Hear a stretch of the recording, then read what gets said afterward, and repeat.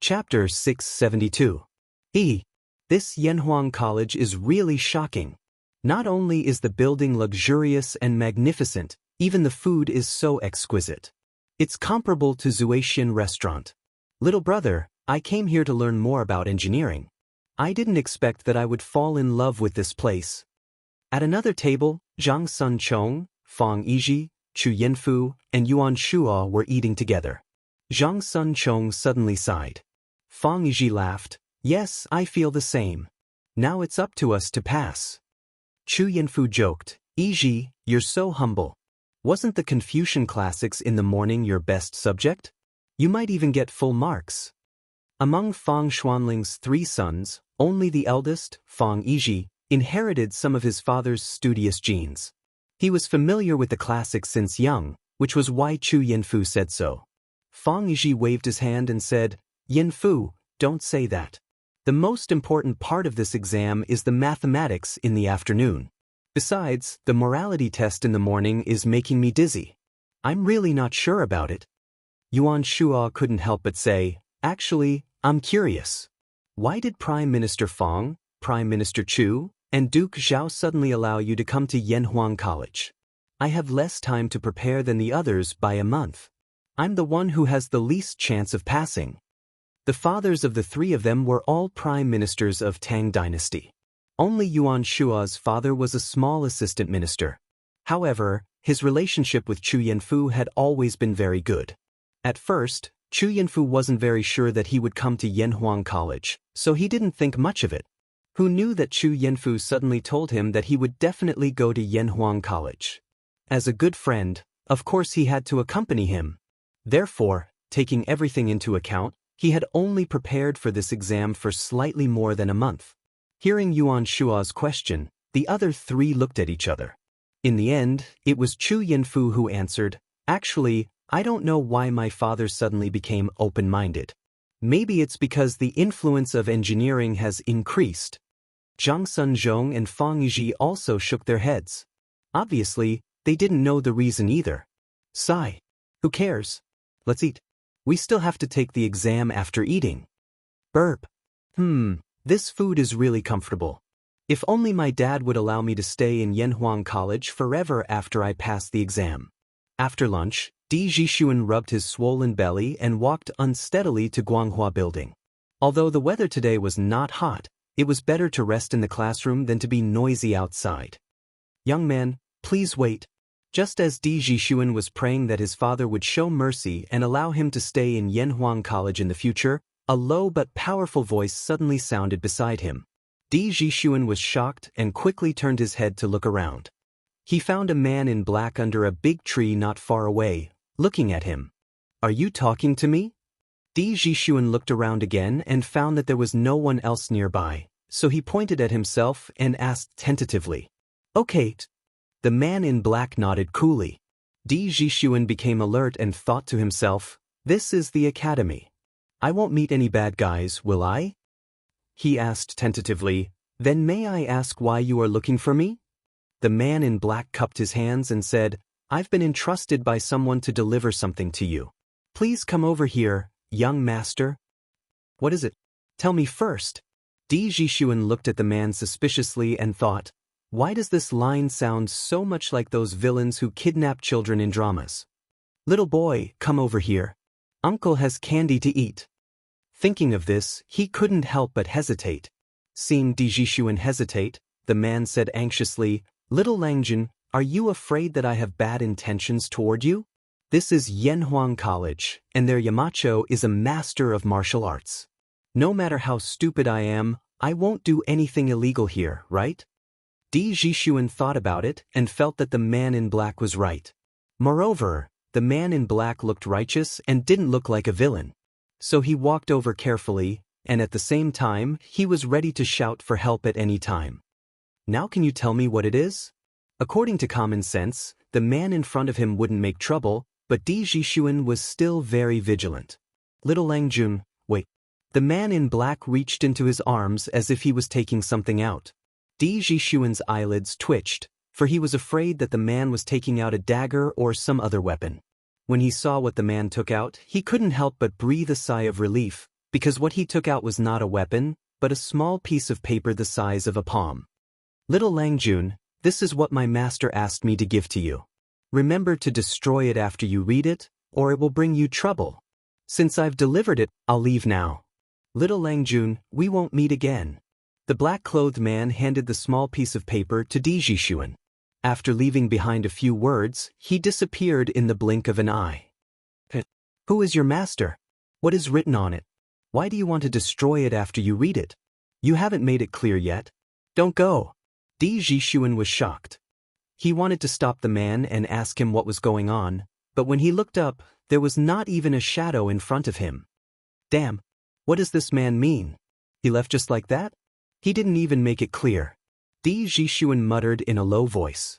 Then, he looked at the small folded piece of paper in his hand and suddenly felt very conflicted. Should I read it or not? What if there is something disgraceful written in it?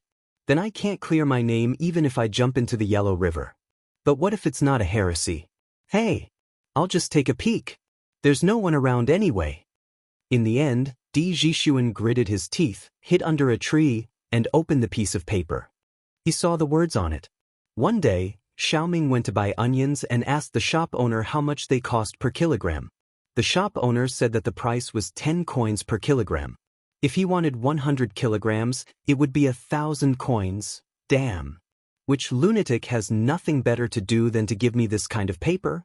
Is this a story? Di Jishuan, who originally thought that it was a record of the romantic affairs of a court official, couldn't help but complain after reading the beginning. He resisted the urge to throw the paper away, took a deep breath, and continued reading. After reading it, his face changed. He slowly put away the paper and muttered to himself, "This title is very interesting. But who is so bored to send me such a note? What is the purpose? He also told me to destroy it after reading it. There are many things that don't make sense." Chapter 673. In the end, Di Jishuan was still full of questions. He tore the piece of paper into powder and returned to the examination room where he had been in the morning to rest.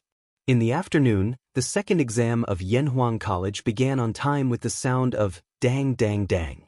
Some people were anxious about this mathematics exam, while others were full of expectations. Especially Cheng Chumo, Wang Meng, and Iron Egg, who were not good at studying classics but were good at mathematics.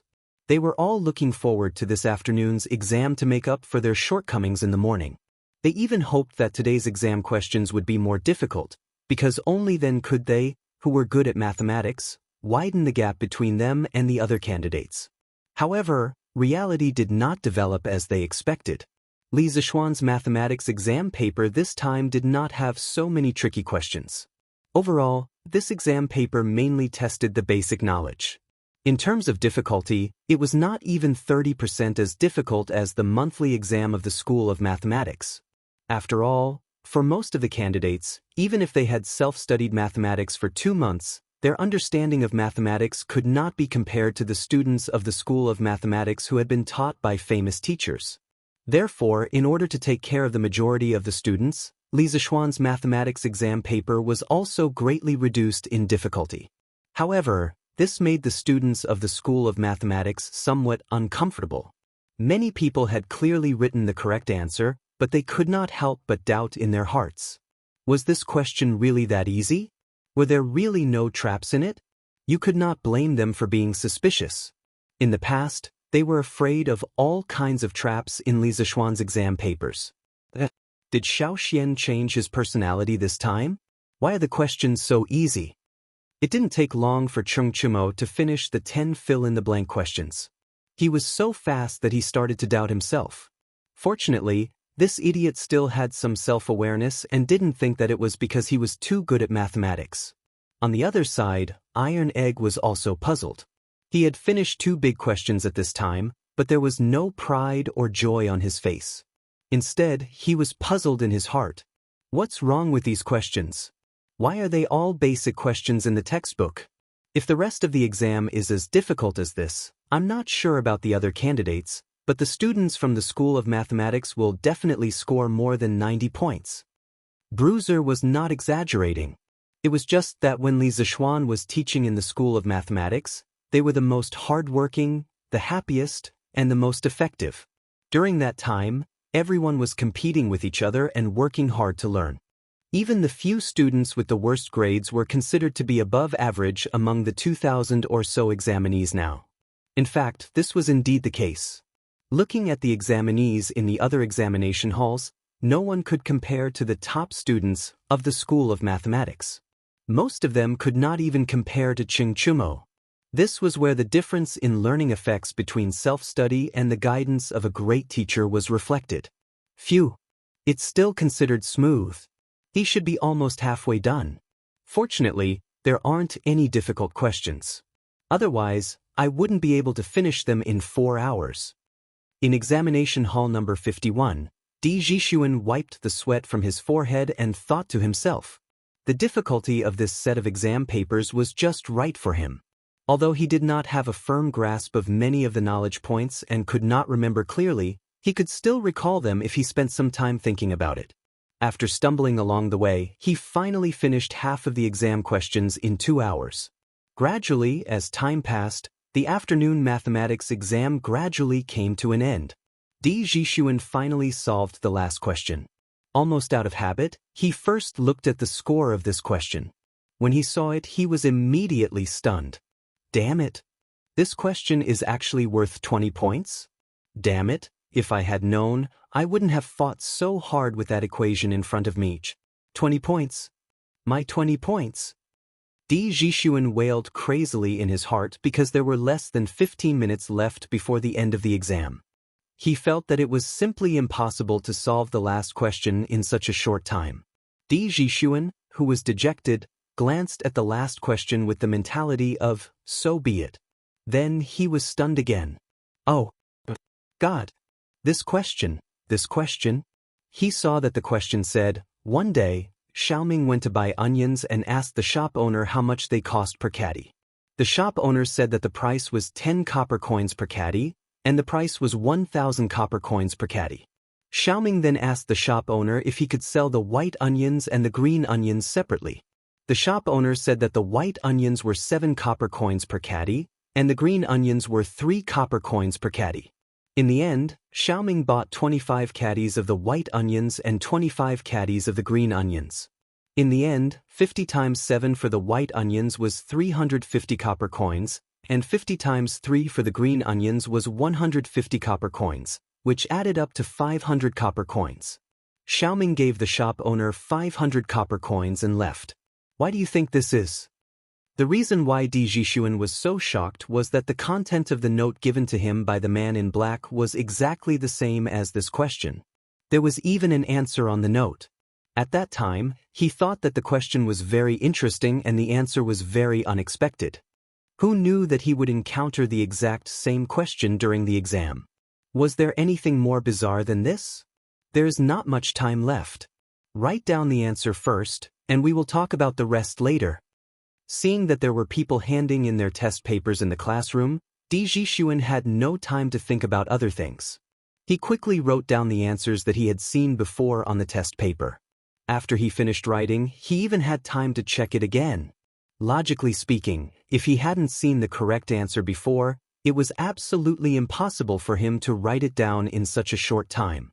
Oh, who on earth gave me the question and the answer on purpose? Who has such a great ability? This is the entrance exam of Yanhuang College. Seeing that it was not time to hand in the paper, Di Jixuan began to analyze the background of the man in black. After thinking for a long time, he couldn't think of who had such a great ability to get the question. Inadvertently, he glanced at the top of the paper and saw the words, Author, Li Zixuan. His eyes instantly lit up, and his heart was suddenly enlightened. Damn it! Could it be that little brother? Oh no, it should be Yamacho.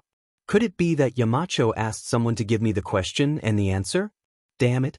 What a good person! Yamacho is really a good person. Di Jixuan sighed in his heart.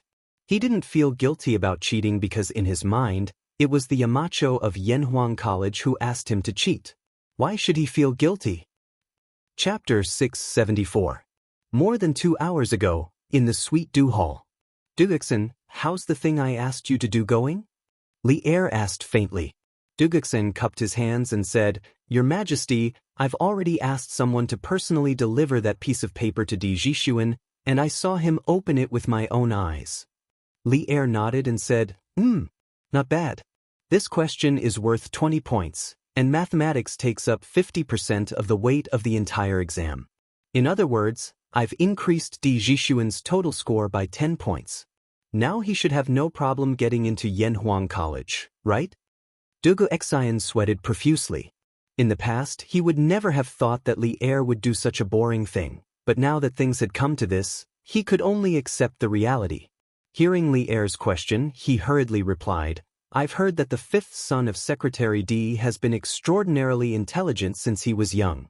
Under Secretary Di's urging, he was already familiar with the classics and history when he was 8 years old. I'm sure the entrance exam of Yanhuang College won't be a problem for him. Now that he has your Majesty's help, he'll definitely get in." When Li Er heard that, his face instantly revealed an expression of, "My evil scheme has succeeded." He chuckled and said, "Hef. Now Di Xiaoshu still has the face to say that engineering is a miscellaneous subject, right? Now his own son is also involved. Is this still the wise and mighty Tang Emperor who doesn't show his emotions on his face?" Duguksen was a little dumbfounded. Li Zishuan used the questions and answers given by Li Er to help Di Jishuan cheat. This kind of strange and illogical thing, Li Zishuan, the person involved, would never have thought of it. At this time, he didn't have time to care about this, because the entrance exam of Yanhuang College had already ended. He let the examinees go back to rest first. The day after tomorrow, the college would release the results on time. The students who passed the exam would need to attend the opening ceremony of Yanhuang College in the afternoon. After that, they would have 2 days off to prepare for the admission. Of course, this arrangement also meant that all the teachers in the academy would be in a race against time to mark the papers. They would not have a moment of leisure. In order to ensure absolute fairness and impartiality, the grading of the papers needed to be done. After that, Li Zishuan distributed the papers for the classics and moral test to the teachers of the economics department and the geography department. The papers for the mathematics department were distributed to the teachers of the mathematics department, the physics department, and the chemistry department. As for the answers and grading standards, Li Zishuan had already asked each of them to copy a copy. There shouldn't be any problems with grading the papers according to the answers and grading standards, right? Moreover, after marking the test papers, there would be someone to check them again. If there were any objections, they would be handed over to Li Zishuan to judge them personally. In this way, the probability of misjudgment would be minimized. Gentlemen, there are a total of more than 4,000 test papers this time, but we only have 1 day and 2 nights. The task is very important, but there is no other way. The academy has a very important task at the back. We have to start school as soon as possible, so I'll have to trouble you. Furthermore, before I finish marking the papers, I will be busy with all of you at the academy. Let's start working now. Group leaders of each department, pay attention to the distribution of work. In the conference room, more than 70 classrooms were gathered together. Li Zishuan looked at them and said in a clear voice, "More than 4,000 test papers corresponded to more than 70 people.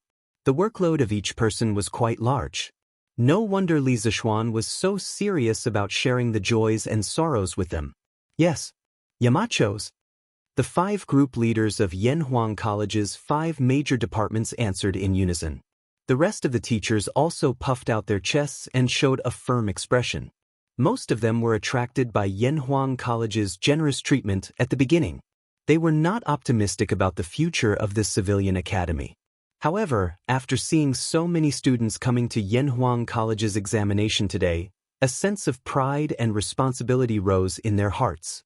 Everyone had dreams. Everyone wanted to make a name for themselves and leave a mark for generations to come.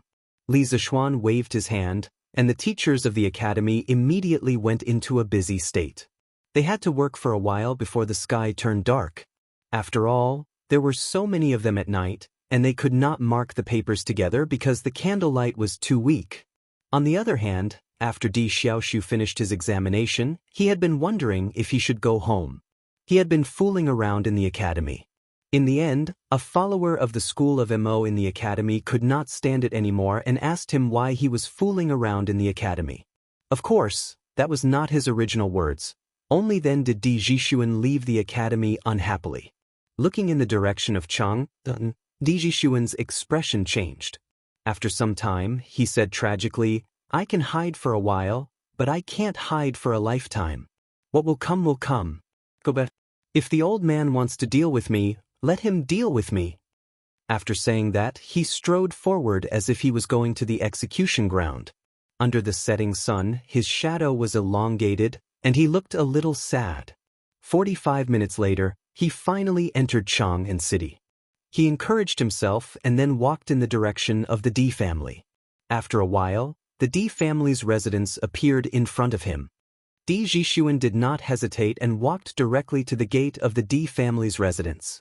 "Young master! Young master!" The scene where the guards of the D residence would swarm him and hand him over to his father did not happen. They only greeted Di Jishuan and then continued to observe and listen to the surroundings.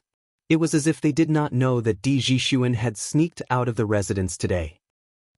"Where is my father now?" Di Jishuan asked calmly. Since he had decided to go home, he had to face the anger of the old man. Besides, if the old man really wanted to do something to him, he could run away. At worst, he could run to Yanhuang College. He believed that with his performance in the exam, it would not be a problem for him to enter Yanhuang College. "Old master is in the backyard." A gatekeeper bowed and answered. "I know." Di Jishuan waved his hand and walked to the backyard. When he entered the backyard, he saw Di Xiaoshu playing chess alone under the pavilion. Was this the legendary game with him? "Jishuan, you're back? Come here."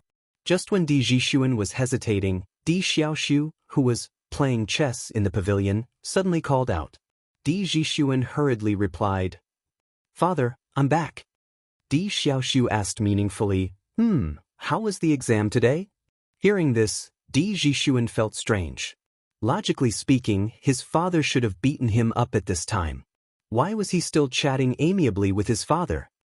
Chapter 675. In the backyard of the D residence. Cough cough. "Father, I was wrong. I shouldn't have sneaked out to take the exam." Di Jishuan felt that something was wrong with Di Xiaoshu's question. He guessed that his father was pretending to be weak on purpose, waiting for him to get carried away before giving him a fatal blow. Therefore, Di Jishuan didn't act rashly at this time. Instead, he admitted his mistake very cautiously. Di Xiaoshu frowned. If it was any other time, he would definitely hit him. However, the warning that Li Er gave him in the morning still rang in his ears. He could only suppress the anger in his heart and said in a low voice, "Let's not talk about this first. This old man wants to know how you did on the exam today." Di Jishuan couldn't understand his father's meaning. He pondered for a moment and said, "I didn't prepare well for the exam this time, so I didn't do very well on the exam." In his mind, his father didn't like him studying mathematics. If he told him that he did very well on the exam, wouldn't he be waiting for a beating? However, he was destined to miscalculate this time. When Di Xiaoshu heard that his son didn't do well on the exam, he couldn't help but let out a long sigh of relief. Didn't that mean that he couldn't get into Yanhuang College? In that case, wouldn't the agreement that Li Er made with him in the morning be invalid? Then what did he have to worry about? Thinking of this, Di Xiaoshu immediately changed his expression and said loudly, "Unfilial son. This old man repeatedly ordered you not to go out in these 3 days. In the end, you turned a deaf ear and insisted on doing things your own way. You actually took advantage of this old man's morning court to secretly run away from home and go to Yanhuang College to take the entrance exam. How preposterous! Housekeeper, quickly take out the family law." Di Jishuan was shocked. He stared in shock and said, "No, father. Father, didn't you just say that you wouldn't pursue the matter of me leaving the residence without permission? How can you go back on your words?" Di Xiaoshu snorted and said, "When did this old man say that I wouldn't pursue the matter? Housekeeper, what are you waiting for? Quickly take out the family law. Bastard! You little brat, how dare you run away? Men, arrest him for this old man." Ganlu Palace. This son pays his respects to the emperor. When Li Er heard this, he put down the memorial in his hand and looked up with a smile. Qingqian is here. Have a seat. I called you here because I have something to tell you. Li Qingqian gave his thanks and walked to the side to sit on the embroidered stool that the chamberlain had brought over. Then, he looked towards Li Er and cupped his hands, asking, "Does Imperial Father have any orders for this son? I will do my best." Li Er waved his hand and said, "It's not a big deal. Qingqian, have you heard about the big exam at Yanhuang College today?" Li Qingqian didn't understand why Li Er would suddenly ask about this. He could only answer honestly, "Of course I know about this. I'm afraid that there aren't many in the entire Chang'an city who don't know about this." Li Er nodded. A moment later he said, "We actually ran into Di Xiaoxiu in the academy today. At that time, he was causing havoc in Yanhuang College." Li Qingqian asked curiously, "Secretary Di?" "As far as I know, Secretary Di has never had any conflicts with Yanhuang College. Why would he go and wreak havoc in the Yanhuang Academy today?" Li Er said with a gloomy expression, "He didn't have any conflicts with Yanhuang College in the past, but today, his youngest son secretly went behind his back to participate in Yanhuang College's entrance exam. Di Xiaoxiu discovered that his son was missing after the morning court assembly, so he went to Yanhuang College to ask for him. Although Secretary Di loves his son dearly, this will definitely affect the other examinees. I don't think it's appropriate." Li Qingqian thought for a moment and cupped his hands. "He loves his son dearly?" Li Er snorted in dissatisfaction and continued, "We can put Qin Ke and Ke in Yanhuang College. Don't tell me I don't love my son dearly. Is Di Xiaoxiu's son more precious than our son? We see that some people only know how to cling to the prejudice of their sex, and there are many such people. We didn't want Yanhuang College to develop so quickly, but now it seems." Li Qingqian's expression turned serious. He quickly stood up and said, "Father, what do you want me to do? I will do my best." This was what it meant to fight a tiger with brothers, father and son soldiers. Before Li Er finished speaking, Li Qingqian roughly understood what Li Er meant. Li Er saw this and couldn't help but smile. "Good. Actually, we wanted to let Yanhuang College slowly develop, but no one expected the first batch of students to apply for Yanhuang College to be so many. This means that many people still recognize Li Zishuan's engineering skills. Since we have such a good foundation, wouldn't it be a waste if we don't make good use of it? As far as we know, Yanhuang College will release the results the day after tomorrow. When that time comes, we will officially start school. We plan to appoint you as a supervisor and enter Yanhuang College in the name of a supervisor. You will return to court a month later." "Supervisor? Enter Yanhuang College?" Li Qingqian was shocked when he heard this. It wasn't that he didn't want to go to Yanhuang College. Logically speaking, he should be the one who had the deepest relationship with Li Zishuan. Therefore, he should be the one who should go to Li Zishuan's Yanhuang College. However, Li Qingqian understood that as a country's heir, he couldn't go wherever he wanted. If he really went to Yanhuang College, there would definitely be many courtiers who would oppose it. "Father, I'm afraid the courtiers won't." Li Qingqian hesitated. Li Er waved his hand and smiled. "Don't worry. We are only sending you to supervise, not to enroll. We want to see who will oppose." Actually, things weren't as simple as Li Er said. The reason why he dared to do this was because several civil officials, led by Zhangsun Wuji, had sent their juniors to Yanhuang College. This showed that in the conflict between the sects and the country's interests, there were still many people who were willing to follow Li Er. Li Er was naturally aware of this point. That was why he made this decision. Your son accepts the decree. Although he didn't know where his father's confidence came from, Li Qingqian still agreed. Then Qingqian, go back and prepare. Li Er picked up his teacup and said calmly. Li Qingqian knew that this meant that he should leave. However, he suddenly thought of something and said, Father, I heard that in the first month of Yanhuang College, they will train all the students, just like how they train the army. The person who will be in charge of the training is Duke Yi. Li Er nodded. And there is indeed such a thing. What about it? Qin Qiong had personally told him about this before. He thought about it then. Since there was no war in the Tang Empire, there was no need for Qin Qiong to go to the battlefield. Thus, he agreed on the spot. However, he didn't know why Li Chengqian mentioned this now. Chapter 676. Inside the Ganlu Hall. Li Chengqian cupped his hands and said, "Father, I'm worried that with Qing Xue's constitution, she won't be able to withstand that kind of high-intensity training. However, the rules set by Xiao Xian can't be abolished because of him. Therefore, I want to use the name of supervising the studies to accompany Qin Ke to participate in the training. When the time comes, we can take care of each other." Hearing this, Li Er looked deeply at Li Chengqian. After a long time, he said word by word, "Approved." Li Chengqian bowed and said, "Thank you, father. Then I'll take my leave." Seeing that Li Er didn't object, Li Chengqian slowly left the hall. Li Er looked at Li Chengqian's back and an imperceptible gratification flashed through the corner of his eyes. He then heard him mutter, "Brothers are harmonious, father is kind and son is filial. The golden age lasts forever. Chengqian has grown up." After a long time, he stood up and walked out of the hall with his hands behind his back. At the same time, he thought to himself, when Yanhuang College was just being built, there were always many voices of opposition both inside and outside the court. I also constantly balanced the various forces. However, today, Li Zishuan has already built the academy.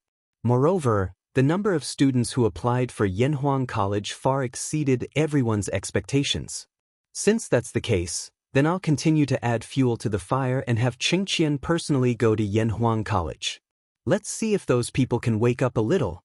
Although Di Xiaoshu's matter today made Li Er angry, it made him understand one thing more. There were more than one person like Di Xiaoshu in the court. There were many Di Xiaoshu in the court. They were sectarian and looked down on engineering.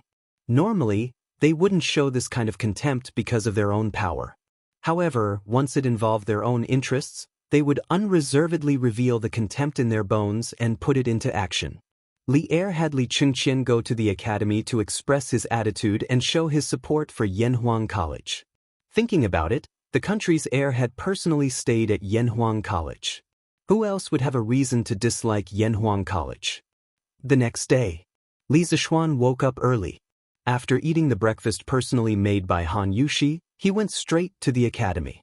Last night, he stayed at the Yunshan residence. Because everyone in the academy was so busy that their feet didn't touch the ground, he couldn't return to Chang and to enjoy life alone, right? If he really did that, the people's hearts might be scattered.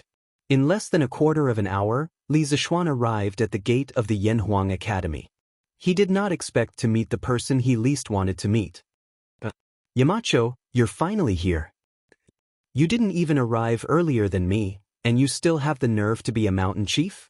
When Mo Lingwei saw Li Zishuan, she quickly walked over and greeted him with a smile.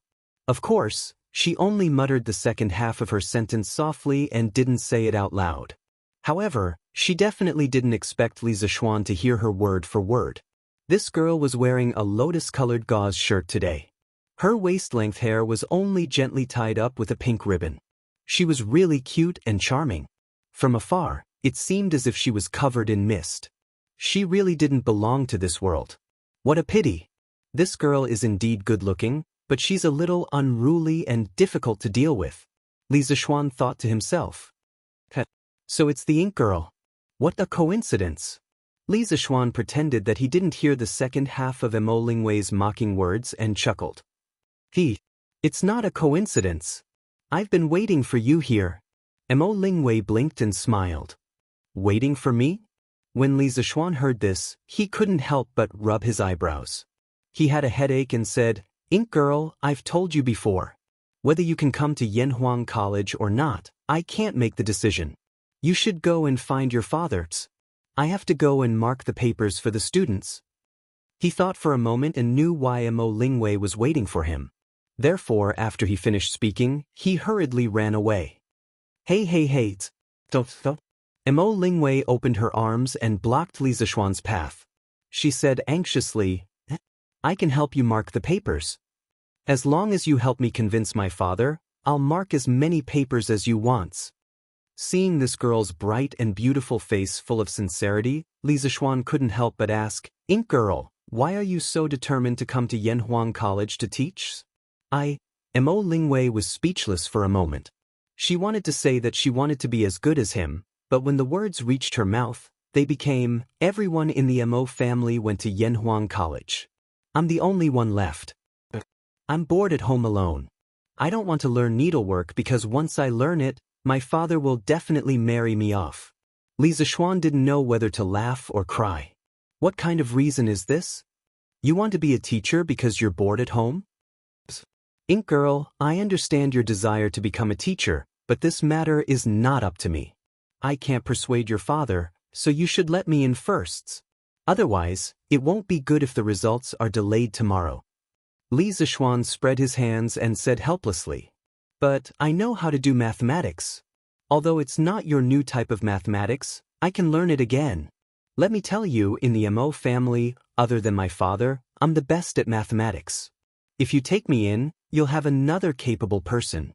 Mo Lingwei widened her eyes and said unwillingly, "Take me in?" Li Zishuan's face was full of black lines. This brat is at it again. Doesn't she know how to watch her words? I didn't expect Ink Girl to be so knowledgeable. However, the college doesn't lack mathematics teachers. Although Li Zishuan was surprised by Mo Lingwei's mathematics standards, he was still unmoved. Mo Lingwei was so angry that she almost lost her temper. But in the end, she held it back and took 2 deep breaths. She smiled sweetly and said, Then I also know how to investigate matter. Force, light, I know what these are, and I also know how to use them.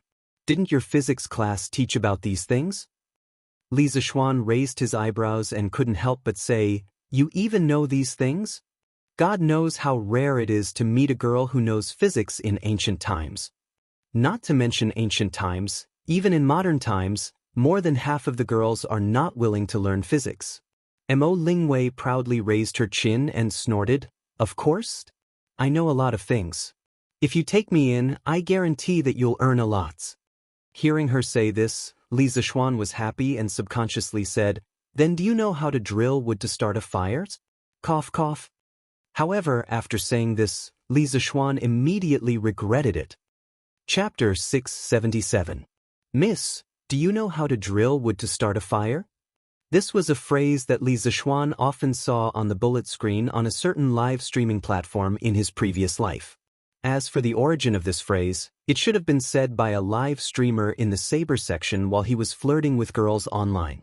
Later on, this phrase was developed by the big bosses in the bullet screen to extend its meaning.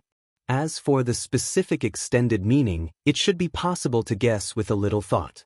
After all, drilling wood to start a fire relied on friction to generate heat. But no matter what, it was inappropriate for Li Zishuan to use this phrase to tease Mo Lingwei. After all, she was still a virgin. If Li Zishuan's mischievous words really caused some scandal, it wouldn't be good. Drilling wood to start a fire? I don't know how to do that, but I know how to use ice to start a fire. Isn't that awesome? Of course, Mo Lingwei didn't know the hidden meaning of drilling wood to start a fire. She frowned and thought for a while, then smiled sweetly. Using ice to start a fire? Miss, do you really know how to use ice to start a fire? It was unknown when Yan Xiaoning had suddenly appeared behind Li Zishuan as he exclaimed. Unlike Li Zishuan, Yan Xiaoning, as the chief engineer of Yanhuang College, usually stayed at the college during this period of time. Even if he had to go home at night, he would come very early the next morning. Therefore, Yan Xiaoning definitely contributed a lot to the rapid construction of Yanhuang College. Of course. I'm not bragging. Who are you? Mo Lingwei said proudly, then looked at Yan Xiaoning and asked. Yan Xiaoning was about to say something, but Li Zishuan immediately interrupted him. Cough cough. Ink girl, let me introduce you. This is the son of the famous Minister of Works, Minister Yan. Brother Xiaoning's achievements in landscape architecture are deeply taught by Minister Yan. Don't you think that Yanhuang College is very impressive? This is built by Brother Xiaoning himself. Isn't it amazing? Li Zishuan wouldn't let go of this opportunity since it was rare for someone to take the bullet for him. He praised Yan Xiaoning as if he was the only genius in the world. Mo Lingwei turned her head to look at Yanhuang College before shifting her gaze back to Yan Xiaoning. Her eyes were filled with admiration. But although you're a little ugly, you're pretty goods. Compared to Li Zishuan, Yan Xiaoning's looks were indeed slightly inferior. However, Yan Xiaoning was definitely not ugly. Yan Xiaoning almost vomited blood when he heard that. No one liked being called ugly.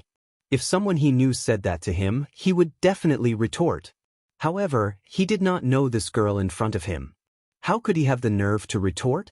Moreover, he had to admit that this girl was quite pretty. Of course, our classmate Yan Xiaoning would never admit that the last one was the main reason. Cough, cough, cough. Xiaoning, this is the daughter of the Mo family's magnate. She's quite proficient in the Mo family's techniques. I think the two of you must have a lot in common. Well, you guys can chat first. I have to go in and grade the papers. Li Zishuan rolled his eyes and introduced Mo Lingwei to Yan Xiaoning. Then, he used the cloud-piercing steps and disappeared instantly. What a joke. If he really wanted to run, there were not many people in Chang and City who could stop him. Li Zishuan left rather confidently, but he left behind a man and a woman staring at each other with their big eyes. Ink Girl, did you come to the academy for something?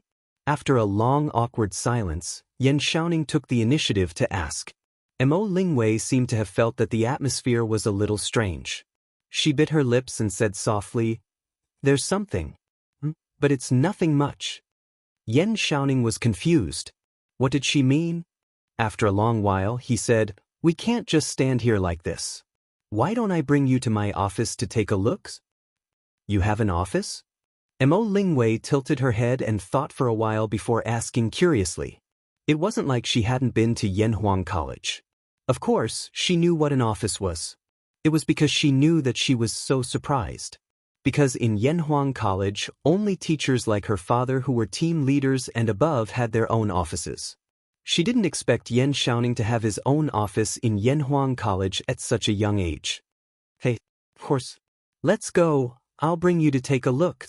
Yan Xiaoning finally found something to be proud of in front of a beauty. He said proudly. His office was on the 9th floor to the left of the Guanghua building. On the right of the 10th floor was Li Zishuan's office. The left of the 10th floor was obviously reserved for Li Zishuan. After all, the left was the most respected at this time. They still had to give Li Zishuan some face. No. My father doesn't like me going to the college all the time. If he sees me, he'll definitely be unhappy. Mo Lingwei was about to follow Yan Xiaoning in when she suddenly thought of Mo Huai. Her expression instantly darkened as she angrily kicked the pebbles on the ground with the tip of her foot and said, "Why is that?" Yan Xiaoning, who had always been lacking in EQ, found it hard to understand. He was puzzled. "Isn't it because I'm a girl?" Mo Lingwei rolled her eyes and said angrily. Yan Xiaoning seemed to have understood something. He thought for a while and said, "It's okay. Ink Girl, don't worry and go in. If Mr. Mo asks, I'll say that I invited you over to study how to drill wood to start a fire. To study how to use ice to start a fire." Yan Xiaoning made a slip of the tongue and almost said drilling wood to start a fire. Although he didn't know what the joke was, judging from Li Zishuan's embarrassed expression just now, these 4 words were obviously not as simple as they seemed. Then it's settled. I'll teach you how to use ice to start a fire. You'll have to help me explain it to my father. Okay? Mo Lingwei's eyes lit up when she heard that, and she instantly giggled happily. She was originally full of talent and knowledge, but Li Zishuan completely ignored her and avoided her like the plague. This made her angry and helpless. Now, it was rare for someone as good as Li Zishuan to acknowledge her and was even willing to help her persuade her father. Of course, she was happy. Yan Xiaoning naturally agreed. Thus, the 2 young men and women who met for the first time didn't even exchange 20 sentences in total before they went to the office together. Yes, the office. Li Zishuan would never have thought that the engineering genius Yan Xiaoning, who had always had a negative EQ, would be so extraordinarily effective in flirting with girls even though his flirting methods seemed clumsy. He had to admit that this was a true flirting expert. Chapter 678. Yamacho, is there a problem with the grading criteria? Li Zixuan had chatted with Mo Lingwei for a long time at the entrance of the academy. When he arrived at the academy, he found that the teachers of the academy had already begun grading the papers in the office. When he passed by the geography department's office, Tang Yu, who was inside, hurriedly ran out and asked. Li Zixuan paused and asked subconsciously, "What's the problem? Let me see." Tang Yu handed the paper in his hand to Li Zixuan and said, "This is the grading criteria for the moral character test. Yamacho, why did you specify that the scores for each choice are different? For example, in the first question, why did those who chose Qiongzhou only get 1 point, Xiangzhou 2 points, Bingzhou 3 points, Luoyang 4 points, and Chang'an 5 points?" Li Zixuan looked at Tang Yu strangely and answered matter-of-factly, "If a person only wants to be content with a small corner and doesn't dare to go to a big city to work hard and gain experience, why would our Yanhuang College want such a timid person?" Tang Yu was stunned, but he couldn't help but ask, But Yamacho, you said on the question that there is no right or wrong choice." Li Zixuan nodded and said, "Yes, there is no right choice. So, no matter what they choose, they will get a point." Tang Yu opened his mouth and said unhappily, "But the question also said that there is no right or wrong choice." Li Zixuan was speechless. If it weren't for the wrong occasion, he would have grabbed Tang Yu and said to everyone, "Come on! There is an honest person here. Everyone come and bully him." Glancing into the office, Li Zixuan found that although many people were grading the papers on the surface, their eyes were always inadvertently glancing over. Obviously, Tang Yu was not the only honest person. He thought for a moment and said, "If I didn't write this in the question, how could the examinees answer the questions according to their true thoughts?" Tang Yu. He didn't know if he should curse in his heart. Not only Tang Yu, but all the teachers in the geography department's office were completely dumbfounded. They didn't expect Li Zixuan, a Yamacho, to be so shameless. But, Yamacho, aren't you lying? As a teacher, how can I set a bad example for my students?" Seeing that Li Zixuan was about to leave, Tang Yu mustered up his courage and shouted. Li Zixuan paused. The teachers in the office held their breaths and couldn't help swallowing. They thought to themselves, "Tang Yu is probably finished this time. How dare he talk to Yamacho like that?" However, the reality was not as they had imagined. Li Zixuan did not get angry. Instead, he smiled and said, "If I don't lie to them, won't they lie to me on the test paper in order to get high marks? It's also a lie, but my lie is to prevent these thousands of students from lying. Mr. Tang, don't you think it's necessary for me to tell this lie?" Hearing this, Tang Yu was speechless. Seeing that Tang Yu had nothing to say, Li Zixuan smiled and turned to leave. In fact, this guy himself somewhat admired what he had just said. The reason was very strong, so strong that no one could refute it. At the same time, in the imperial court of Taiji Palace. Obviously, the morning court had been going on for some time. At this time, Li Er looked at the ministers and said lightly, "Yanhuang College has just opened. I want to appoint the Crown Prince as the superintendent. In the name of the superintendent, I will inspect Yanhuang College for a month. What do you think?" His tone was rather flat, but the content was not flat at all. When the ministers in the hall heard this, they immediately burst into an uproar, whispering to each other in private. Only Zhang Sun Wuji, Fang Xianling and a few others remained expressionless. "Your Majesty, I think this is inappropriate." Minister Cui Shanyu of the Honglu Temple stepped forward and bowed to Li Er. Li Er raised his eyebrows and asked in a deep voice, "What's inappropriate?" Hearing that Li Er's tone was a little unfriendly, Cui Shanyu trembled and a trace of cold sweat appeared on his forehead. However, he still forced himself to say, "The Crown Prince is the heir of a country, but Yanhuang College is a place to teach engineering. I'm afraid this will shake people's hearts." Li Er's face was gloomy and said, "Then tell me, whose heart did I shake?" This, Cui Shanyu was suddenly speechless. The ministers in the hall were suddenly silent. At this time, they understood that Li Er did not come with good intentions today. The matter of sending Li Chengqian to the Yanhuang Academy was more of a notice than a discussion between Li Er and them. This was because there seemed to be no room for discussion. "You won't say? Then I'll say it for you."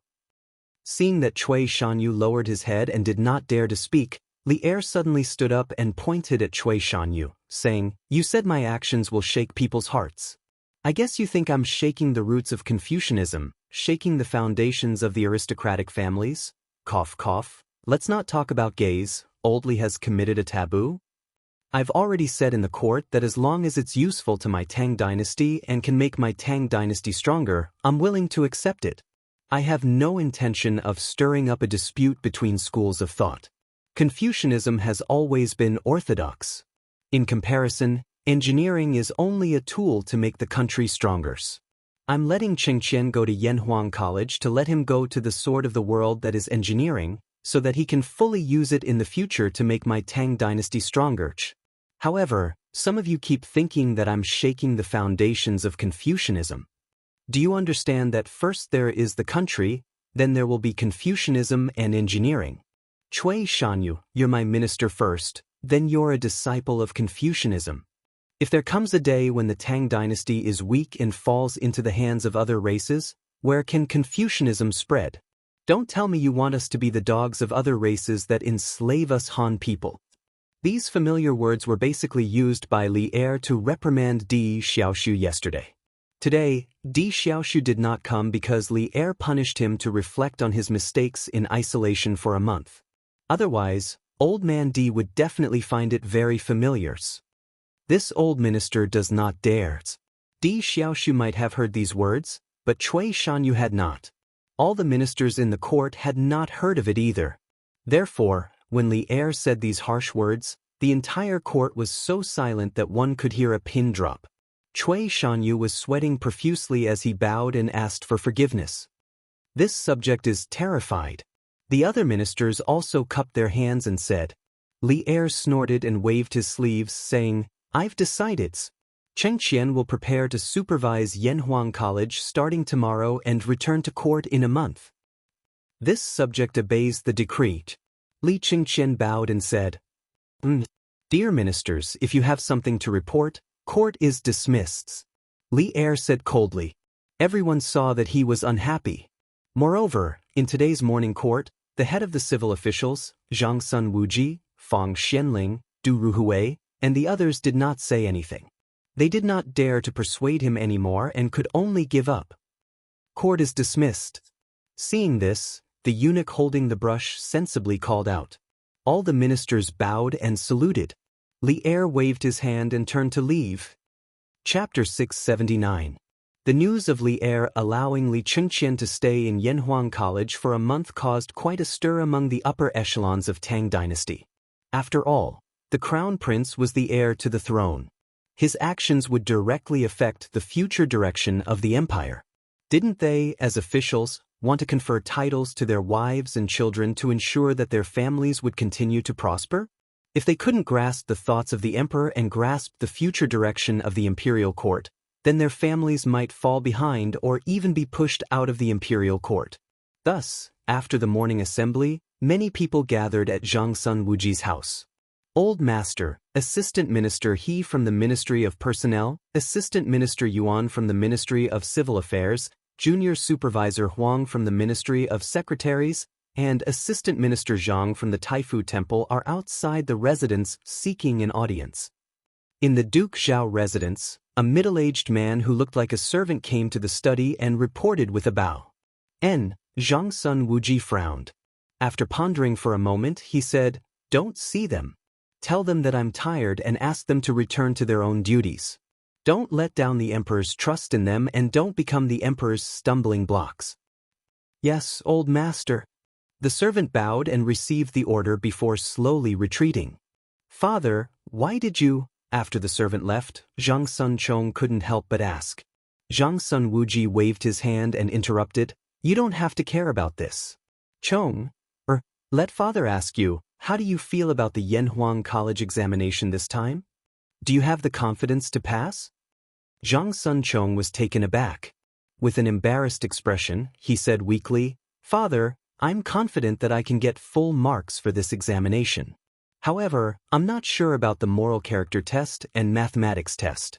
Now, I don't know the correct answer, so I don't dare to say that I have the confidence to pass the examination to Yanhuang College.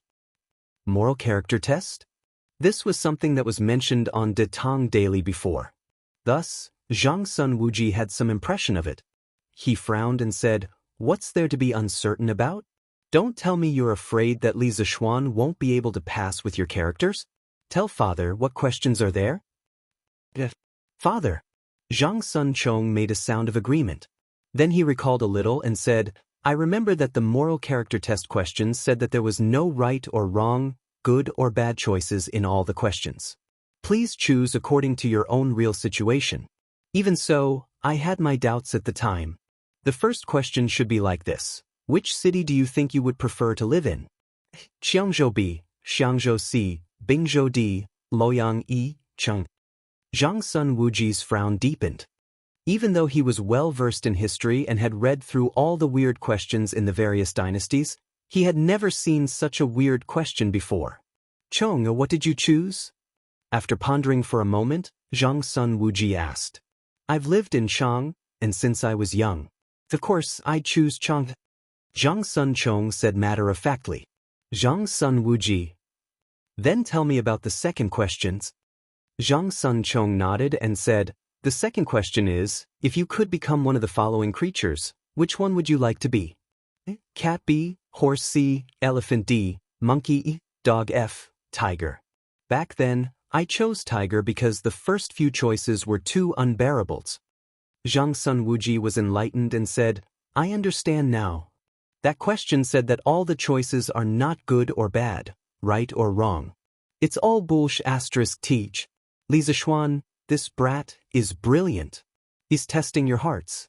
He wants all of you to put down your guard so that you can show your truest side to him. Then he can choose the person he wants from among you. I've underestimated this person. Then, father, is there any problem with my choice?" Hearing how terrifying his father's words were, Zhang Sun Chong took in a deep breath of cold air and quickly asked. Zhang Sun Wuji shook his head and said in a deep voice, "Based on your nature, it's definitely not a problem for you to pass this moral test. I'm just a little surprised. Li Zixuan's temperament, methods, martial arts, and abilities are all the most outstanding in your generation. Such a person, you can either be friends with him or be enemies with him. Then, you must get rid of him as soon as possible. Otherwise, when I'm old, which one of you can be his opponents?" Zhang Sun Chong's heart trembled. He quickly lowered his head and didn't dare to say another word. Suddenly, Zhang Sun Wuji smiled and said, "I didn't say that I have to be enemies with him. Chong, when you go to Yanhuang College, see if you can get along well with him. It'll be good if you can, but it's fine if you can't. Our Zhang Sun family has no reason to be afraid of him. It's just that the current emperor's thoughts are always on that kid's. Now that times have changed, it might not be a bad thing for you to get in touch with engineering. Besides, the Crown Prince and Prince Wei are also in Yanhuang College." Zhang Sun Chong clasped his hands and said, "Yes, father. I understand. Go and do your work." Zhang Sun Wuji said indifferently. Zhang Sun Chong responded and left the study room, leaving Zhang Sun Wuji alone with his eyes closed. To a certain extent, Zhang Sun Wuji was definitely not a defender of Confucianism. He only cared about his own interests. As for which school was the orthodox, he didn't care at all. He was a pure egoist. Thus, when he noticed that Li Er had the intention to raise the status of engineering and Yanhuang College, Zhang Sun Wuji didn't hesitate to throw out his olive branch and send his son to Yanhuang College. This was the foresight of an old fox. When the other court officials reacted, Zhang Sun Wuji had already walked further and further away from the path of treason. Furthermore, he benefited greatly from it. He would forever be the man who ate the fish head and body. As for the fish tail, it was naturally left for those short-sighted people to eat. "Brother Crown Prince, I heard that you are also going to Yanhuang College?" Eastern Palace. Li Qingqian had just returned from the morning assembly and rested for a short while when Chang'e came to his door and asked, "Yo, Chang'e, when did you start to care about court politics? You got the news so quickly?" Li Qingqian couldn't help but rub his sister's head and laugh. Chang'e slapped Li Qingqian's hand away and said unhappily, Changel doesn't care about court politics? That's your men's business. I only heard that Brother Crown Prince is also going to Yanhuang College, so I came to ask. Oh. Li Qingqian replied with an oh. Then he smiled and explained, you can't say that I'm going to Yanhuang College. After all, I have to return to the palace in a month. I can't stay in Yanhuang College forever like Qingqian. So that's the case. Changel suddenly understood.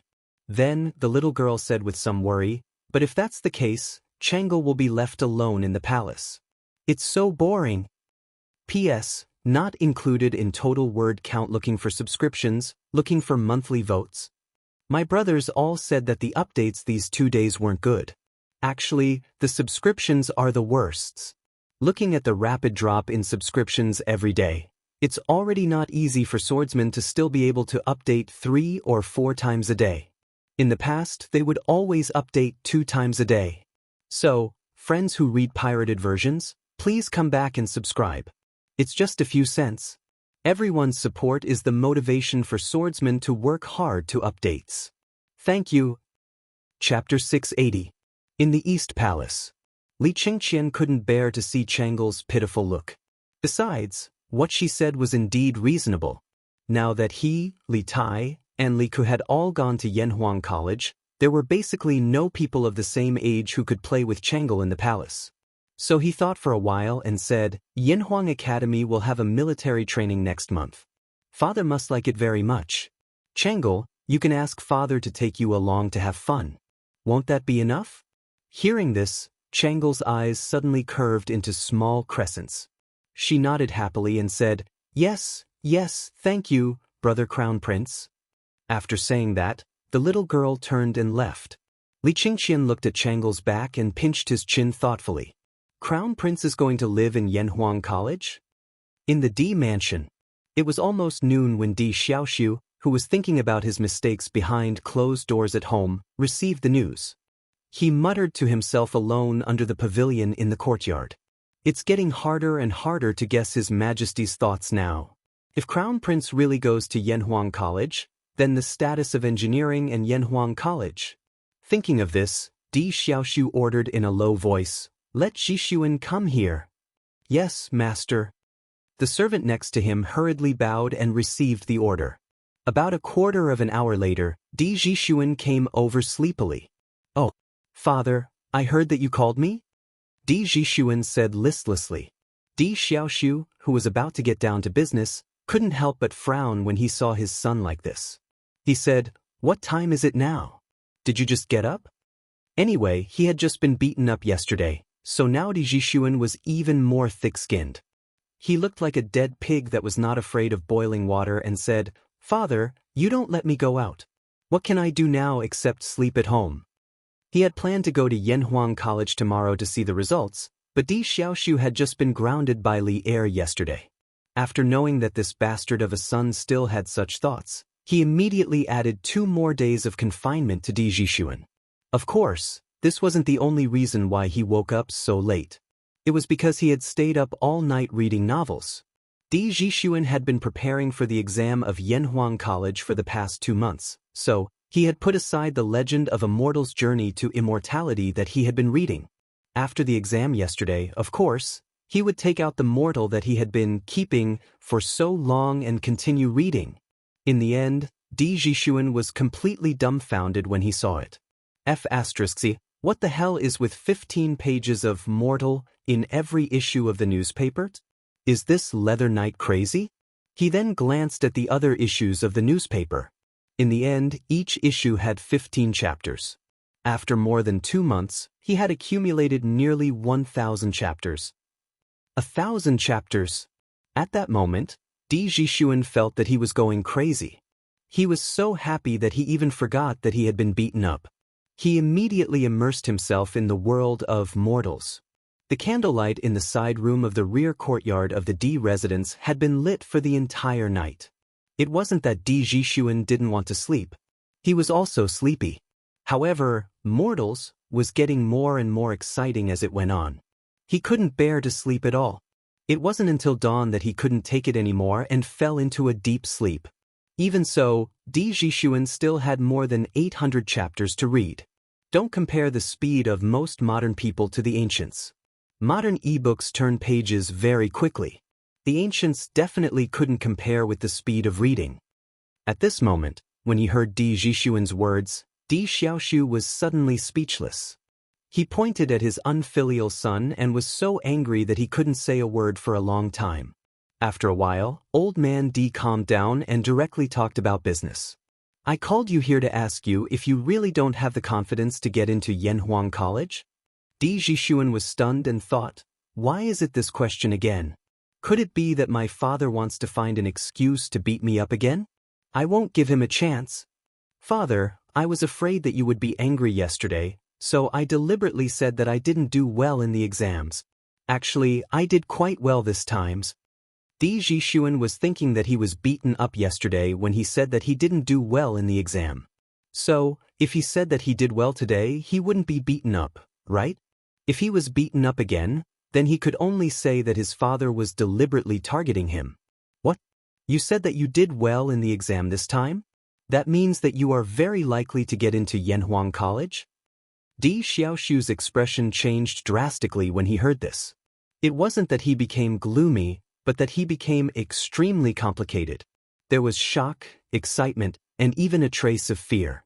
Anyway, as long as Di Jixuan could remember, he had never seen his father show so many expressions on his face at the same time. Yes. Father, what's wrong? Di Jixuan took 2 steps back and kept a safe distance from Di Xiaoxiu. Then he asked in confusion. Phew. Well, I shouldn't have punished you yesterday. Since you are now confident that you can get into Yanhuang College, then you should prepare well. Di Xiaoxiu's expression changed. In the end, he became a kind and gentle father as he smiled gently at Di Jixuan. However, this scared Di Jixuan quite a bit. He shook his head and secretly pinched his thigh. After confirming that he wasn't in a dream, Di Jixuan asked in confusion, Father, what do you want me to prepare? Di Xiaoxiu, prepare to enter the college, of course. Di Jixuan widened his eyes and said in disbelief, Father, didn't you say that you didn't want me to go to Yanhuang College? Di Xiaoxiu's face immediately became a little unnatural.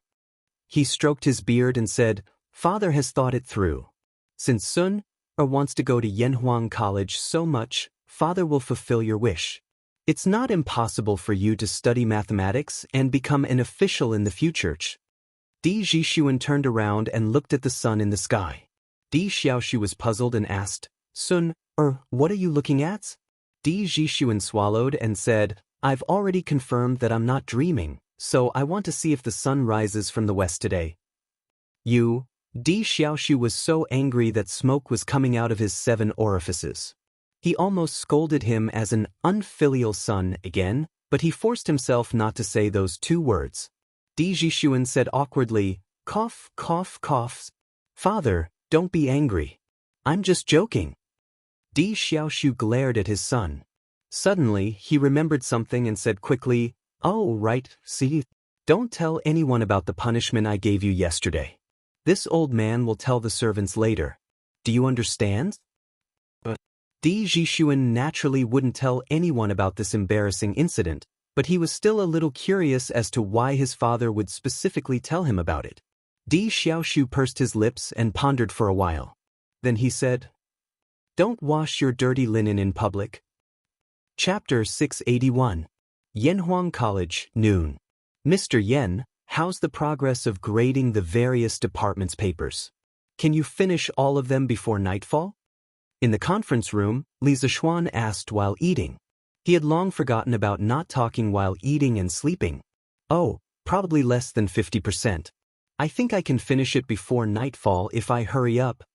Yen Silu was not as rude as Li Zixuan. After swallowing the food in his mouth, he spoke unhurriedly. The busiest people in the morning were Li Zixuan, Li Gang, Yen Silu, Su Hongji, Xiaodin, and Mo Huai, who were eating in the conference room. Not only did they have to grade the papers themselves, but they also had to do a good job of coordinating and directing in order to maximize efficiency. They could not even spare time for lunch. It was Mo Zhong and Mo Yun who helped them bring the food back from the cafeteria. However, Li Zixuan was a little too much. The food he ate was specially cooked for him by Han Yushi. Naturally, it was not comparable to the big pot of rice in the cafeteria. The tempting color and rich aroma made even Li Gang unable to resist picking up a few pieces with his chopsticks. Well, this speed is not good. Not only do we have to finish grading the papers today, but we also have to tally all the students' results. Then, the workshop can rush the list overnight. How about this? I'll hurry up in the afternoon. Mr. Yen, take a look at which department has the most papers backlogged. When the time comes, you can send some of them to me. Li Zixuan thought about it and felt that it was still too slow. Thus he said to Yen Sil, obviously, this guy was ready to cheat. He spent most of the morning assigning tasks to the various departments. But now, he felt that it would be better to hand over the command to Li Gang and Yen Silu and go down to the underground to cheat himself. With his speed, he could do the work of 10 people. Yen Silu was silent for a moment and finally nodded. Okay. Pa, I'm old, I'm not as energetic as a young man like you. But don't force yourself, your health is the most important. At this moment, Li Gang said with a smile. Li Zixuan nodded. Don't worry, Mr. Li. I know what I'm doing. What? The Crown Prince is also coming to Yanhuang College? After lunch, Li Zixuan didn't take a break. He went back to his office with the stack of test papers that Yen Silla gave him. As for why he didn't grade with the other teachers, it was entirely because he was afraid that his abnormal grading speed would frighten others. After a while, Pang Feiji walked in quietly and told him a very important piece of news. Yes, Lord Zhu. This happened in the morning court. Anyone in Chang, and who is slightly well-informed knows about it. Pang Feiji bowed and replied. Li Zixuan stopped writing and frowned. After a while, he said, Okay, I got it. Feiji, you can go and do your work. This subordinate will take his leave. Pang Feiji cupped his hands and slowly left. In the office, Li Zixuan rubbed his head. It was hard to tell whether he was happy or sad. He muttered, the tree wants to be quiet, but the wind won't stop. Is old Li helping me, or is he purposely causing troubles? How? Are you confident about this exam? I heard that Yanhuang College had more than 2,000 examinees taking the exam yesterday. South of Chang, in city, Gi Lane, Meng family's courtyard. Mother Meng saw that Meng Wenhao didn't seem worried at all. He was even helping Yaya modify the scooter that they bought from the workshop. She couldn't help but ask. Meng Wenhao patted his little sister's head, then turned to his mother and said, Mother, I've never worried about whether or not I can pass the exam. I'm only thinking about my ranking this time. Although there were a lot of examinees yesterday, the questions set by Mr. Meng gave me a huge advantage. Mother, you don't have to worry anymore. Meng Wenhao had been working as an accountant for more than a month at Minister Hu's house. He had earned a lot of money, so the Meng family situation had improved a lot. That was why Yaya had a scooter to play with. However, because of Hu Qingwan, Meng Wenhao still persuaded his mother, who had been working at Minister Hu's house, to leave the Hu family. In his opinion, since he wasn't interested in Hu Qingwan, he shouldn't provoke her and cause her to think about him. In the end, it would be even more hurtful to her. But how? You didn't have much time to revise for the past 2 months. Now that you've left the Imperial College, if you still can't get into Yanhuang College, then you'll have no way outs. As the saying goes, one's mind is clouded by concern. Thinking of Meng Wenhao's previous revision time and current situation, Mother Meng was still very worried. Meng Wenhao smiled slightly and very patiently comforted her. Mother, although I worked at Minister Hu's house for more than a month and helped out at the college for more than 10 days, I didn't fall behind in my homework. You don't have to worry anymore. Tomorrow, the college will release the results. Just wait and see. Your son will definitely win glory for you and fathers. Mother Meng calmed down a lot when she saw her son being so confident. She smiled and said, as long as you can get in, it's fine. At first, I thought that Yanhuang College was a rundown college that no one wanted to go to. I didn't expect it to be so popular today. Not only did all the scholars in the Tang dynasty come, But I also heard that the sons of Wei Wang, Han Wang, Duke Zhao, and Master Feng all went to take the exam yesterday. My how has good taste. Meng Wenhao heard this and laughed. Mother, you don't have to believe me, but you can't not believe Mr. Li. He has always been a person who is good at creating miracles. Mother Meng thought seriously and said after a while, that's true. Mr. Li is really an amazing person. Brother is also amazing. Brother is the best. Yaya, who was next to Meng Wenhao, laughed happily. Our Yaya is also very good. Meng Wenhao couldn't help but pinch his sister's face and smile knowingly. The results of Yanhuang College's entrance exam this time could be said to be highly anticipated. After the exam yesterday, the examinees from all over the country went to Ping Kong Lane to indulge themselves. Naturally, it was inevitable that they would hear from the brothel girls about this year's August 15th, when there was a full moon night and thousands of girls in Ping Kong Lane were chasing the heavenly fairy. As a result, many scholars worshipped the legendary Yamacho of Yanhuang College and looked forward to the release of the results of Yanhuang College tomorrow. The most direct manifestation of this was that the streets, restaurants, and tea houses of Chang and were all talking about yesterday's exam. Many people were arguing endlessly about the answers to some of the exam questions. It was very lively. Chapter 682. Yanhuang College, which was the center of the topic, was busy at the moment.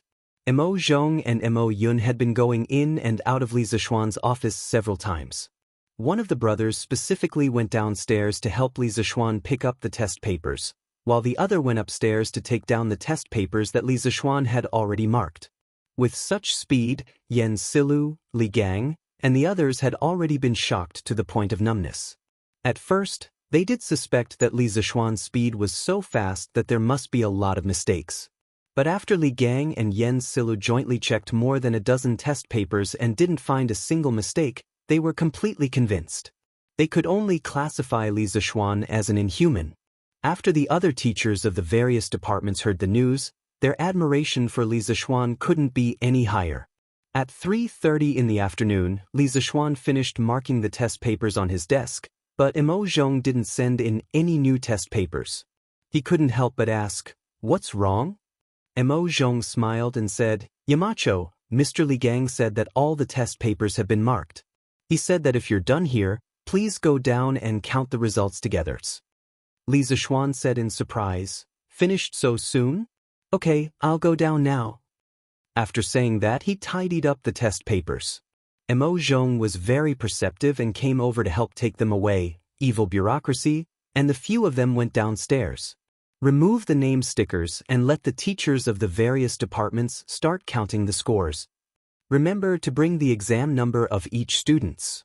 After counting, send it to the mathematics department and let the teachers convert the total score of each student into a 100-point system according to the proportion of each subject's score.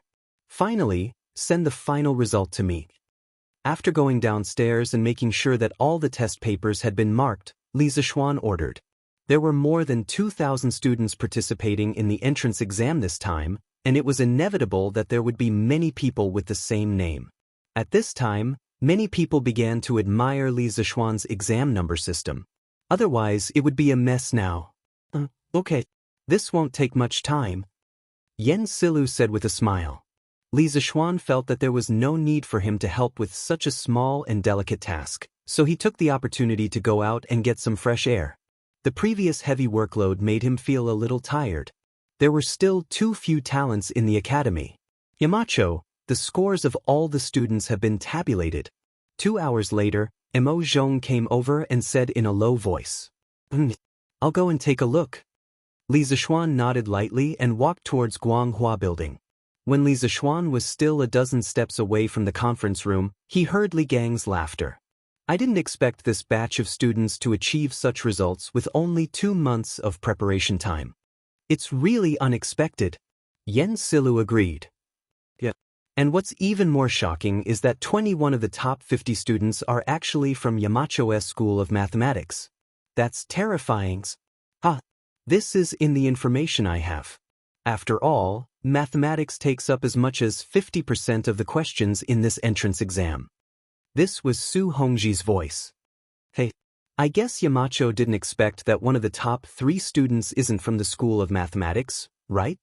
Li Zishuan's heart skipped a beat when he heard Wang Ji's last sentence. He quickened his pace and walked in. Who is it? Let me see who's in the top 3. Before Li Zishuan had even entered the room, his voice had already reached them. Li Zishuan's anxious voice had already reached them. Under his tutelage, many mathematics experts emerged from the previous students of the School of Mathematics.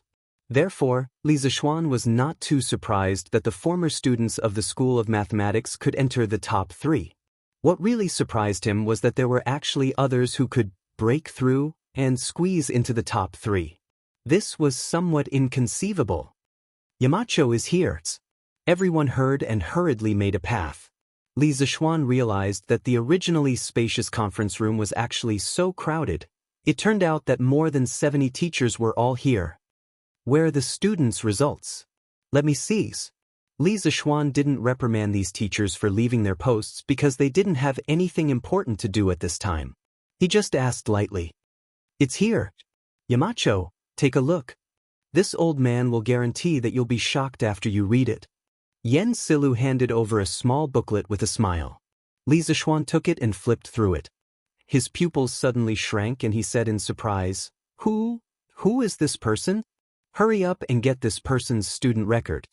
Early the next morning, as soon as the city gates opened, some scholars went out of the city and went straight to Yanhuang College. Obviously, they were going to look at the results. Originally, the results were said to be released at 7:45 a.m., 8 a.m., so it was useless for them to come so early. They could only wait at the entrance of the college. However, some people were really willing to wait. They liked the feeling of being the first to witness the results. It was just like when countless examinees sat in front of the computer and refreshed the web page over and over again before the results of the modern college entrance examination were released. Feichen, why did you ask us to come so early? Yanhuang College's gates aren't even open yet. The Jinyu trio was also one of the early teams. Chen Tianhua looked at the situation and was immediately dissatisfied. Aren't I afraid that the college will release the results early? Since we're already here, there's no harm in waiting here. And Tianhua, even if you don't come now, you probably won't be able to sleep at home. Don't you think so? Liao Feichen said embarrassedly. Chen Tianhua said unhappily, What do you mean I won't be able to sleep? I think you're the one who can't sleep. Why did you have to drag me and Hong Yi along with you to go crazy? Hua Hongyi waved his folding fan and smiled elegantly. Since we're already here, what's the point of saying more? The scenery on Yunshan is unique. The 3 of us sitting here and discussing the Tao is also a beautiful thing. Chen Tianhua and Liao Feichen were speechless. Who would want to discuss the Tao with Hua Hongyi at this time? No, I say, Aku, there's still an hour before the results are released. Why are we in such a hurry? Yunshan was packed with people, so the path to Yunshan was naturally congested. Smart people would not choose to ride a carriage, so the 2 princes, Li Tai and Li Ku, each rode a light horse and rushed towards Yunshan. On the way, Li Tai could feel that the horse under him was about to collapse. He couldn't help but complain to Li Ku. Li Ku said, Tai, we have to hurry. Think about it, there are more than 2,000 candidates this time. If we don't go early, how can we see the rankings later? And didn't you say before that the Yamacho doesn't like us using our identities to cut the queue? How can we not run faster? Li Tai didn't know whether to laugh or cry. He said, Then can't we send 2 guards to help us see? Yes, this is the result of my 2 months of hard work. I want to see the results with my own eyes. Chapter 683. F***CK. There are so many people? After ascending the cloud mountain, Li Tai, who thought he had arrived early, was dumbfounded when he saw the crowd in front of the academy. Among the crowd, there were students who came to take the exam the day before, students' family members, and some who came to watch the fun. The latter made up a significant portion of the crowd. Li Ku said gloomily, How is it? Aku? Did I hit the nail on the head? We won't be able to squeeze in later. No one would have thought that the dignified King of Wei and King of Han would be stuck outside because of the crowd. If news of this got out, it would probably shock everyone. What's the use of complaining now? Let's think of a way to get in first. Li Tai said as he tiptoed to look ahead. Suddenly, his eyes lit up and he shouted, "Ah, ku! Sun Ziffin, Iron Egg, and the others are in front. Let's go to them. Hurry up and follow." With that said, the humanoid titan took the lead and cleared a bloody path for Li Ku. "Ah Tai, wait for me." Li Ku came to his senses and hurried to follow.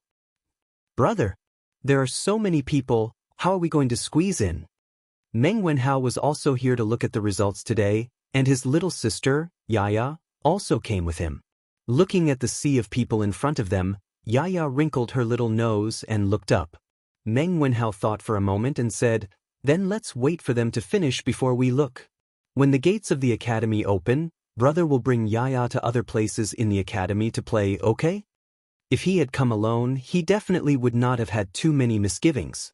However, in the current situation, Meng Wenhao was afraid that these people would go crazy and squeeze Yaya until she got hurt.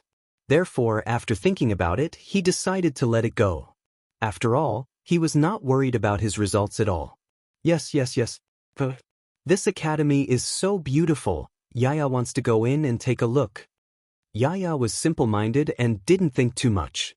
The little girl looked at the magnificent Yanhuang College and shouted excitedly, "Yamacho, the list has been hung. Do you want to let the students in?" In the meeting room of Guanghua Building, Mo Zhong walked in and bowed slightly to Li Zishuan. Li Zishuan asked casually, "Well, what time is it now?" There were no clocks in this era, so the only way to tell the time was by looking at the position of the sun. Li Zishuan said that he couldn't do it. "It's about 4:45 in the morning." Mo Zhong said after some thought. "Then let them come in. In addition, Mo Zhong, bring some people to the sports field in advance for the opening ceremony in the afternoon." "Yes, Yamacho." Mo Zhong made a sound of agreement and retreated. Li Gang said, "I saw that the students this time had good results, but Yamacho only accepted 640 of them. Why didn't you accept more?" "That's right. Wouldn't it be a pity to let so many outstanding students leave?" Yen Silu chimed in. Li Zishuan tapped the table gently with his finger and said after a while, "You don't know. The two of you may not know this, but although these students have less time to prepare, the overall difficulty of this exam is relatively low. 52 marks is already the limit I can tolerate. In my opinion, if they can't even get 52 marks, then I feel that they didn't prepare well or have no talent. It would be irresponsible to recruit them." Li Gang and Yen Silu were silent. "It's open. It's open. It's finally open. Don't push me. Don't push me. I came first." At the entrance of the academy, just as everyone was chatting in full swing, the crowd saw two men in black walking towards the entrance. The crowd instantly became restless. Yamacho said, "Don't push. Line up and come in one by one. Otherwise, they won't open the door today."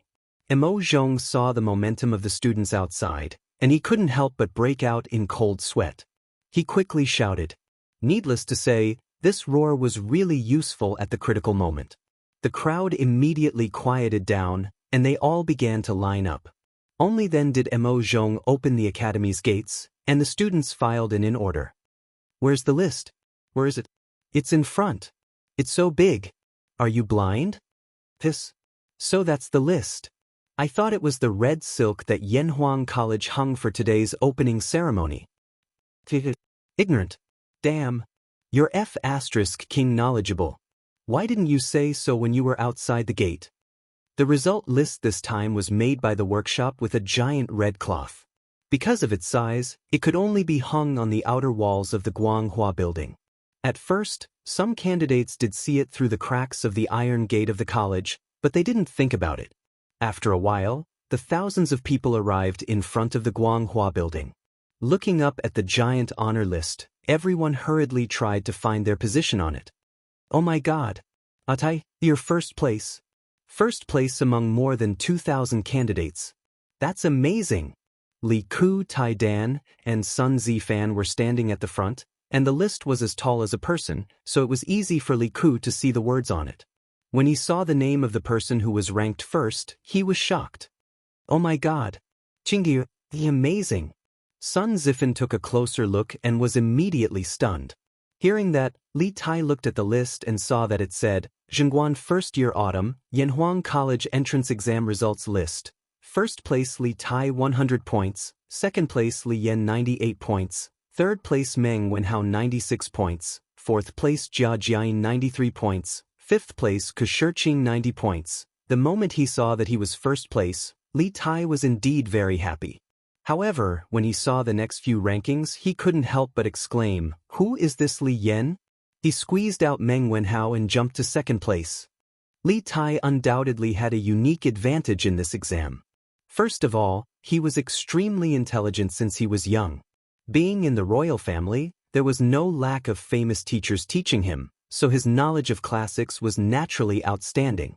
Secondly, he was very interested in new mathematics. When he was in the mathematics school, his results had always been one of the best. Therefore, it was completely reasonable that he could get first place this time. In contrast, Meng Wenhao's overall score might not be as good as his because he was slightly inferior in the study of classics. But in any case, Li Tai didn't expect that there would be someone he didn't know who could squeeze out Meng Wenhao. This was unbelievable. "Atai, I remember that the imperial father just appointed Li Chunfeng to the Imperial Historian Bureau this year. His son is called Li Yan." Chapter 684.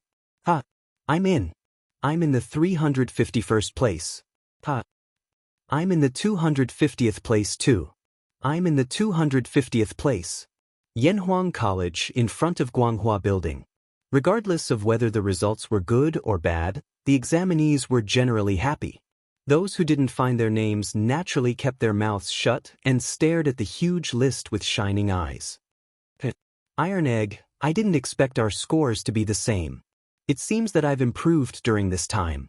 Sun Zifan pointed to the middle of the list and smiled proudly at Iron Egg.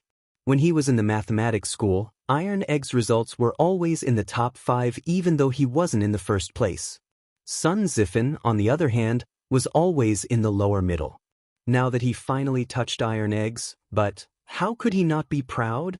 Iron Egg pursed his lips and stared at the 2 rows of words on the list. 280th place, Iron Egg, 70 points. 281st place, Sun Zifan, 70 points. After staring for a while, he said in a muffled voice, "Brother Zifan, you've improved very quickly. Congratulations." Seeing Iron Egg's sullen face, Sun Zifan coughed twice, wiped away his smile, and asked in a low voice, "Iron Egg, what's wrong with you this time? With your level, this shouldn't be happening." Iron Egg said gloomily, "I don't know how to study Confucian classics, so I didn't get a single point out of the 30%. Didn't get a single point? Does that mean he got full marks in the other parts? What the F***ck? I shouldn't have asked that." Sun Zifan opened his mouth and suddenly felt like he was hit by 10,000 points of critical hit. Brother Iron Egg, I got in too, 619th place. Hu Qian looked away from the list and said excitedly to Iron Egg, She really passed the exams. That's great. I didn't expect you to be able to get into Yanhuang College at the age of 7. Uncle who must be overjoyed." Iron Egg subconsciously glanced at the bottom of the list. When he saw Hu Guoji's name on it, he patted her shoulder and said happily, "Not only will my parents be happy, but my sister will also be happy if she knows." Sun Zifan's eyes lit up. "Your sister? As expected, you have an elder sister?" Scram. "Zifan, don't go too far." Iron Egg kicked Sun Zifan and roared angrily, "Hey, this young master really got it, and I'm ranked 18th in the total score. Awesome, awesome. Now, I have a way to report to Dad." In a corner, Di Jishuan looked into the distance and found his name on the 18th place. He couldn't help but be overjoyed at the thought of being able to study in such an amazing college in the future. At this moment, he was extremely grateful to Li Zishuan. "Although I can still get into Yanhuang College even without the 10 points that Yamacho helped me cheat, my total score would only be 75 points, and my overall ranking would fall to the 200th place. TSK. I have to say, these 10 points are very important to me. I didn't embarrass Dad's. Ta. Di Jishuan sighed inwardly and then turned around to leave triumphantly. He had to go home and share this good news with his father. Besides, there were still 6 hours before the opening ceremony of Yanhuang College. Tianhua, I got in 380th place. How about you? Did you find your name? In the crowd, Liao Feichen's neck was sore from looking up. When he finally found his name on the list, he bumped Chen Tianhua's arm and said excitedly. Of course, he didn't mean anything by that. He just hoped that all 3 of them would be able to get into Yanhuang College so that they could take care of each other. Chen Tianhua smiled and said, Yeah, I got in too. I'm ranked 120. Well, Tianhua, you're awesome. Awesome, awesome. Liao Feichen exclaimed. Chen Tianhua shook his head and looked at Hua Hongyi and said, Hongyi, how about you? I was so focused on finding my name that I didn't notice you. Hua Hongyi waved his folding fan and smiled. I got in too. Ta. Now, the 3 of us can finally reunite at Yanhuang College. When the other 2 heard that, they were overjoyed. Liao Feichen asked curiously, Hongyi, what's your ranks? Quick, tell us. Looking at this guy's attitude, it seemed like he wanted to compete with Hua Hongyi. Hua Hongyi pointed at a position in front of the list and said, I'm only ranked 58th. Liao Feichen. After being speechless for a while, he roared, Get lost. You have to treat me to lunch. I'll treat you. But I'm embarrassed. How about you lend me 2 strings of money? Forget it. Let's go to the villager's house for lunch. Brother Yanfu, you actually got 40th place. Awesome, awesome. Zhang Sun Chong, Fang Yizhi, Chu Yanfu, and Yuan Shua gathered at the front of the group. Yuan Shua pointed at the list and smiled. Chu Yanfu shook his head, seemingly unsatisfied with the result. Yuan Shua, you're not bad either. 102nd place, at least we're not rejected by Yanhuang College. Zhang Sun Chong smiled. Yanfu, you're so humble. Among the 4 of us, I'm 89th place, and Yizhi is 72nd place. You're the only one in front. You definitely won't be able to escape from lunch. Let's go to Zuaishin restaurants. Fang Yizhi smiled and didn't join in. Chu Yanfu didn't refuse. He thought for a while and said, Fine, Zuaishin restaurant it is. But first, I have to order the foods. Zhang Sun Chong laughed and scolded, Screw you, you're so stingy. On the other side, Meng Wenhao brought Yaya to various buildings in Yanhuang College. Then, thinking that there should be fewer candidates looking at the list, he pulled Yaya and moved closer to Guanghua restaurant. After a while, the brother and sister found a gap in the crowd. Then, Meng Wenhao began to look at the list. Naturally, he looked at it from the front.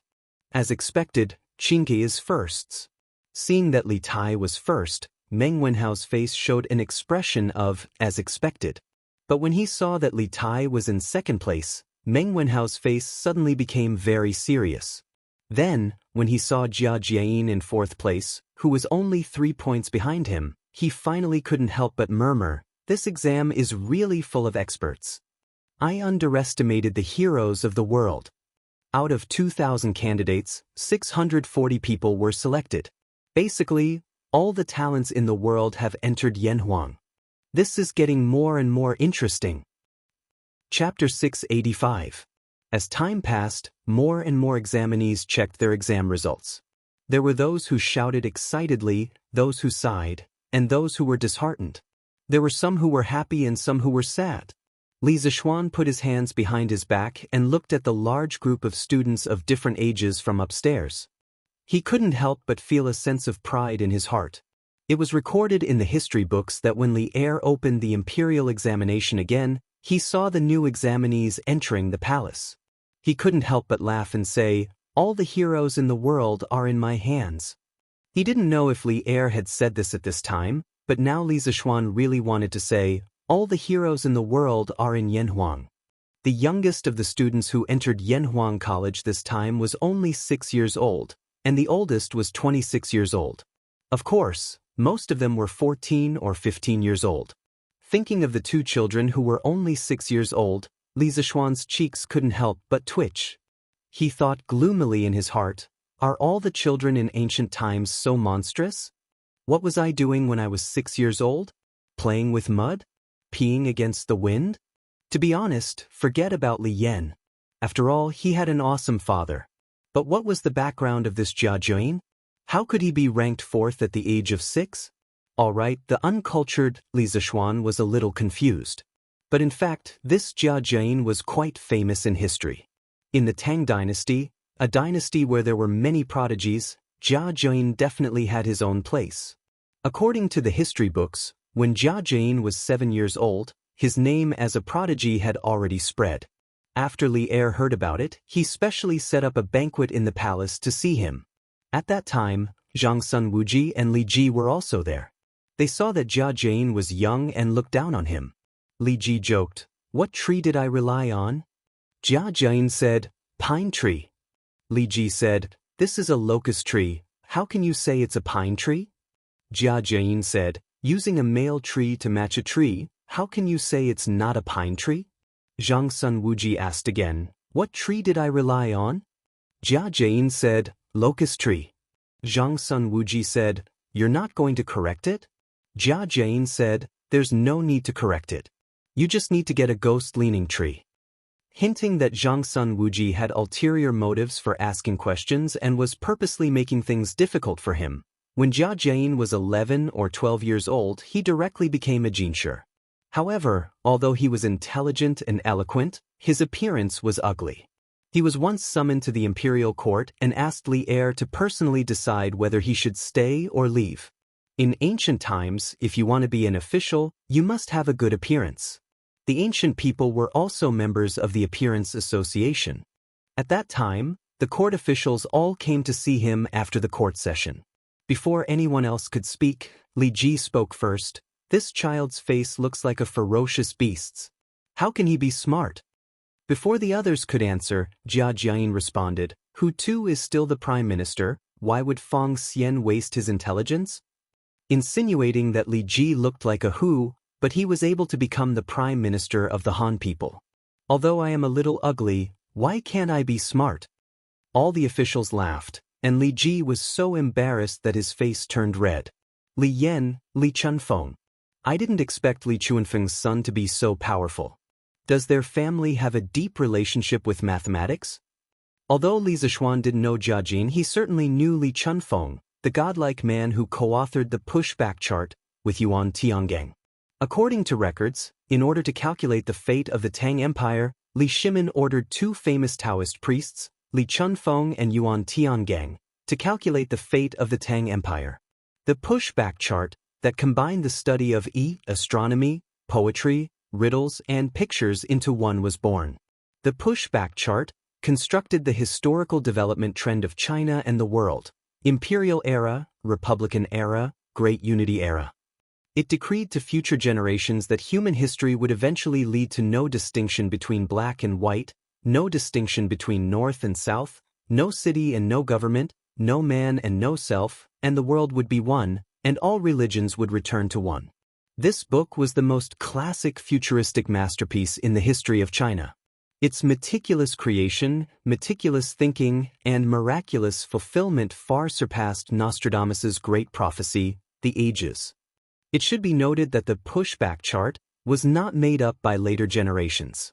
It was a great work on the study of All the pictures, prophecies, and poems in the book were based on the Book of Changes and could be found in the Book of Changes. Other than the pushback chart, many people didn't know that Li Chunfeng was also very accomplished in astronomy, mathematics, and almanac. His contributions to mathematics were the most prominent. The 10 computational classics that he compiled and annotated became the textbook of mathematics in the Tang dynasty and later dynasties. If Li Zishuan didn't appear out of nowhere, Li Chunfeng would definitely be the founder of mathematics in the Tang dynasty. I just don't know if Li Chunfeng can see that I'm a monster with his current level of attainment. Thinking of Li Chunfeng, Li Zishuan couldn't help but worry about whether his identity as a transmigrator would be recognized. After all, the pushback chart in the legends was just too magical. Oh, as expected, I didn't get first place. The descendants of dragons are indeed different. Father's divination skills are really amazing. When more than half of the crowd had dispersed, a 6 or 7-year-old boy wearing a loose green Taoist robe with a face full of childishness and baby fat finally squeezed to the front of the list. Compared to the people around him, the little boy could only reach the waist of others. At this moment, he raised his head and stared at the result list as he spoke softly. Yo, where did this little Taoist come from? He wants to get first place at such a young age. Coincidentally, there was an 11 or 12-year-old scholar with a mole on the right side of his face beside the little Taoist boy. He heard his soft voice and laughed. This little Taoist boy is quite handsome, but he's a little arrogant. What do you mean by a little arrogant? That's because he's ambitious. The scholar's loud laughter immediately attracted the attention of the surrounding people, causing them to burst into laughter. The little Taoist boy was not annoyed at all. He smiled and said calmly, "Ordinary people think that they're the pot calling the kettle black, but they don't know that I've already taken 10,000 steps forward." After that, he pushed through the crowd and left.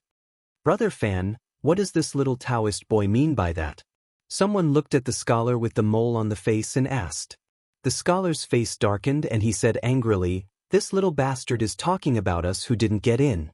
He's mocking him for getting in." Does that mean that the little Taoist really passed the exam? The little Taoist boy walked out of the academy and turned around to look at the 2 towers in the center of Yanhuang College's Guanghua building. He muttered in a voice that only he could hear, "Father said that he's the chosen one of Taoism.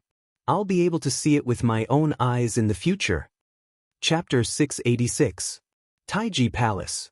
The morning court session was in full swing. At this moment, a small eunuch ran in and saw Li Er nod at him. He came to Li Er's side and whispered a few words. All the officials saw a smile on Li Er's face. Clearly, he was very happy now. After the eunuch left, the officials fell silent. Li Er stopped smiling and said seriously, "Everyone, please don't talk about the new mathematics. My dear officials, there is no need to discuss further. The convenience of the new mathematics is obvious to all. From today onwards, all schools in the various provinces and counties of the Great Tang Empire must start teaching the new mathematics. All officials in the various provinces and counties must also make time to study the new mathematics. Next, if you have something to report, you may leave. If not, the court session is dismissed." The officials looked at each other. If you want to promote the new mathematics, then so be it. Why did you want to dismiss the morning court session so soon? What was the reason?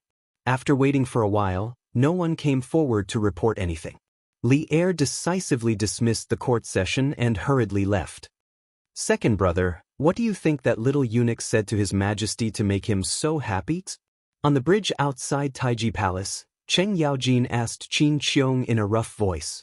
Qin Qiong looked around and said, "Ji Jie, the emperor's heart is unpredictable. Don't make wild guesses in private." Cheng Yaojin pursed his lips and thought that Qin Qiong was getting more and more cautious. Suddenly, he remembered something and said excitedly, "Oh, right, Yanhuang College will officially start school in the afternoon. I heard there's a ceremony. Second brother, are you going?" Qin Qiong smiled and nodded. "Of course I have to go and take a look." He hadn't forgotten that he was the head instructor of this batch of students in Yanhuang College. Of course, he had to go and see what kind of students he was going to train in the future. Cheng Yaojin chuckled and said, "Heh, then I'll go too. In the future, I'll have to help you train those kids." Qin Qiong didn't know whether to laugh or cry. He didn't know if Cheng Yaojin was here to help him or to train the students to relieve his boredom. I almost forgot. I don't know if my Chonyo got in this time. I heard there were more than 2,000 people who took the exam yesterday. When Cheng Yaojin thought of Chung Chumo, he suddenly slapped his head and shouted. When Qin Qiong heard this, he subconsciously thought of Qin Huayu, but he wasn't worried about whether Qin Huayu could pass the exam. "Ji Jie, didn't you inform little Xian last time? What's there to worry about now?" "Ah, that's right. Then I won't be worried anymore. Let's go home." Cheng Yaojin immediately felt relieved and laughed heartily. Li Zheng Palace. Guanyin maid, let me tell you a piece of good news." "Huh? Yang Fei is also here? Li Erlong strode to Empress Zhangsuan's residence. Just as he walked in, he saw Yang Fei talking and laughing with Empress Zhangsun. "Greetings, Your Majesty." The two intellectual beauties bowed down and saluted Li Er. Don't stand on ceremony. Li Er laughed dryly and sat on the couch that the two of them had just sat on. Seeing this, Zhangsun smiled and said, "What kind of good news makes Your Majesty so happy?" Yang Fei also pursed her lips and looked at Li Er. Li Er's face was full of smiles as he said, "I have just received news that Qin Ke has won first place in the examination of Yanhuang Academy. Although this is just an ordinary examination, the students who participated in it are more than 2,000 young talents from the 365 states and counties of the Tang Empire. I didn't expect Qin Ke to win first place." Empress Zhangsun was delighted when she heard this. "Qin Ke is so amazing? Then, Your Majesty, how did Ke do in the exam?" Empress Zhangsun remembered that Yang Fei was still beside her, so she asked. When Yang Fei heard that Li Tai won first place, her face was also filled with joy. However, when she heard Empress Zhangsun ask about Li Ke's results, a trace of hope instantly appeared in her beautiful eyes. Li Er thought for a moment and said, "Oh, I remember that Ke got 15th place in the exam, which is also very good. My sons, no matter where they are outstanding." At the end, Li Er couldn't help but be smug. Empress Zhangsun and concubine Yang both broke into smiles. "Oh, Chonyo, you're back? Come and tell this old man, how did you do in the exam?" Today, after the morning court, Chen Yaojin returned home and practiced Tai Chi twice before he saw Cheng Chumo coming back from outside. He wiped his sweat and hurriedly waved to Cheng Chumo and asked. Cheng Chumo seemed to be in a good mood. This was the first time he was in a good mood when being asked about his results. He laughed proudly and said, Dad, I've won glory for you this time. Guess what rank I got this time?" Cheng Yaojin slapped him. He glared and said, "Guess my ass, I'm asking you, you brat, quickly answer truthfully." Cheng Chumo, who was in a state of excitement, suddenly felt as if a basin of cold water had been poured on his heart. He rubbed the back of his head and said gloomily, "Fine, I'll say it. Dad, why did you hit me?" Seeing that Cheng Yaojin was about to continue hitting him, he hurriedly said, I'll say it. Dad, I got 65 points this time and ranked 365. The Academy has admitted a total of 640 people this time. Dad, how is it? Am I very good?" When old Cheng heard this, he understood that his son had passed the exam with his own ability. He felt a burst of joy in his heart, but he said disdainfully, "What's there to brag about with only 65 points? I, old Cheng, have lost all my face because of you brats." "Hey, no, Dad, be reasonable. There are more than 2,000 students taking the exam this time. Xiaoshuan's personal disciple, Iron Egg, only got 70 points. I'm not ashamed." Cheng Chumo immediately complained. Moreover, this guy had obviously learned some buzzwords from Li Zishuan. His mouth was full of vulgarities. Cheng Yaojin was stunned. Then he restrained the disdain on his face and said, "Well, that's more like it. But you have to hurry up with your martial arts. I heard that Iron Egg is about to enter the tempered body stage. If he surpasses you by then, old Cheng, can't afford to lose face." Cheng Chumo replied sullenly, "Oh, I know." Cheng Yaojin suddenly said happily, "Hey, if you don't hurry up, I'll personally go to Yanhuang College this month to urge you. You must know that you have to train in the first month of school. Your Uncle Qin and I will be your instructors." Cheng Chumo curled his lips indifferently and said, "There are so many weak scholars in the academy. They're not afraid, so why should I be afraid?" In this guy's mind, if you asked him to compete with others in learning, he might be scared, but it was a competition of training. Cheng Chumo said that whoever wanted to compete with him, just bring it on. How could Cheng Yaojin not know what his son was thinking? He turned around and flicked his sleeves. "When the time comes, you better not fall into my hands. Otherwise, I'll find a way to let you break through to the Qi stage within a month." As for this find a way, what could there be? Wasn't it still to train desperately? Chung Chumo obviously wasn't stupid. When he heard this, he immediately jumped up and said, "Hey, Dad, am I really your biological son?" Chapter 687. It was noon. A bullock cart arrived at the foot of Mount Yunshan. Ma Zhou was at the front. The bullock cart seemed to be covered with a red cloth. 4 followers of the school of Mo were dispatched to guard the bullock cart. When they arrived at the top of the mountain, Li Zishuan, Li Gang, Yen Silu, and the other teachers of the school were all waiting at the entrance of the school. "Yamacho, the plaque of Yanhuang College has been transported from the workshop." Ma Zhou stopped the bullock cart in front of the school and said to Li Zishuan, "Well, thank you for your hard work, Brother Ma." Li Zishuan smiled and said, "Mo Zhong and Mo Yun were very perceptive. They led the 4 followers of the school of Mo to carry the plaque down from the cart. Then, under Li Zishuan's command, they hung the plaque covered with red silk in the middle of the beam of the school's entrance." Looking at the originally bare lintel of the academy, there was suddenly a square and dignified horizontal plaque, and the red silk on it made it seem more festive. Li Zishuan was a little excited. He pointed at the horizontal plaque, looked at the crowd, and said in a deep voice, "Dear teachers, this is the plaque of our Yanhuang College.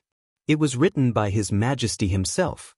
I hope that every time you pass by here, you will think about the meaning of the 2 words Yanhuang. Think about the responsibilities on your shoulders as teachers of the school. Don't let His Majesty down, and don't tarnish the noble profession of being a teacher." The dozens of teachers of the school were surprised and proud when they heard that the plaque was written by Li Zishuan himself. However, when they heard what Li Zishuan said after that, they couldn't help but feel a chill in their hearts. Then, they cupped their hands together and said, "We will remember Yamacho's teachings." Li Zishuan nodded. Then he looked at Li Gang and said, "Teacher, you are a virtuous person of Yanhuang College. You are the most suitable person to unveil the plaque of the school." No. This old man is old. Yamacho, you should choose someone else." Li Gang was just about to wave his hand and decline when a wave of persuasion sounded from the side. "Yamacho is right. Mr. Li, you are the most suitable. Please go." "Yeah. There's no one more suitable than you." This was not fawning, but the truth. No one dared to question Li Gang's qualifications and status. Seeing this, Li Gang could only helplessly say, "All right then. This old man will overstep his authority just this once." After saying that, he came to the front of the academy. Li Zishuan handed over the red string with the red silk and said, "Mr. Please." Li Gang took it with a smile. With a gentle tug, the red silk on the plaque slowly floated down. Yanhuang College appeared in golden calligraphy in front of everyone's eyes, reflecting the noon sun. Everyone couldn't help but squint their eyes. The brushwork is exquisite. The strokes are elegant and graceful. The strokes are tactful and reserved. It's like moving clouds and flowing water. The whole body is vigorous and beautiful. The strokes are dense and dense. The majestic momentum is like a flying dragon's. His Majesty's semicursive already has 70% of Wang Youjuan's true meanings. Li Gang squinted his eyes and couldn't help but exclaim. Li Zishuan smiled and said, "Our Yanhuang College is finally complete. Everyone, prepare well for the opening ceremony in the afternoon." 1:30 in the afternoon. The students who went out for lunch began to return to the academy one after another. Under the guidance of the teachers and guards, they came to the sports field on the west side of the teaching building. Naturally, there were teachers here to verify their student status. Then, according to the class distribution list issued by the academy, these teachers would inform the students of their respective classes and where they should stand during the opening ceremony. There were a total of 640 students in this year's batch. They were divided into 16 classes, with 40 people in each class. However, Class 1 was an exception. There were 44 people in Class 1, who were the original students of the School of Mathematics. Yes, that's right. This time, all the students of the School of Mathematics were admitted to Yanhuang College. The reason why they were assigned to Class 1 was that their learning progress was not the same as the other students. Secondly, This was a reward given by Li Zixuan for their contribution to Yanhuang College during the field breaks. Today's opening ceremony of Yanhuang College wasn't only open to the students who passed the exam. If the rest of the people wanted to see it, they could watch from outside. Therefore, in addition to the 600 people standing on the lawn of the sports field, there was also a large circle of people outside. Most of them were students who didn't pass the exam this time. They looked at the lush green lawn, the smooth and flat circular track, and the ascending platform, rostrum. They couldn't help but talk about it. The grass here grows so neatly. It should be specially trimmed, right? It's possible. I just don't know why Yanhuang College has such a large lawn. Could it be that it's specially used to hold today's ceremony? I just walked around. This Yanhuang College is really beautiful. It's not inferior to the heavenly palace in the sky. Unfortunately, I was only 3 points short. Otherwise, I would be standing here now. Bro, that's nothing. I was only 1 point short. That would be a pity. Then I can only take the exam next time. I just don't know when the next time will be. How many people will Yanhuang College recruit? Look at what that is. Just as everyone was discussing in low voices, a yellow ball with a round top suddenly floated over from the south of the cloud mountain. That thing looked like a cloud or a fire. It floated slowly towards the cloud platform by the side of the sports field from a height of more than 10 feet above everyone's heads. Wow, there's fire on it. There's someone on it. That's Yanhuang College's Yamacho. I saw it during the exam before. Oh my god. Yanhuang College's Yamacho is flying. God. Tisk. What god? That's a celestial lamp made by Yanhuang College's Yamacho. It destroyed the 7 cultivators sect and even toured Chang, in city on the 15th of August. You don't even know about this? Well, that's a celestial lamp. On the 15th of August, on the night of the full moon, 1,000 girls will chase after each other, and an immortal will fly out of the sky. Hee hee. Brother Meng, you know quite a lot. Where did you spend the night before? Cough, cough, cough. Of course, it was at the inn. Where else could it be? Obviously, some of the students who lived in or near Chang, in city knew the inside story. As word of mouth spread, more and more people understood that the flying object in the sky was the legendary celestial lamp. Moreover, this was the first time the celestial lamp appeared in front of the world during the day. Therefore, all the students were excited, regardless of whether they had seen it before or not.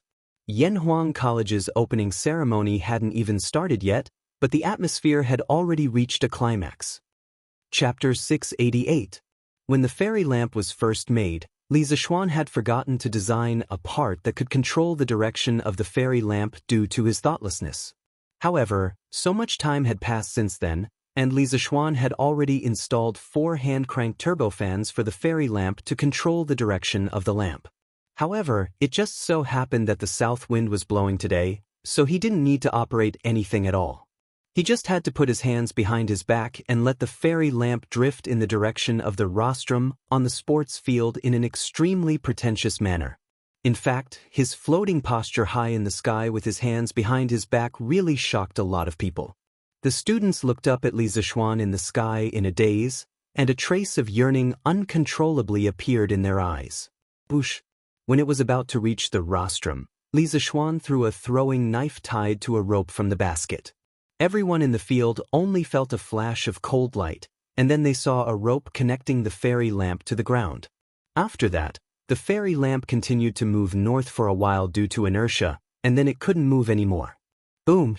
After witnessing Li Zixuan's amazing operation with their own eyes, the students in the field, regardless of whether they passed the exam or not, were all in an uproar. This fairy lamp can be used like this?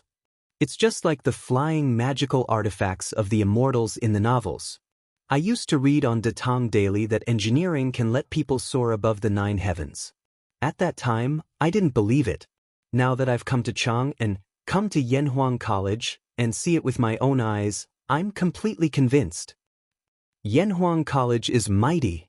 Engineering is amazing. No way. I must get into Yanhuang College next year no matter what. Standing on the fairy lamp, Li Zixuan looked at the shocked and noisy students below with a smile on his face. He was very satisfied with the deterrent effect.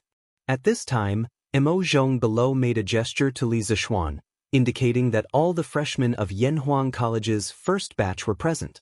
Li Zixuan nodded, looked at the field, and said calmly, "Hello, students. I'm Li Zixuan, a Yamacho from Yanhuang College.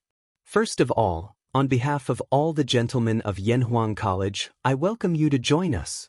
The term students originated from Zhuangzi, Journey to the North, Yu Higan and Xin Nong Yu Lealongji. Clap, clap, clap. Okay. Following Li Zixuan's words, the initially noisy crowd gradually quietened down. It was as if his voice had some kind of magical power. When Li Zixuan's voice fell, a loud clap, clap, clap sound rang out from the west side of the sports field. The students looked towards the direction of the sound and discovered that the students of Class 1 were clapping their hands. Moreover, their faces were filled with madness and their mouths were still screaming and cheering non-stop. The students of the other classes couldn't help but look at each other. They didn't know what Class 1's reaction meant. In fact, they couldn't be blamed. After all, at present, clapping and cheering was a custom passed down from the original school of mathematics. Therefore, Li Zixuan wasn't unhappy when he saw that only Class 1 students were clapping for him. He gestured with his hand, and the applause stopped immediately. He continued, "Being able to stand out among thousands of candidates proves that you are all outstanding. Of course, students who didn't pass this time shouldn't be discouraged. You are still very young and there are still many opportunities." When he said that, the students standing in line on the field suddenly smiled. The students who didn't pass the exam outside the field clenched their fists and secretly cheered themselves on. After pausing for a moment, Li Zixuan continued, "I don't know how many of you still remember the article on the Tang Dynasty Daily 2 months ago, What is engineering? At that time, I said that engineering can allow people to make more advanced farming tools, thus allowing our Tang Dynasty to have more arable land and no longer have to worry about grain. Engineering can allow people to make faster and steadier vehicles.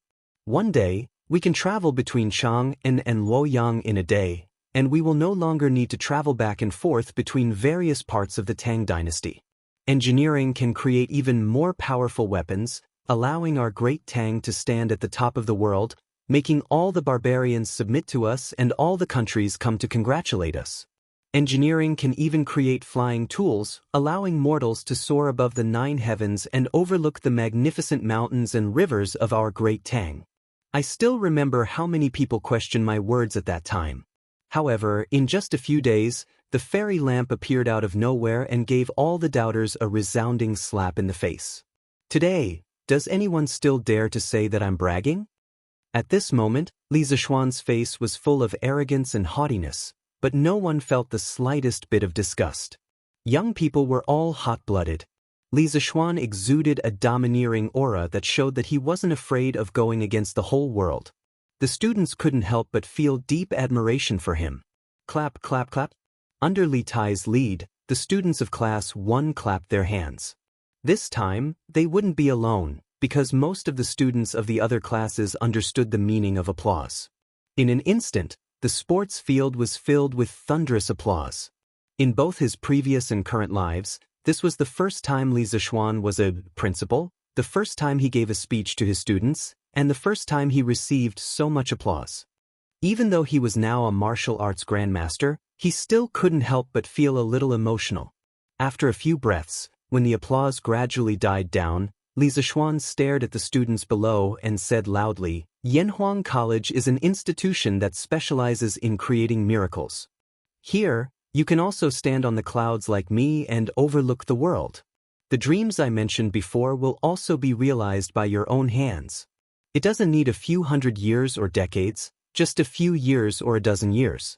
The vehicles that can travel 1,000 miles in a day, the powerful weapons, and even the tools that can transmit messages from 1,000 miles away can all be created by one of you. At that time, you will be promoted and become nobles, and your names will spread far and wide. The future of Tang will be written by you. As long as you're willing to work hard, anything is possible. In Yanhuang College, There's nothing you can't think of, but there's nothing you can't do. Here, in my capacity as the Yamacho of Yanhuang College, I invite you to create and witness together the miracles that belong to Yanhuang College. Clap, clap, clap. The students, who were already surging with emotions, were stimulated by Li Zishuan's provocative speech. They were so excited that they could only clap their hands as hard as they could. At this moment, they finally deeply understood the wonderful use of applause. It could release the excitement in their hearts. This kid is really good at motivating peoples.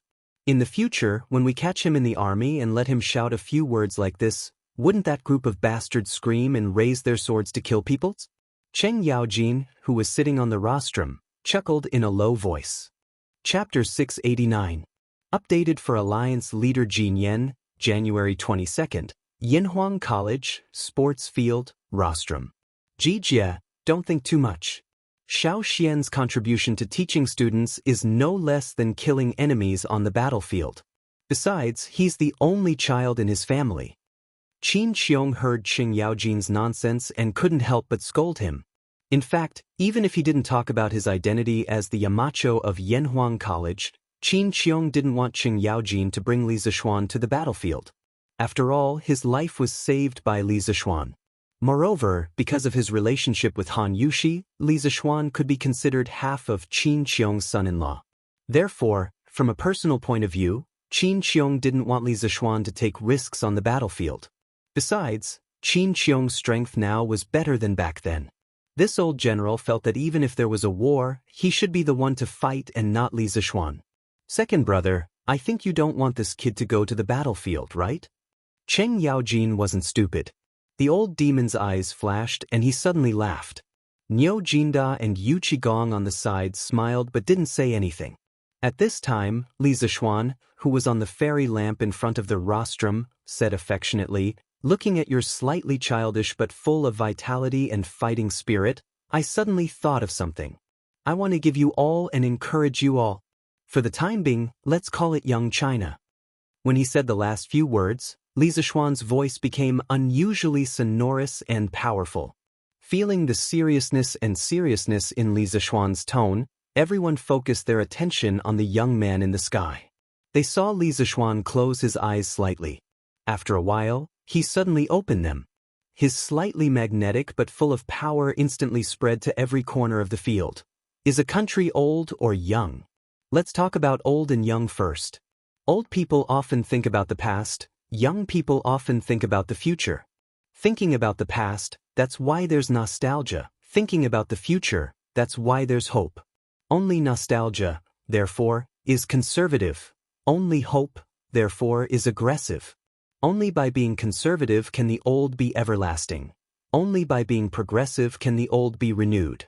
He who thinks only of the past, that everything is as it is, therefore knows only to follow the rules. He who thinks only of the future, that everything is as it is, therefore dares to make exceptions.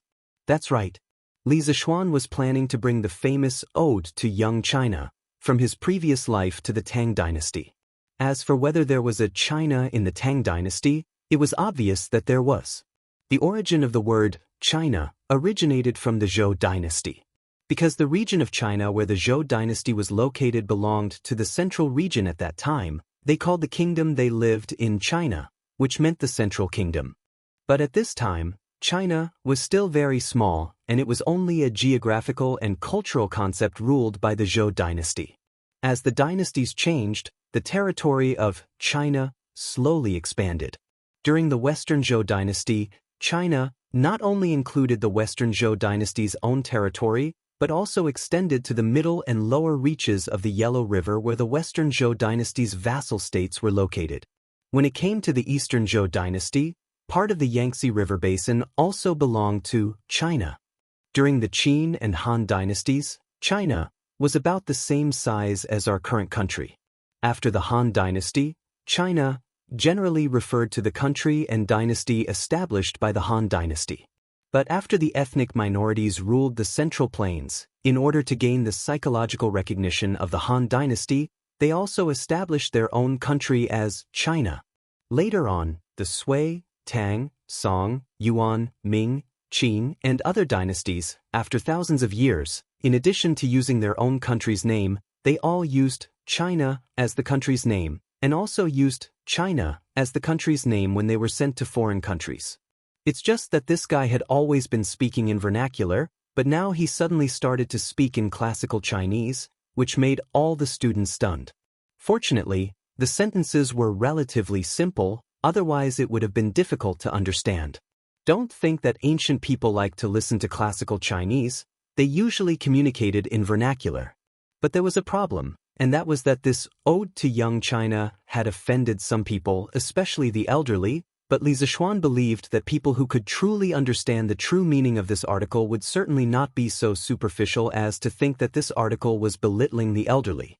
The elderly are often worried, the young are often fond of pleasure. But because they are worried, they are discouraged. Because they are fond of pleasure, they are vigorous. But because they are discouraged, they are timid. Because they are vigorous, they are heroic. But because they are timid, they are complacent. Because they are heroic, they are adventurous. But because they are complacent, they can destroy the world. Because they are adventurous, they can create the world. The elderly are often tired of things, the young are often happy. But because they are tired of things, they often feel that all things are impossible. Because they are good, they often feel that all things are possible. The elderly are like the sunset, the young are like the morning sun. The elderly are like barren cows, the young are like young tigers. The elderly are like monks, the young are like chivalrous heroes. The elderly are like dictionaries, the young are like plays. The personality of the elderly and the young are generally different. Man is inherent, and so is the country. The elderly are timid? The elderly are world-weary? The elderly don't dare to take risks? The elderly are like old cows? Hearing this, the students in the audience listened with great interest, but the faces of some of the old gentlemen from the academy turned dark. Li Gang, Yen Silu, and the others were better off. After all, they were well-educated. Wang Ji, on the other hand, did not have such a good temper. The old guy was so angry that his face turned red. If it weren't for Su Jihong stopping him, he probably would have jumped from the rostrum directly into the celestial lamp to fight with Li Zixuan. Cheng Yaojin and Yu Qigong did not understand, so they could only stare at each other. They were not angry at all. At this moment, Li Zixuan did not care about the feelings of Wang Ji and the others. He was recalling the article and couldn't help but indulge in it. It is the responsibility of China's youth to create a future young China. What is the point of being old and rotten? The day of parting with this world is not far away. As a youth, I am a newcomer and have fate with this world. China is a cow, a horse, a slave, and a scribe. The cruelty of cooking and whipping is something that only I, a youth, can bear. If China dominates the universe and is in charge of the earth, the honor and glory of commanding Gu Pan is something that only I, a youth, can enjoy. What is the point of being neighbors with ghosts when the other side is dying? If one is indifferent to it, there is nothing to be said. If I am indifferent to it, there is nothing to be said. If the young people of the country are indeed young, then our China will be the country of the future, and its progress will be immeasurable. In order to conform to the current situation of the Tang Empire, Li Zixuan removed some inappropriate parts in the original article, such as opium and so on. At this point, some of the old people present gradually realized that the purpose of Li Zixuan's speech was not to scold them at all. Although the words were disrespectful, after experiencing it, it seemed that there was no such intention. Li Zixuan was guiding and educating the young people present. Li Gang, who had dedicated his life to the cause of education, was especially excited at this moment. His body was even trembling. If not for Yen Silu supporting him, he might have fallen down. Well said. This is education. If this child was born 10 years earlier, then our Tang Empire would have produced many talents because of him. Li Gang's face was red with excitement as he muttered to himself. Chapter 690. Updated for Alliance Leader Jin Yen, February 22nd, on the sports field.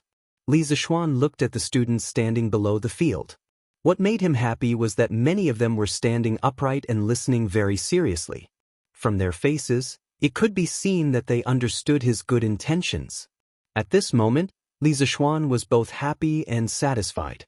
Although today's article was circulated, it was very likely that it would be used by people with ulterior motives to say that he did not respect his elders. However, as long as these students listened to him, so what if he was slandered? Thinking of this, Li Zixuan took a deep breath, because this was the climax of the article. Therefore, today's responsibility does not lie with others, but with me, the youth. Youth's wisdom is the wisdom of the country. Youth's wealth is the wealth of the country. Youth's strength is the strength of the country. Youth's independence is the independence of the country. Youth's freedom is the freedom of the country. Youth's progress is the progress of the country. When the red sun rises, it shines brightly. When the river flows out, it flows into the vast ocean. When the hidden dragon soars, its scales and claws fly. When the tiger roars, all the beasts are frightened. When the falcon tests its wings, the wind blows. When the rare flower is born, it is the first flower. When the general rises, it is the light of the sun. When the sky is blue, the earth is yellow. Even if there is an eternity, there are 8 wastelands. The future is like the sea. Future is long. At this point, Li Zixuan's voice suddenly rose in pitch. He pointed majestically at the sky and said loudly, "My beautiful young China is not old with the heavens." Then he pointed to the ground and roared, "My strong young China is boundless with the country." Li Zixuan thought of the sufferings that this nation would have to endure in another 1,000 years. They would be bullied by a tiny country to the point where they would wish they were dead. He thought of the restrictions and sanctions imposed by the US in the modern era. Li Zixuan was indescribably furious. He wanted this nation to flourish for a long time. He wanted the Great Tang, the dynasty that all Han people were proud of, to last for eternity. He wanted China's technology to lead the world forever. He wanted the Han people to be able to stand tall and stand at the top of the world forever. Therefore, he shouted the last 2 sentences with all his strength as a grandmaster. His voice was so loud that it resounded not only in the sports field, but also in the entire Cloud Mountain. The birds in the woods next to the academy were so frightened that they flew into the distance.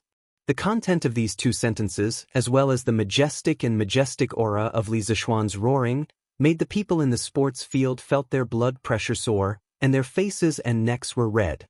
Boom! Clap, clap, clap. Good. Yamacho well said. This time, there was no need for any discussion at all. After a few breaths of silence, the crowd below the field suddenly burst into deafening cheers. At this moment, whether it was the Yanhuang College students or the unfortunate ones who failed, they all had a common language, and that was to applaud. At this moment, only by applauding with all their might could they release the excitement and hot-bloodedness that had been suppressed in their hearts for a long time. Otherwise, they would really go crazy from holding it in. The atmosphere of the entire start-of-term ceremony was pushed to the highest climax. Because of this, even Li Gang, who had lived for almost a lifetime and was indifferent to life and death, couldn't suppress the excitement in his heart at this moment. He looked at Li Zixuan and also clapped with all his might. Not to mention the other teachers in the academy, especially some of the younger ones. The kind of worship and fanaticism they had for Li Zixuan at this moment was probably comparable to the little fangirls of some modern celebrities. Good. Well said. Cheng Yaojin didn't understand the first part, but Old Cheng could still understand the last 2 sentences. Old Monster felt that Li Zixuan's 2 sentences were King domineering, so he also stood up and applauded Li Zixuan. Ha! Good. Well said. What a beautiful young China, immortal with the heavens. What a strong young China, boundless with the country. I didn't come here in vain today, ha! After a long while, the applause and cheers on the field gradually subsided. Unexpectedly, at this moment, a group of people walked from outside the field to the rostrum. The person in the lead was surprisingly Li Er. "Greetings, your majesties."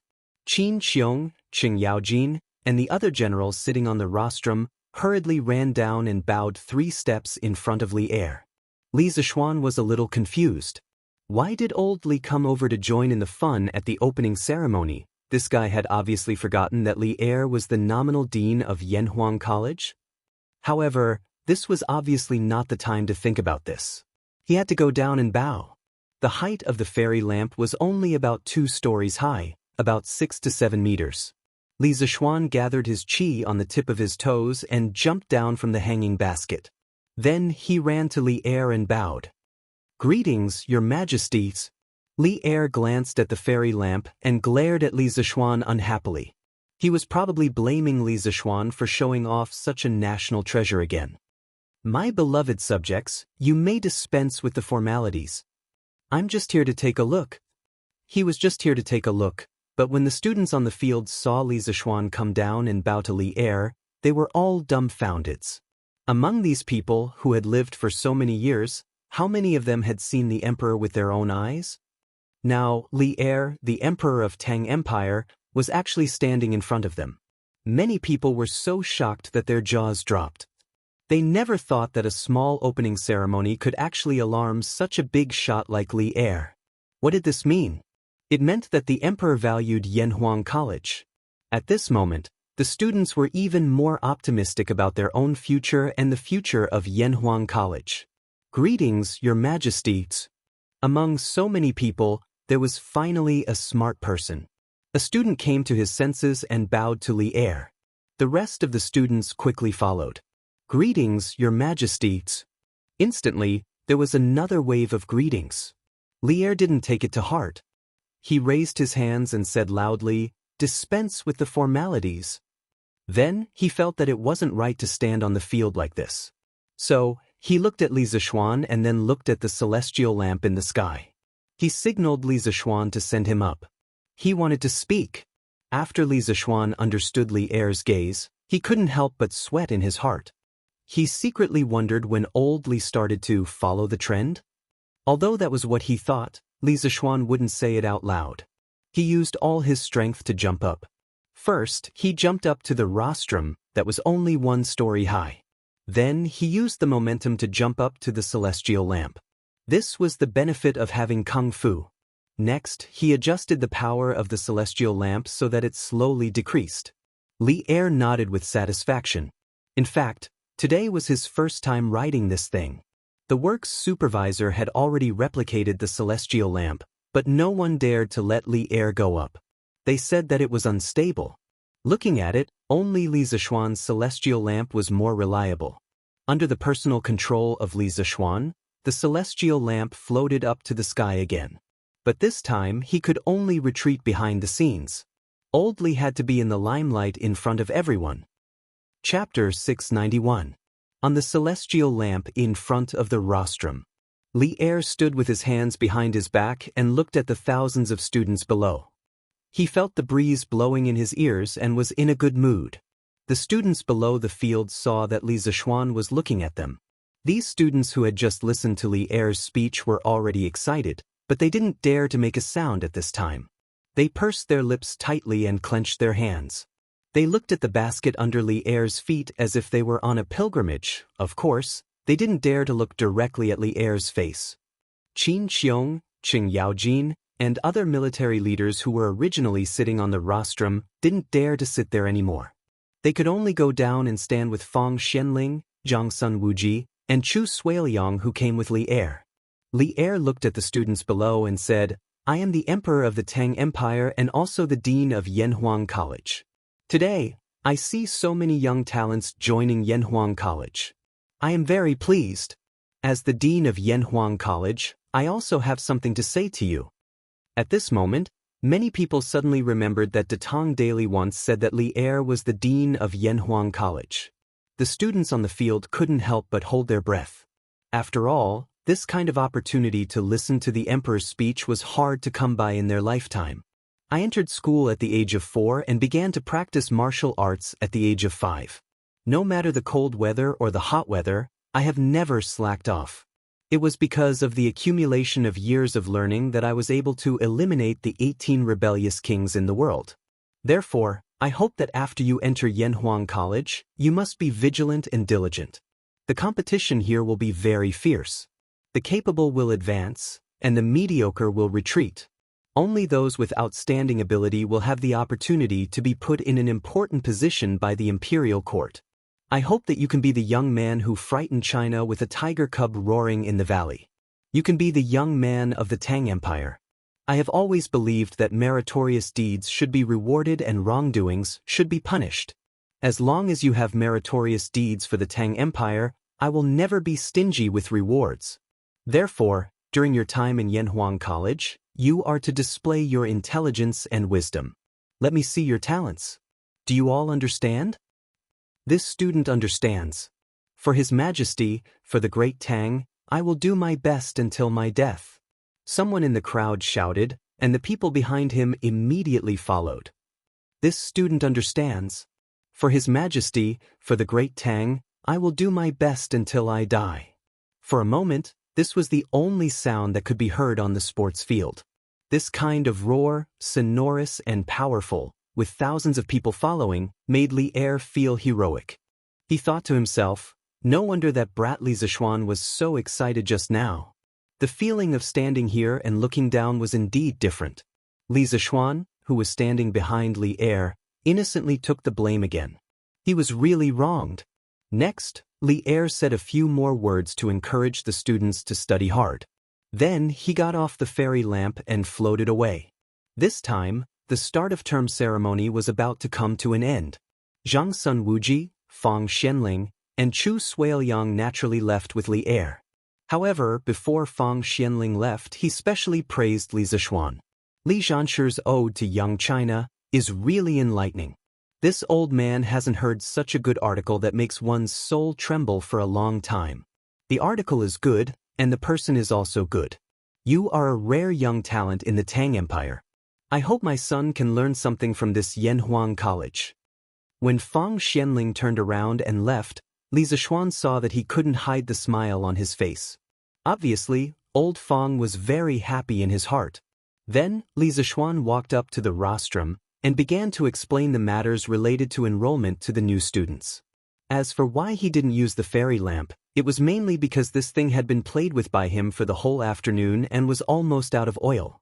Ahem, he didn't want to fall from the sky halfway through his speech. Well, today's start-of-term ceremony of Yanhuang College has come to an end. Next, let's invite the head teachers of each class to lead the students in your class to visit the college and familiarize themselves with the use of some of the new tools inside the college. Make sure that every student knows how to use them. In the future, don't make a fool of yourself on the night of September 15th again. It would have been better if he didn't mention it. Now that he mentioned it, more than half of the seniors all blushed. When they thought of the embarrassing scene of a bunch of naked men chopping bamboo in the bamboo forest of the college that night, they couldn't help but want to find a hole to hide in. Hey, September 15th? School hasn't started yet? School hasn't started yet. How could the college make a fool of itself? Could it be all the students didn't know what was going on? They looked at their head teachers in front of the group with curious eyes. Some of the braver ones even whispered in the audience. After some guesses, they almost pointed out the truth of the matter. Yes, Yamachos.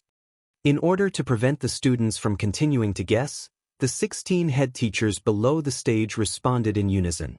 Li Zishuan nodded, then coughed twice to signal the students below to be quiet, and then said, since you've entered Yanhuang College, you have to abide by the rules here. No matter what family background you have outside, you only have one identity here, and that is a student of Yanhuang College. Anyone who doesn't abide by the rules will only have one outcome, and that is to be expelled from the college and never to be recruited in the future. Hearing Li Zishuan speak so seriously, all the students' faces began to become dignified.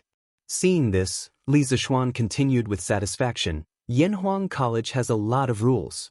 Later, your head teacher will give you a student handbook. Please be sure to read it carefully.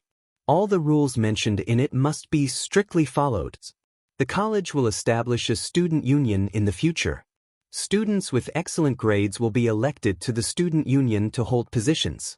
The student union's function is to rectify the phenomenon of non-compliance within the college, so don't take any chances. I can recruit you today, and I can also expel you from the college in the futures. At this moment, everyone's heart trembled. They finally understood that entering Yanhuang College didn't mean that they could sit back and do whatever they wanted in the future. If they didn't do well, they might even be expelled from the college. Li Zishuan thought for a while and added, "In addition, after today's tour of the college, you will have 2 days off. After 2 days, all of you will gather at the college.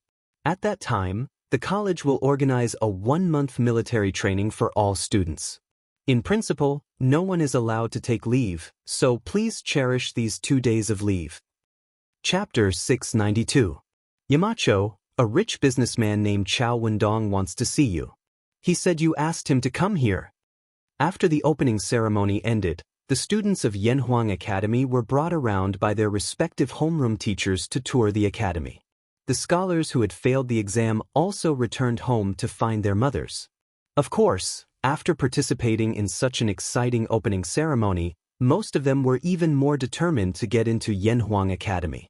At this time, Li Zishuan could finally breathe a sigh of relief. He was the busiest person in the academy these days.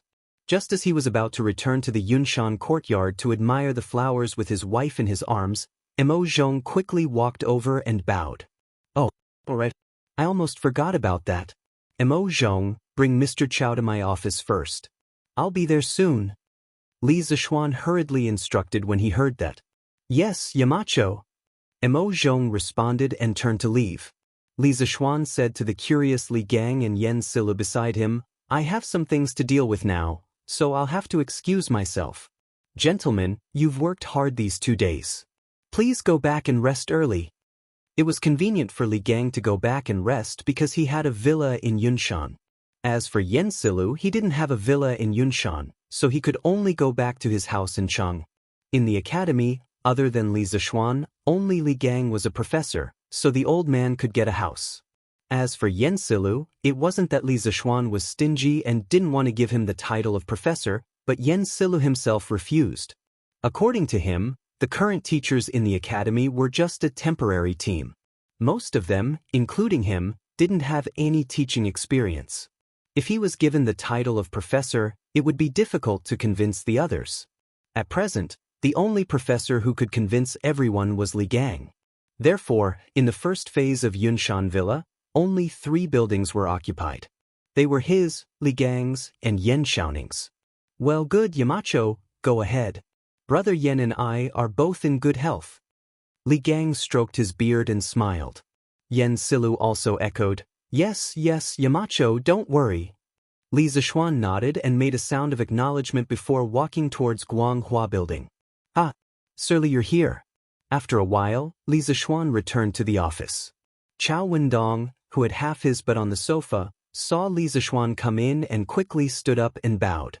It had been 3 months since they last met. Li Zishuan, who used to be a minister in the Imperial College, was now a 3rd-rank crown prince. More importantly, Li Zishuan was now the Yamacho of Yanhuang College. During this period of time, Yanhuang College and engineering had been hyped so much. Today, Li Zishuan had personally attended the opening ceremony of Yanhuang College. Anyone with half a brain could imagine how terrifying Li Zishuan's strength would be when Yanhuang College's foundation became stronger and he had such important resources in his hands. Therefore, when facing Li Zishuan, Chao Wendong no longer had the demeanor of a business tycoon. His words and actions were even a little flattering and fawning. "Ah, Boss Chao, you don't have to be so polite. Please take a seat. I asked you to come here today to help me." Li Zishuan guffawed and pointed at the sofa opposite him. That's right, he had invited Chao Wendong to help him. Today, when it came to the military training of the students, how could there not be military training uniforms? Although this thing didn't have any effect on the military training of the students, how could Li Zishuan, who was born with OCD, tolerate such an imperfect thing? Even if it was for some reason, he had to buy a batch of military training uniforms for the students. It was just that he had been too busy recently and didn't have time to care about such trivial things. Therefore, the military training uniforms had been delayed until now. Although the Li family had a ready-made clothing store, it wasn't their main business after all. The scale of the business wasn't large, and Li Zishuan's father didn't care about the family business anymore. After thinking about it, Chao Wendong, who was the largest cloth and silk merchant in Chang and city, probably had the means to gather more than 600 military training uniforms in a short period of time. Therefore, he sent someone to invite Chao Wendong this afternoon. Lord Ju, please don't make this old man feel embarrassed. It's my honor to be able to find you for something. There's no need to talk about helping or nots. After hearing Li Zishuan's words, Chao Wendong waved his hand and said politely. Li Zishuan smiled slightly and muttered to himself, why did Chao Wendong's attitude change so much now? He remembered that about 3 months ago, Chao Wendong had talked to him face to face about the Chamber of Commerce. At that time, Chao Wendong wasn't like this. Boss Chao, you're too polite. Let's not beat around the bush. Today, I asked you to come because I have something to ask of you. Chao Wendong bowed and said, Lord Ju, please speak. As long as I can help, I will definitely help. Li Zishuan thought for a moment and said, I have a special style of clothing here. I wonder if Boss Chao has the means to make 700 sets of it in a short period of time. Although there were only 640 people in the academy who could guarantee that every set of clothing would fit, it was always right to buy more. Chao Wendong asked tentatively, I wonder if Lord Ju can show me the style of the clothing? After saying that, he was afraid that Li Zishuan would misunderstand, so he quickly explained, Lord Ju, don't misunderstand. I have no intention of stealing. I just want to see if the style of the clothing is complicated so that I can make a good estimation of the times. Li Zishuan didn't care and said, this isn't a secret. Boss Chao, you're overthinking. Here. The blueprint is here. Take a look. It was just a set of camouflage clothing. Li Zishuan didn't care if others could copy it. Moreover, he felt that even if someone copied this kind of modern-style clothing, they probably wouldn't be able to sell it. Chao Wendong took a look and was stunned. This, Lord Ju, the clothing you want is like this? Li Zishuan nodded and said, yes. What's wrong? Is it difficult to make? Chao Wendong wiped the sweat on his forehead and quickly said, no, it's easy. This clothing looks like it uses less fabric and it's faster to make it. Li Zishuan thought to himself.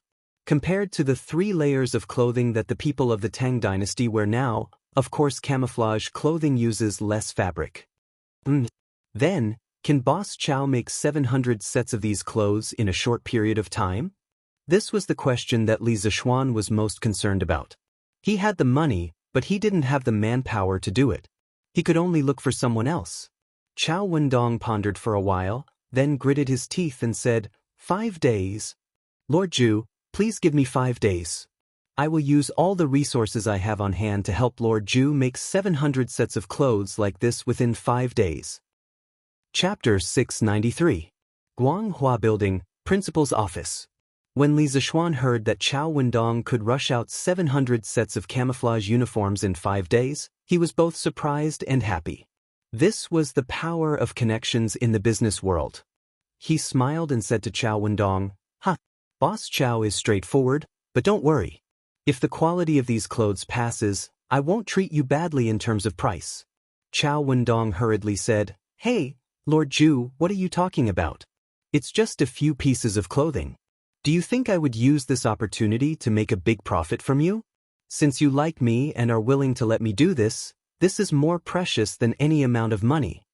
Chao Wendong obviously knew that Li Zishuan wouldn't owe him a favor for a few pieces of clothing, so he tactfully didn't say that he wouldn't accept a single cent for these clothes.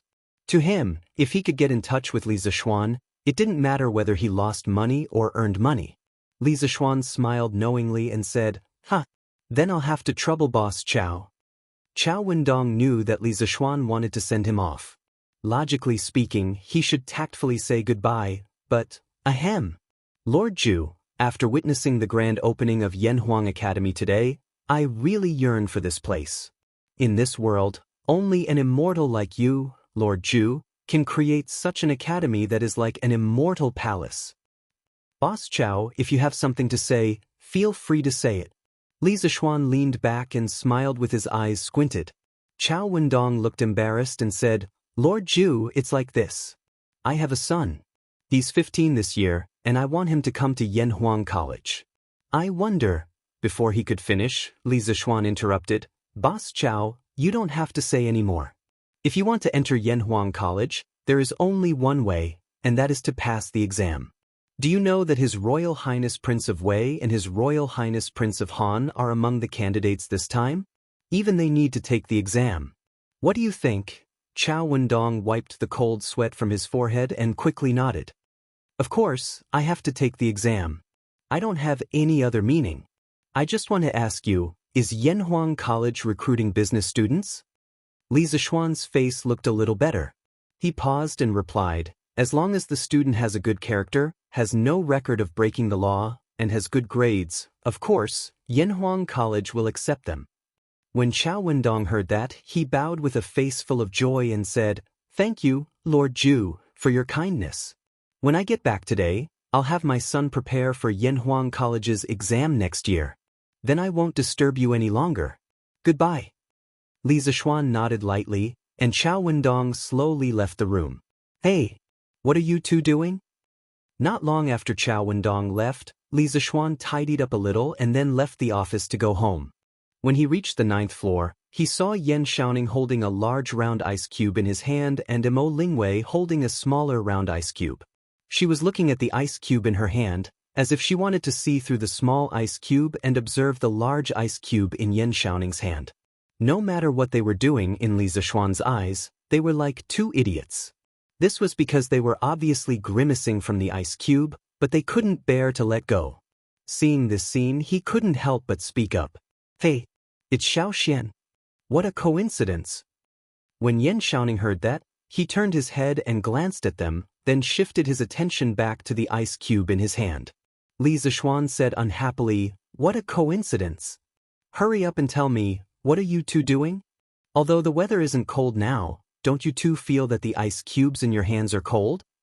Yan Xiaoning laughed and said, Hee, not at all. We're searching for the truth. Xiao Xian, don't interrupt. Yes. Yamacho, don't disturb us. I'm doing something big now. Let's see if you still dare to look down on me after I succeed. Let's see if you still refuse to let me be a teacher at the academy. Mo Lingwei at the side pouted and snorted. The two of them were really like a couple singing the same tune. I won't disturb you guys. You two take your time. I want to see what you two can do today.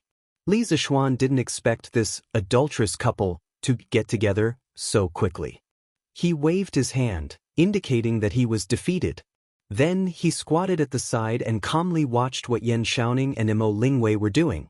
However, after watching for a long time, he still couldn't figure out anything. He thought that even if he asked, these two wouldn't tell him, so he changed the topic and said, Didn't you two study how to drill wood to make fire yesterday? Oh no, ice to make fire. How was it, did you guys figure it out? It couldn't be helped. The idea of drilling wood to make fire was too deep in Li Zishuan's mind. Sometimes he couldn't help but blurt it out. Of course we figured it out? How can it be bad when I personally did it? Before Yan Xiaoning could answer, Mo Lingwei couldn't help but say proudly, Yesterday, I only used a piece of ice to burn little Ning's clothes. How was it? Isn't it amazing? Yamacho, do you want to try it? Not trying. Li Zishuan was speechless. Who would want to try it? Isn't it just the principle of a convex lens to gather light? Do I still need a little girl like you to teach me? She even used a magnifying glass to burn clothes. These two are really talented. But who the hell is little Ning? Thinking of this, he looked at Yan Xiaoning with a strange expression and shouted, H! Little Ning? Yan Xiaoning was so angry that he almost vomited blood. He scolded, Get lost. Are you King trying to disgust me? Li Zishuan curled his lips and said in a strange tone, Yo. You don't feel disgusted when someone calls you that. We're such good friends, but you're disgusted? Xiaoning, I noticed that you've changed. It was rare to see a technical otaku like Yan Xiaoning who was about to get out of singlehood. Li Zishuan took this opportunity to tease him. Mo Lingwei instantly blushed. She quibbled, Yamacho, you don't talk nonsense. I just don't feel comfortable calling him by his name, so I called him Little Ning. You can't think in that direction. Yan Xiaoning also nodded and said, Yes. We're just doing a few experiments together. We're innocent. Xiao Xian, you can't talk nonsense. Li Zishuan couldn't help but cover his face. Stupid teammate. I'm trying to find a way to help you get out of singlehoods. Why are you being a hindrance? Chapter 694. Okay. I won't say anything, I won't say anything. Both of you are innocent, okay? Li Zishuan couldn't be bothered with Yen shouting anymore. He thought to himself, this guy is really single based on his strength. What can I do? But how long do you two plan to do this? It's going to be dark soon. Li Zishuan looked at the sky and couldn't help but ask. Mo Lingwei looked up, then threw the ice cubes in her hand to Yen shouting and muttered, I'm not playing anymore. I'm not playing anymore. Let's talk about it tomorrow. It's really strange, yesterday's situation can't be replicated. Suddenly receiving another ice cube, Yen shouting almost jumped up from the cold. When he heard Mo Lingwei say that they weren't playing today, he quickly threw away the 2 ice cubes in his hand and rubbed his frozen hands. Li Zishuan couldn't help but ask curiously, yesterday's situation? What kind of situation did the 2 of you encounter yesterday? Tell me about it. Maybe I can help you guys a little. Mo Lingwei looked at Li Zishuan suspiciously and thought for a while before saying, Yamacho, let's make it clear first. I invented this thing, you're only helping me perfect it. When the time comes, you can't steal my credits. Li Zishuan didn't know whether to laugh or cry. What credit can I steal from you? Sigh, if you don't want to say it, then forget it. I'm going home to rest. Hey. Yamacho, don't go yet. I'll say it. Mo Lingwei was anxious. The little girl quickly rushed in front of Li Zishuan and blocked his way, then said, Yesterday, when I was demonstrating to little Ningzi how to make a fire with ice cubes, I accidentally discovered that when 2 convex ice cubes are separated by a certain distance, you can see things in the distance through them. It's just like the clairvoyance in the novels. It's really magical. Unfortunately, little Ningzi accidentally dropped the ice cubes on the ground and broke it. As a result, we can't restore the magical phenomenon from before. That's what we were doing just now. The more Li Zishuan listened, the more surprised he was. According to Mo Lingwei, the 2 of them might have accidentally gotten a telescope. He pinched his chin and thought for a moment. Ink Girl, the reason why you can't recover the previous miraculous phenomenon is mainly because the distance between the 2 ice cubes is wrong. Mo Lingwei retorted, Impossible. The distance between the 2 protruding ice cubes yesterday is about the same as the distance we placed them today, right? Li Zishuan smiled and explained, even if your distance today is exactly the same as yesterday, it's impossible for yesterday's miraculous phenomenon to happen. Actually, Ink Girl, you've overlooked a problem from the beginning to the end. The protrusion of the ice cubes you used today might be different from the ice cubes you used yesterday. Mo Lingwei nodded. That's possible. After all, this is my first time making something like this. How can I make it exactly the same every time? But even if it's different, what's the difference? Li Zishuan smiled and pointed to the broken ice mirror on the ground. He said, Of course there's an effect. Ink Girl, you used this ice cubes to start a fire yesterday. Do you know how it works? Of course. I don't know. Mo Lingwei opened her mouth and said embarrassedly, I saw this method in the handwritten notes of the Mo family's ancestor. It said that using this kind of protruding ice cubes, you can turn the sunlight into a small dot. Then the small dot is very hot and can ignite something. Li Zishuan suddenly understood. He roughly knew from Mo Huai that Mo Zi was very knowledgeable about geometric optics. He could even make a small whole image. In comparison, using a convex lens to condense light was child's play. Li Zishuan shook his head and said to Mo Lingwei and Yen Xiaoning, who was listening with great interest, Come with me. I'll tell you how to make this legendary clairvoyance. I'll also give you a task by the way. After saying that, Li Zishuan turned around and went downstairs without waiting for their agreement. Mo Lingwei and Yen Xiaoning were stunned when they heard this. Then they were pleasantly surprised.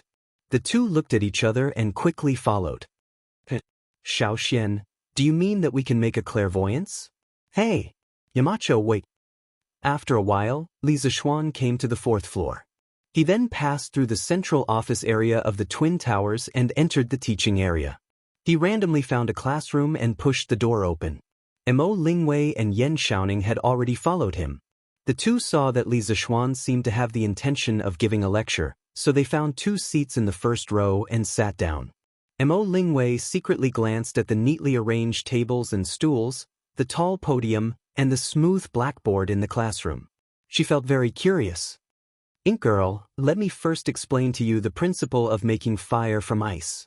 Li Zixuan first drew a convex lens on the blackboard, then looked at Mo Lingwei and said, "The external structure of this ice is protruding outwards. Let's call this structure a convex lens for the time being. 1 classroom, 2 students, and 1 teacher." The first class of Yanhuang College quietly began. However, no one would have thought that such an inconspicuous class would open the prelude to the development of ancient optics in China. "Ink girl, do you understand the principle of a convex lens now?" Li Zixuan never expected Mo Lingwei to be such a thorough person. If you told her that a convex lens converges light, she would ask you why. Well, you would draw a light path diagram and explain to her why a convex lens converges light. In the process, it would inevitably involve the problem of the refractive index of different media. In the end, she would ask what the refractive index was and how the refractive index was obtained. Therefore, this small piece of common knowledge in physics ended up taking half an hour to explain. Fortunately, Li Zixuan's previous life's major included a lot of optics, so his theoretical foundation was quite solid. Otherwise, he might really have been stumped by this little girl's questions. However, it was gratifying to see that the 2 students, Mo Lingwei and Yan Xiaoning, were very attentive. "Okay, I understands. Yamacho, continue to tell us about the clairvoyance." Mo Lingwei rubbed her chin and smiled at Li Zixuan. Yan Xiaoning also nodded and said, "Okay, I understand too." Xiao Xian, quickly continue. Although Li Zixuan was an otaku in his previous life, it didn't mean that his ability to express himself was bad. On the contrary, in serious conversations, his ability to express himself had always been very good. His thoughts were especially clear. Perhaps it was because of this that Mo Lingwei and Yan Xiaoning could quickly follow his train of thought. Okay. Since you understand this, the next part will be very simple. Chapter 695. When the objective lens converges the distant light to a single point, the distance between the point and the eyepiece is equal to the focal length of the eyepiece. As I told you before, the light emitted from the focal point will become a parallel beam after passing through the convex lens, and the distant scenery will be formed into a magnified image. As for how magnified it is, it depends on the ratio of the focal length of the objective lens to the focal length of the eyepiece. In addition, this tool that can see distant objects clearly, I call it a telescope. In the classroom, Li Zixuan's first class in Yanhuang College was coming to an end. After an hour of lecture, he finally explained the principles of telescopes to the 2 people in front of him. Of course, he only explained the principles of the Kepler telescope, consisting of 2 convex lenses. There was also the Galileo telescope, 1 convex lens, 1 concave lens, and some reflector telescopes. Oh, I didn't know there was so much knowledge behind this small lens. I didn't expect that a telescope similar to clairvoyance could really be made. Yamacho, you're so knowledgeable. As the saying goes, knowing a person by reputation is not as good as meeting him in person. Although Mo Lingwei had heard from Mo Zhong and the others that Li Zixuan was very powerful, at that time, Mo Lingwei felt that she wasn't bad either. After all, she was like a little overlord in the Mo family. However, after listening to Li Zixuan's lecture today, she finally understood the gap between her and Li Zixuan. Although she knew a lot about the various kinds of knowledge in the Mo family, she only knew the basics and didn't know the details. Moreover, the things she knew were very diverse and varied. On the other hand, Li Zixuan seemed to have a complete knowledge system. No matter what the problem was, he could trace it back to the source and explain it clearly. Mo Lingwei couldn't help but admire him. She felt that Li Zixuan was even better than her father. When you 2 are free, you can take a look at the school's physics textbooks. Although the first book doesn't cover much about lens imaging, some of the basic concepts are very useful for making telescopes. Li Zixuan put down the chalk and patted the chalk dust off his hands as he smiled at the 2 of them. Yes, I'll take a look when I get back. Mo Lingwei replied with a smile. Yan Xiaoning hesitated for a while and said, Xiao Xian, give me a set of all the teaching materials of the academy later. I want to take a look too. Li Zishuan naturally agreed. Then he thought for a moment and said, after explaining the principle of the telescope to you, I have a task for you. Upon hearing that there was a mission, Mo Lingwei immediately sat up straight and said, Yamacho, go ahead, we're listening. The tragic Yan Xiaoning was unknowingly represented again. In this Guanghua Tower, in the middle of the central main building connecting the two towers on both sides, there is an atrium with a semicircular glass ceiling at the top. Do you know why I designed it like this? Li Zishuan propped his hands on the lectern and looked at the two in front of him as he asked. Yan Xiaoning frowned and fell into deep thought. Mo Lingwei thought for a while and shook her head directly. I don't know. When I first saw it, I thought that Yamacho designed this atrium with a transparent ceiling specifically for lying down and looking at the stars at nights. Smacks. Li Zishuan slammed the table and laughed. Ha! Ink Girl is right. This atrium is used for looking at the stars at nights. Mo Lingwei was stunned. She was just casually saying it just now. According to my original idea, a large telescope should be placed in this atrium specifically for the students to look at the stars and the moon so that they can understand what the world in the sky is like. As soon as Li Zishuan finished speaking, Mo Lingwei and Yan Xiaoning both opened their mouths in shock. They got the telescope earlier because it was new and fun, but Li Zishuan wanted to use the telescope to look at the sky directly. The ancients had always been in awe of the sky, so the two of them were so shocked that they were speechless for a moment when Li Zishuan wanted to look at the sky directly. Li Zishuan smiled and said, actually, the view in the sky is not mysterious at all. You will understand when you see it for yourself. So the task I'm giving the two of you is to build this large telescope. If you succeed, I'm sure His Majesty will reward you generously. When the time comes, all the credit will go to you. Mo Lingwei came back to her senses. She looked at Li Zishuan for a moment, then shook her head and said, no, Yamacho taught us how to make this telescope. We can't take the credit. I also don't want His Majesty's rewards. Li Zishuan was stunned. Just as he was about to speak, he heard Mo Lingwei continue, although I don't want His Majesty's reward, if we really do it, I want Yamacho to promise me one thing. How about it? Wasn't Li Zishuan very clear about what this girl wanted? He thought for a moment and said, I know what you want to say, Ink Girl. How about this? If you can really make this telescope, I will personally invite Ink Girl to be a special professor at Yanhuang College. You will only be responsible for research and not teaching, but you will be treated exactly the same as a professor at the academy. This is the biggest concession I can make. If he let Mo Lingwei, a girl, teach a lesson to those youths in their puberty, Old Man Mo would probably fight him to the deaths. Therefore, Li Zishuan could only let Mo Lingwei come to the academy to be in charge of scientific research. Mo Lingwei thought for a moment. Although she couldn't teach students, she could finally work at Yanhuang College. She didn't have to idle around all day, and most importantly, she could get the treatment of a professor at the academy. It was better than her father's treatment. Therefore, she nodded and said, okay, Yamacho, I promise you. Hey, no, I haven't agreed to make the telescope with you. At this moment, Yan Xiaoning, who had been silent for a long time, said weakly.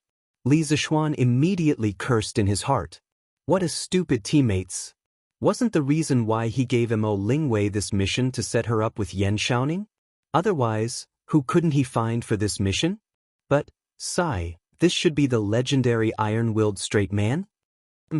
Little Ning, if you don't agree, I'll go tell my father that you bullied me in the office yesterday. Mo Lingwei slammed the table, stood up, and snorted at Yan Xiaoning. Li Zishuan's eyes widened when he heard this. What did she mean? So Yan Xiaoning, this outwardly passionate man, pulled a girl to the office to do something shameful? Heh, this kid is really something. Yan Xiaoning couldn't stand Li Zishuan's meaningful gaze. He quickly stood up and explained, Ink Girl, you can't say things like that. When did I bully you? If I say you did, then you did. Do you think my father will believe me or you? Mo Lingwei said with her hands on her hips.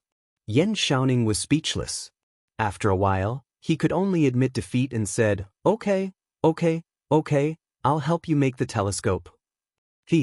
That's more like it. The little girl's face really changed quickly. Mo Lingwei laughed. Then she saw the sky outside the window and was shocked. It's already so late.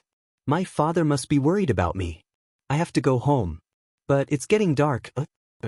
Seeing that she was obviously afraid of the dark but was too embarrassed to say it, Li Zishuan said to Yan Shaoning, Shaoning, it's already so late. It's not safe for Ink Girl to be alone on the road. Why don't you send her off? Obviously, he was creating an opportunity for his brothers.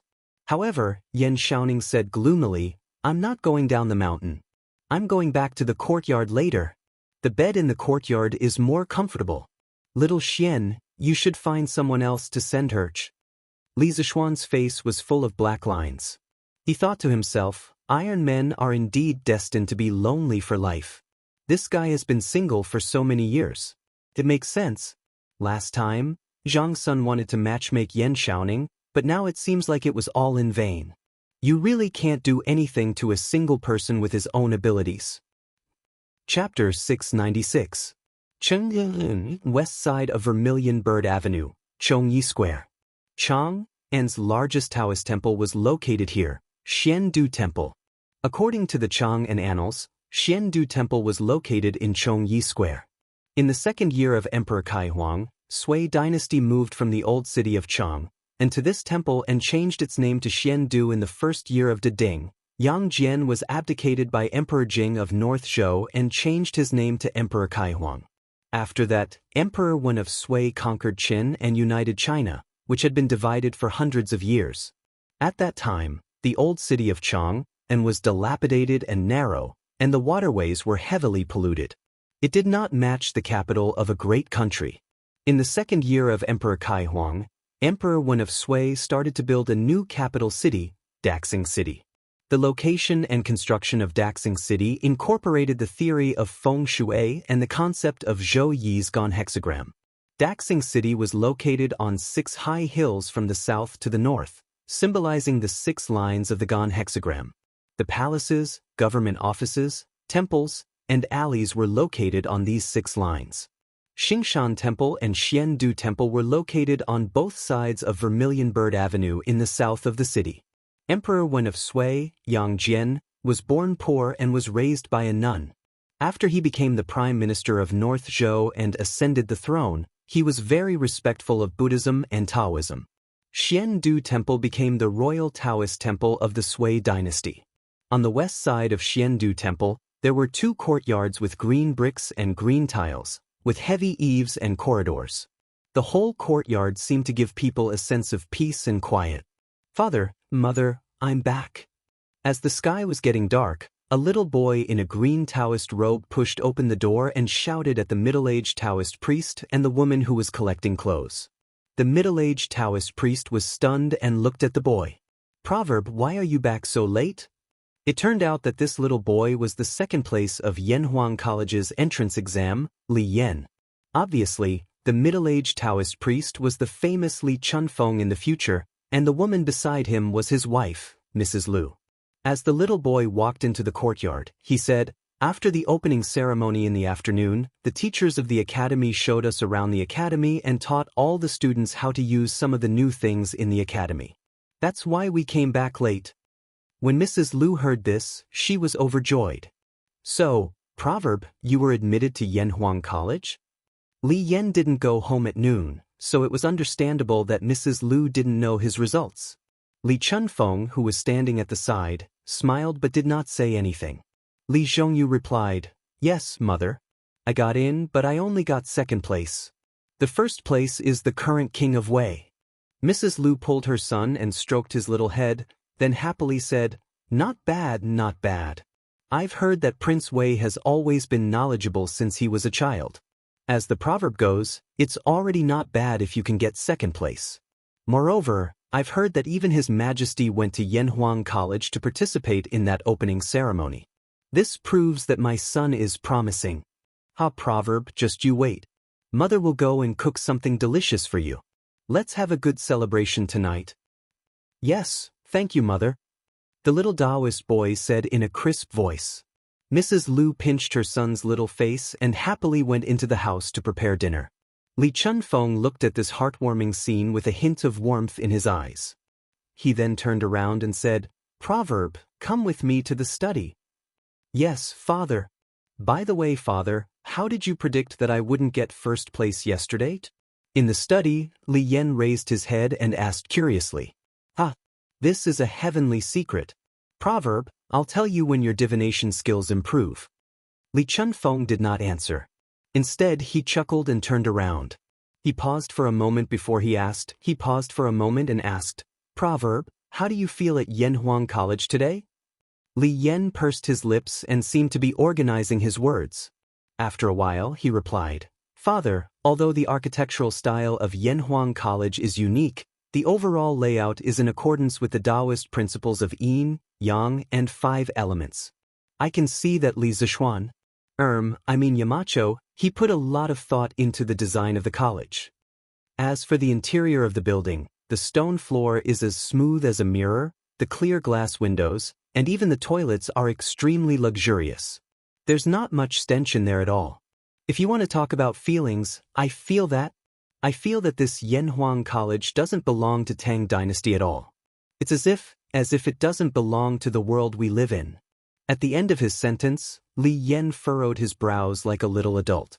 He looked conflicted and puzzled. Li Chunfeng saw this and could not help but laugh. He walked up to Li Yan and patted the back of his head. He laughed and said, "Ha! This Yanhuang College does not belong to Tang Dynasty." Li Yan looked up and asked curiously, "Father, what do you mean? Also, you said that Yamacho is the man of destiny of Taoism. What do you mean?" Li Chunfeng remained silent. After a while, he walked to the window with his back facing Li Yan and said slowly, "You're right. Great wealth depends on heaven, small wealth depends on hard work. Man proposes, but God disposes. In this world, most people's fates are predestined by the heavens. However, there will always be a type of person whose fate is not only predestined by the heavens, but can also change the fate of others. This type of person is called the destined person." Li Yan's mouth opened wide in shock. He muttered, "Father, are you saying that Yamacho can change fates? How is that possible?" Before Kong Ming died, even the 7 stars life-prolonging lamp array could not change fate. How can Yamacho do it? The 7 stars life-prolonging lamp was also known as the 7 souls 7 orifices lamp. It was recorded in the Taoist teachings. When a person is in the womb, the 3 elements nurture him, the 9 energies distribute him, the 5 stars form his 5 organs, and the Big Dipper opens his orifices. The 7 stars descending child to protect him. It could be said that a person's 7 souls were adorned by the 7 stars and were also protected by the 7 stars. If one of the 7 stars was destroyed, the soul would not be able to gather. If all the 7 stars were destroyed, the soul would dissipate. Zhuge Liang, who was well versed in Qimenduanjia, understood the theory behind the soul-gathering powder. Therefore, he set up the 7 stars life-prolonging lamp array in hopes of gathering his dissipating soul again to extend his life.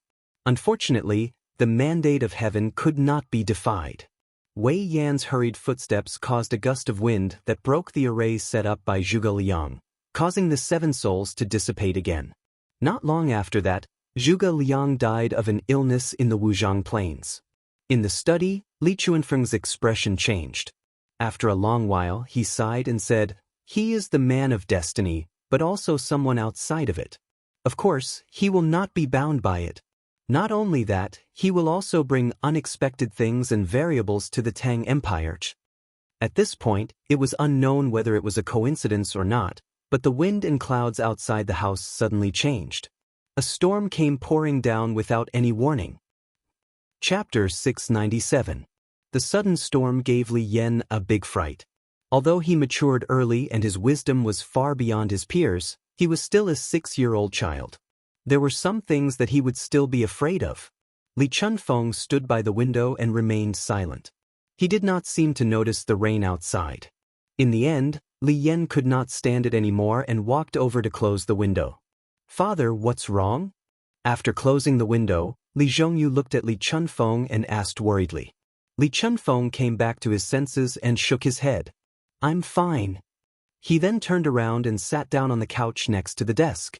Li Zhongyu followed him and asked, Father, how did you know that Yamacho is the destined one? Li Chunfeng poured himself a cup of tea and took a sip.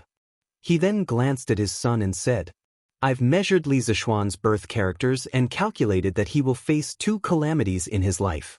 The first calamity will be when he is 6 years old, and the second calamity will be in the first half of this year. The first calamity will be with the help of the destined one, but the second calamity will be a death calamity. A death calamity that will definitely kill him. Li Yan was shocked. He opened his mouth and his face changed color. A death calamity that will definitely kill him? But Yamacho is now. He's still alive and well, right? Li Chunfeng finished his son's sentence and said, I was even more shocked than you at that time. So, after that? No, father. May I ask how you know Yamacho's birth characters? Li Yan asked weakly. He had recovered from the shock and remembered the loophole in Li Chunfeng's words. Li Chunfeng heard his son's question and an awkward expression appeared on his face. He paused for a moment and said, In June this year, Li Zishuan's mother calculated Li Zishuan's birth characters at Xiandu Temple. I was there too. Li Zishuan, who was enjoying the loving dinner prepared by his wife in the courtyard of Yunshan, did not realize that his personal information was accidentally leaked when his mother gave him and Han Yushi's horoscope. Moreover, it was leaked to a person who was proficient in divination. Li Yan was shocked. He did not expect his father, whom he had always admired, to do such a sneaky thing. Li Chunfeng felt his son's gaze and blushed. He coughed dryly and said, When I calculated the calamity in Li Zishuan's life, I was also very shocked. He was clearly a dead person, so how could he still be alive? After that, I wanted to see Li Zishuan with my own eyes and make a further judgment. Once, by chance, I met Li Zishuan in front of the Li residence. At that time, he should have just returned triumphantly from the Serpent Spirit Mountain. His killing intent soared to the heavens. When I looked at his face, I could only see chaos. I couldn't see his past or future. Li Zhongyu was stunned. Father, with your current cultivation, you still can't see through Mountain Elder's face. No wonder I couldn't see through him even after looking at him for so long. Li Chunfeng smiled and continued with a solemn expression. Not only that, I saw His Highness at the beginning of this year. His eyebrows were close to his life palace. The yin tang acupoint between his eyebrows was not big enough for 2 fingers to touch. His nose was crooked, his middle was short and flat, and his lips were as thin as paper. I was shocked. His Highness won't live past 30, and his position as crown prince is unstable. This was indeed the case. Li Qingqian colluded with Li Yuanchang, Du He, and Ho Junji to force the emperor to abdicate. His conspiracy was exposed and he was exiled to Qian province by Li Er. He died of depression at the age of 26 in Jingguan's 19th year, 645. After hearing such a shocking statement, Li Yan was so shocked that he was completely speechless. If the conversation in this study room was overheard by someone, then their family would probably be annihilated. Li Chunfeng continued, When His Majesty summoned me to the palace a few days ago, I met His Highness the Crown Prince again. But this time, His Highness the Crown Prince had a full forehead and a high forehead. He was obviously rich and had a stable status. Not only that, there was also Duke Yi, who had a great change in his physique. Father had calculated that Duke Yi was nearing the end of his life and his body would deteriorate day by day. But not long ago, not only did he recover from his internal injuries, his strength had also improved. It was truly inconceivable. Later on, there was news that Duke Yi recovered because of Li Zishuan's medicinal wine, life-stealing blood technique, and a mysterious fist technique. Come to think of it, ever since Li Zishuan returned to Chang and from Mount Longhu, the closest people to him were His Highness, Prince Wei, Duke Yi, Duke Lu, and a few others. I don't know about the others, but His Highness and Duke Yi both had a sudden change in their fate. I can't help but suspect that this has something to do with Li Zishuan. Not only can he change his own fate, but he can also change the fate of others. If he isn't a man of destiny, what else can he be? Moreover, he is a disciple of the celestial master path of Mount Longhu. Li Yan was shocked speechless by Li Chuanfeng's words. He was silent for nearly half an hour before he recovered and asked, "Father, do you know Yamacho's master, Senior Lingshu?" Li Chunfeng smiled. "Of course I know him. However, I know him. He doesn't know me." It was obvious that he wasn't an old-fashioned person. He could still make such a joke at this time. Li Yan didn't know whether to laugh or cry. He asked, "Father, do you know if Senior Lingshu knows divination?" Li Chunfeng thought for a while and said, "Of course. Moreover, his divination skills are far above mine." Li Yan asked curiously, "Then why didn't Senior Lingshu predict that Yamacho would face a calamity this year?" Li Chunfeng's expression changed. He closed his eyes as if he was recalling some old memories. After a while, he opened his eyes and said, "It's not that he didn't, but he didn't want to. I've heard Master say before that although spiritual Master Ling Su is proficient in divination, he doesn't believe in destiny. In his life, there are two things that he doesn't divine. One is that he doesn't divine people's marriages, and the other is that he doesn't divine the calamities of those close to him. He feels that even if it's a death calamity, there is still a chance of survival. If he tells others about the death calamity in advance, it will destroy the only chance of survival. Even though this point of view is poles apart from what I learned on Southern Mountain, it can't be said to be completely unreasonable. After all, everyone's Tao is different when it comes to cultivating the Tao." Chapter 698. It was said that Li Chuanfeng's master was Yuan Tiangang, but that was not the case. In the second year of Sui Renshou, Li Chunfeng was born in Yong, Qizhou. He was smart and studious since he was young. He read a lot of books, especially astronomy, calendars, and mathematics. Li Chuanfeng's father, Li Bo, was a small official in the county government during the Sui dynasty. He gave up his position and became a Taoist priest. He was quite knowledgeable and called himself Huang Guanzi. He wrote Laozi, 10 volumes of maps, and astronomical elephant prose. Li Chunfeng was known as a prodigy since he was young. Under the influence of his father, he read a lot of books, especially astronomy, geography, Taoism, and yin-yang. In the 7th year of Sui dynasty, the 9-year-old Li Chunfeng went to Mount Nantua to become a disciple of Taoist Ziyuan. In the 14th year of Sui dynasty, Li Yuan became the emperor and gave Li Shimin the title of King of Qin. In the 2nd year of Tang dynasty's Emperor Wuda, the 17-year-old Li Chunfeng returned to his hometown. He was recommended by Li Er's good friend, Lu Wenjing, to become the secretary of the king of Qin's army. The legendary Taoist priest went down the mountain. In the 1st year of Xinguan, Li Chunfeng was given the title of general officer and worked in the Imperial Historian Bureau. In the Imperial Historical Bureau, which was in charge of astronomy, geography, calendar making, and history, he fully displayed his talent and wisdom. Once he entered the Imperial Historical Bureau, he worked hard for 40 years. Proverb, actually, I didn't want you to enter the Yanhuang Academy. You've been smart since you were young and have a spiritual root. If I'm not wrong, you'll definitely inherit my mantle in the future. But now that you've gone to the Yanhuang Academy, it's hard to say what will happen in the future. In the study, Li Chunfeng looked at his son and sighed. Li Chunfeng was about to say something when he heard his mother's voice outside.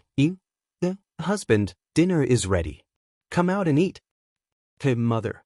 Li Yan answered quickly. Li Chunfeng smiled and pulled his son out for dinner. Wanning maid, what do you think of this essay? Li Zheng Hall, West Court of the Imperial Palace. Li Er put down his brush and picked up a piece of paper from the desk. He walked to the bed and smiled at Empress Zhangsun. As soon as Your Majesty came over, Your Majesty focused on the writing desk. I've been wanting to see it for a long time. Zhangsun chuckled and took it. When she opened it, she immediately exclaimed in surprise, Your Majesty's calligraphy has improved again. Is that so? Li Er was pleased with himself and simply sat down. Holding Empress Zhangsun's waist, he began to watch with her. Old people often think of the past, young people often think of the future. I can only think of the past. Zhangsun smiled and then focused on the content of the text. When she saw the opening, she couldn't help but read it out softly. As he continued to read, the surprise on Zhang Xuan's face became more and more intense. When she read, "A young man's wisdom is the wisdom of the country, a young man's wealth is the wealth of the country, a young man's strength is the strength of the country, a young man's independence is the independence of the country, a young man's wisdom is the wisdom of the country, a young man's wealth is the wealth of the country, a young man's strength is the strength of the country, a young man's independence is the independence of the country." At the end, "My beautiful young China is not old with the heavens. My young China is boundless with the country." Empress Zhangsun seemed to feel the heart-wrenching roar and earth-shaking cry of the author of the essay at that time. Her whole body trembled a little. Li Er, who was next to her, could feel the trembling of her body. "Your Majesty, this essay is too shocking. I'm a woman, but after reading this essay, I can't help but feel my blood boil." Empress Zhangsun took a few deep breaths to calm her surging heart a little. Then she looked at Li Er and said. Li Er smiled and asked, "This is not shocking. If you listen to someone reading it, then it's shocking." Guanyin maid, guess who wrote this essay? Empress Zhangxuan's gentle eyes turned slightly, and then she smiled and said, "I guess this essay should be written by Li Zishuan, right?" Li Er was startled and asked curiously, "Guanyin maid, how do you know?" Zhang Sun smiled and said, "Looking at your Majesty's reaction, it seems that I guessed right." Then she explained, "Such a hot-blooded and angry essay, no one in the imperial court would write it. Today, your Majesty went to Yanhuang College outside the city to participate in the opening ceremony in addition to the morning court. So presumably, this essay was read by Shaoxian at the opening ceremony, right?" After listening to Empress Zhangxuan's analysis, Li Er praised, "The Empress is still the most meticulous. It's my great fortune to have Guanyin maid Fang residence, study room. This Li Zishuan is really bold." Fang Xianling looked at the words on the desk and sighed with his hands behind his back. The content of the word fortune was the introduction to young China that Li Zishuan spoke in the afternoon. Fang Yizhi, who was next to him, nodded and said, "After listening to it in the afternoon, I also admire Li Zhe. Yamacho. It's hard to imagine that he's not even 15 years old." Fang Xianling turned around and looked at his eldest son, who was also the most reliable son among his several sons, and said, "Whether it's the civil officials or the military officials in the imperial court, our descendants can't compare to Li Zishuan. Since you were admitted to Yanhuang College this time, study hard there. If you can learn 10% of Li Zishuan's knowledge, it's also excellent. What's more, according to His Majesty's current intention, he wants to vigorously support Li Zishuan and Yanhuang College. The Fang family's current glory is all given by His Majesty, so we must always follow His Majesty." Fang Yizhi respectfully said, "I understand, Father, please rest assured." Fang Xianling nodded and said, "Well, I've always been at ease with you. But my beloved, you have to urge him to study well in the future. Don't let him hang out with Du He and King Lu all day long." Li Yuanchang at this time, the king of Han was still Li Ku. 2 years later, Li Yuanchang was changed to king of Han by Li Er. As for Li Ku, he was changed to king of Shu. When you have time, teach him the lessons of Yanhuang Academy. If he can also be admitted to Yanhuang Academy next year, this old man will be relieved. Old Fang's thoughts were a bit like those parents in modern times who thought their children were too noisy and wanted to send their children to school to be disciplined by teachers. Fang Yizhi's face flashed a trace of helplessness. Obviously, he also had a headache about this disobedient younger brother, but in front of Fang Xianling he couldn't say it, so he could only say, "Yes, Father, I will pay attention." At the same time, he silently mourned for Li Zishuan in his heart. He thought that if Fang Yizhi also entered Yanhuang College in the future, Li Zishuan would be the one who would have a headache. Well, that's good. But don't fall behind your studies. As your father, the Fang family will have to rely on you in the future. This old man has no other request. I just hope that you can live a peaceful life." Fang Xianling sighed, then bowed his back and left the study. Fang Yizhi looked at his father's back and inexplicably saw the sadness of a hero in his twilight years. His nose was a little sour. Chapter 699. The next day, at the Imperial College. Compared to Yanhuang College, the students here had already started school. During the break, a student at the Imperial College took the opportunity to take out today's De Tong Daily. He wanted to read the novel at the back, but he was attracted by today's headline, Young China, Li Zishuan's speech at Yanhuang College's first school opening ceremony. The student couldn't help but read it. As a result, he was completely immersed in it. After spending nearly half an hour to finish reading the news, the student's heart was like a stormy sea. His chest was surging with anger. He slammed the table with all his strength and couldn't help but roar loudly, "What the hell? What a good saying that a young man's wisdom is the wisdom of the country, a young man's wealth is the wealth of the country, a young man's strength is the strength of the country, a young man's independence is the independence of the country." It's so well written. F***CK. Qin Shuanda, you're so wicked. Why are you shouting for no reason? You're interrupting my reading of the novel. Qin Shuanda, son of Qin Shuda, the Minister of Rights, another student next to him was shocked by the sudden attack of this powerful sound wave. He stood up and cursed angrily.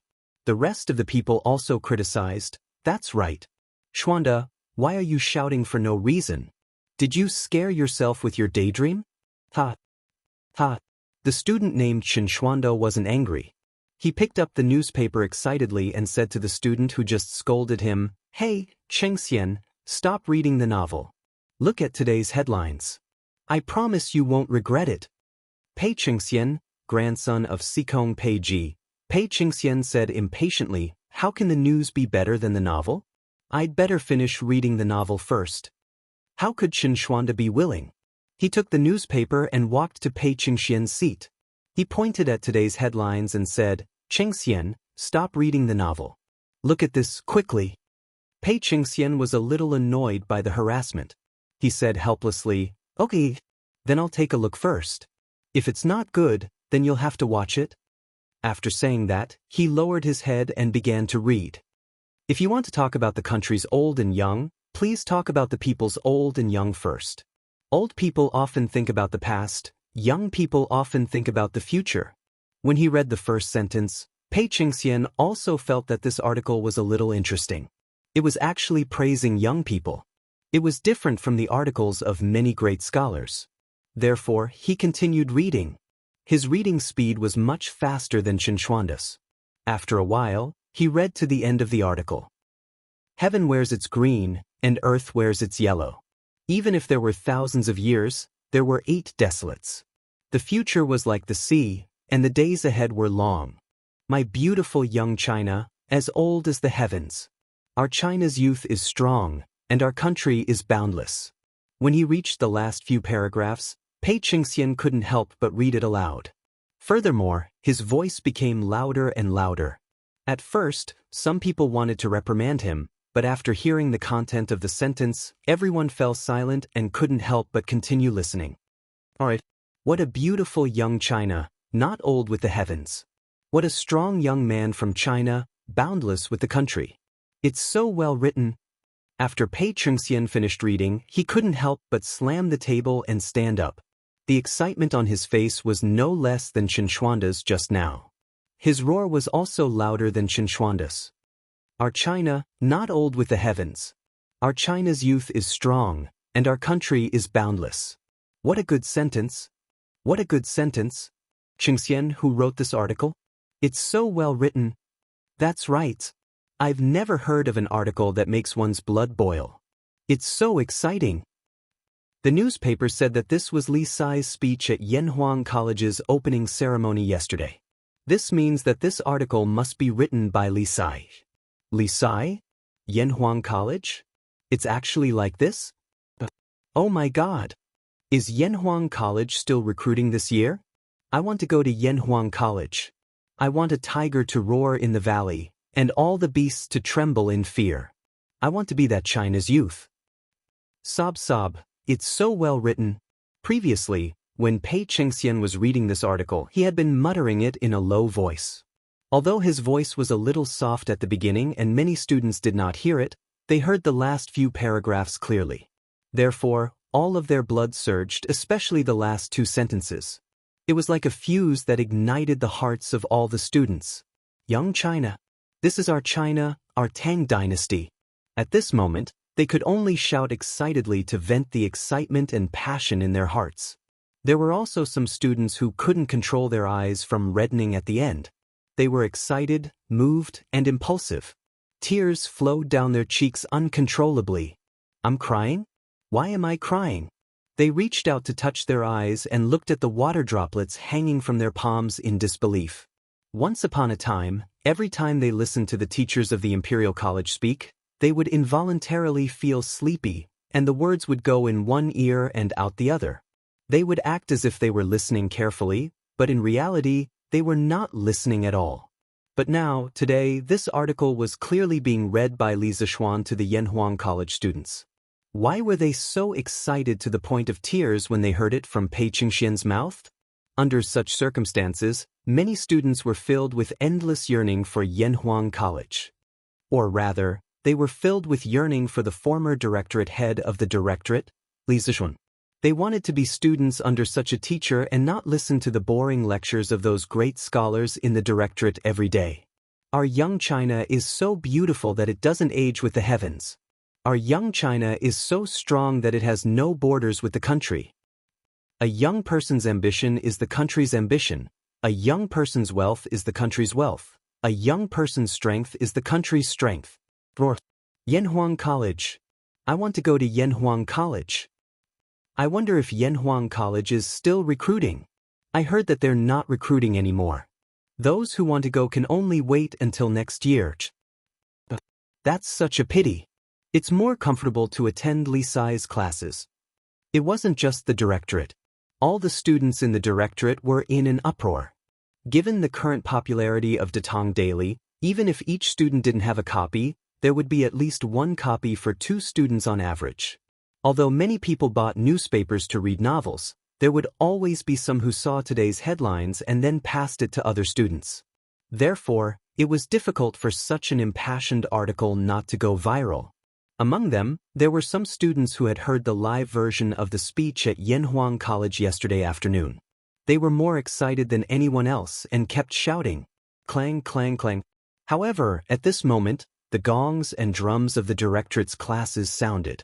The students' momentum finally weakened. However, this was only the calm before the storm. Under the silence, an even crazier force was suppressed. Chapter 700. Almost at the same time, the same thing happened at the Hongwen Library. Beautiful young China, immortal with the heavens.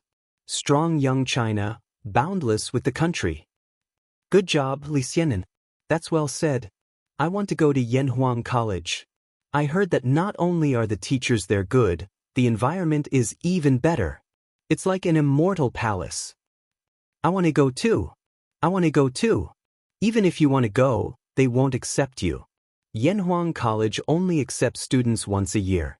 If you want to go, you'll have to wait until next year. Next year? Not only in Tang Dynasty's government-run schools, today's headlines also caused a huge reaction among the common people, especially among the young people. Good. Not only did Li Xianen dare to speak the truth, but his words also touched my heart. How satisfying.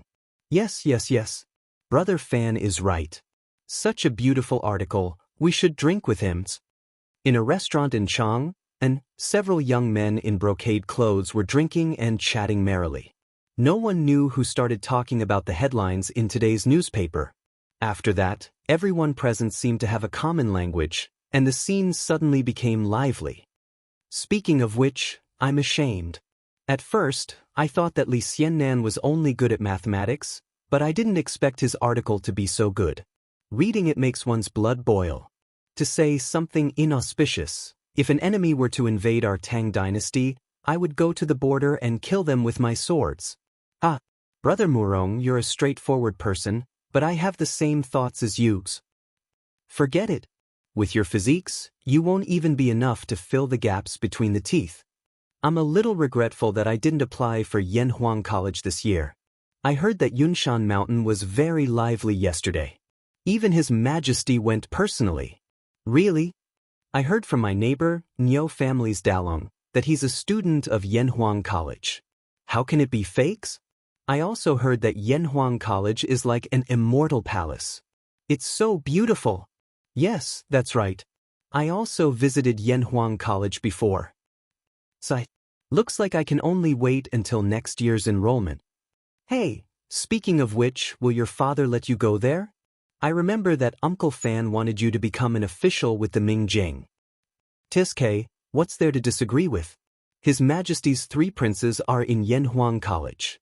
If the 3 princes can go, why can't I? It's true. There was an undercurrent of turbulence among the young students, and it was impossible for the others not to have noticed it. Chancellor, after the students saw Li Zishuan's article on the newspaper which misled the public with his lies, they were all very agitated. Some people didn't even pay attention in class and kept talking about it. Once class was over, every classroom could hear the voices of students wanting to go to Yanhuang College. In the long run, I'm afraid there will be trouble. In the Imperial College in Kong Yingda's office, Cui Shanyu was earnestly advising Kong Yingda. Kong Yingda frowned and said, "What lies? Professor Cui, if you want to report something, report it properly. Don't add oil to the fire." A trace of anger flashed in Cui Shanyu's eyes, but it was quickly restrained. He quickly bowed and said, "Yes, yes, yes, you're right. My words just now were indeed inappropriate." As for what this guy was thinking, only God knew. However, he definitely didn't have any good intentions. After all, the professors of the Imperial College had jointly recommended him to be the director of the Imperial College last time, but it was heartlessly rejected by Li Zishuan. He bore his hatred on Li Zishuan. Kong Yingda looked at him and said, "I also know that if this continues, there will be trouble. Go and inform all the schools that the Imperial College will temporarily cancel the recess for the next 2 days and let out an hour earlier. Don't give the students a chance to unite and cause trouble." At this point, Kong Yingda didn't have any good ideas. He understood that if he used high-handed methods on this group of hot-blooded students, the backlash would be even fiercer. At that time, the matter would be reported to the heavens. "Yes, Chancellor. Then I'll go now." Cui Shanyu was somewhat dissatisfied, but he didn't say anything and directly left. Kong Yingda returned to his original seat. Inadvertently, he glanced at the Datang Daily on the table. Looking at the headlines, he couldn't help but sigh in a low voice. What a good young man in China. This child has ambition. When he left the Imperial College, Brother Aaron once said that Confucianism was falling, but his new school was rising like the sun. If the Imperial College lost him, it would definitely be an immeasurable loss. Today's scene seems to be confirming Brother Aaron's prophecy. It seems that I've really made a mistake. How can the Imperial College be saved today? The other teaching assistants and professors of the Imperial College had also seen Li Zishuan's article today. Unlike Kong Yingda and Cui Shanyu, they saw Li Zishuan's unique teaching method from this article. In the past, no matter how long they, as teachers, tried to reason with the students and move them emotionally, the students would resist. Very few people could listen to what they said. They had also discussed it in private. Some people felt that it was too profound, but most people felt that this was a problem with the students themselves. They felt that students of this age were naughty by nature. This was the law of nature, and there was no way to go against it. They could only let nature take its course. When the students grew older, they would be able to listen to the principles and understand the good intentions of these teachers. However, today these teachers of the Imperial College knew that they were wrong, very wrong. The students didn't listen. It wasn't that the students were young and insensible, but that there was a problem with the things that these teachers said. The principles they said didn't enter the hearts of the children at all. Many people couldn't accept this fact, but the scene in front of them left them speechless. Because Li Zishuan had done it. Young China had done it. Looking at the hot-blooded students of the Imperial College, there was an answer to everything. Therefore, other than a few professors who had grudges with Li Zishuan, the other teaching assistants and professors of the Imperial College, after seeing the response to Young China among the students, more or less began to reflect on themselves. They reflected on their previous teaching methods and their previous teaching attitudes. Dieng Lane, Wang Yaluan's old residence. At this moment, Wang Yaluan sighed in the courtyard. Good article. Good article. I just don't know how many young people this article will stir up and how many storms it will stir. And in his hand was today's Datang Daily. Chapter 701. South of Chang, and City, Jinyu Academy. What a surprise. I didn't expect that Yamacho's speech yesterday would cause such a stir in Chang, and City today. Hong the Tanhua, did you hear it when you came? Almost everyone is talking about it, and many people want to enter Yanhuang College. Liao Feichen laughed loudly at Chen Tianhua and Hua Hongyi as soon as he entered the door. Chen Tianhua, who was writing a novel at the stone table, couldn't help but say, "We heard about it when we came." "Why are you so excited, Feichen?" Hua Hongyi also said, Tianhua is right. They are praising Yamacho, not you. Why are you so excited? Liao Feichen hurriedly walked over and retorted, "You can't say that. We are all students of Yanhuang College now. Seeing that others are envious of our Yanhuang College, I feel proud and happy." Hua Hongyi was more straightforward. He curled his lips and said, "Hey, in my opinion, Feichen, you are just being vain." Chen Tianhua looked at Liao Feichen and said seriously, "Feichen, our purpose of going to Yanhuang College is to study, not to be envied by others. We must be clear about this in our hearts." Liao Feichen touched his nose embarrassedly and said in a muffled voice, "I understand all this. I can't help but feel happy when I see everyone talking about Yanhuang College. Hurry up and write your novel. If you don't, we won't even be able to afford food when we go to Yanhuang College." Hua Hongyi elegantly patted the dust on his sleeves and stood up. Liao Feichen's face was full of black lines. He really didn't know whether to curse or not. He sat down and suddenly thought of something.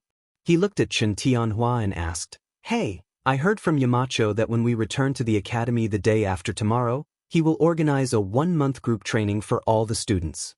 Tianhua, why aren't you worried?" Chen Tianhua paused and looked up. "Why should I be worried?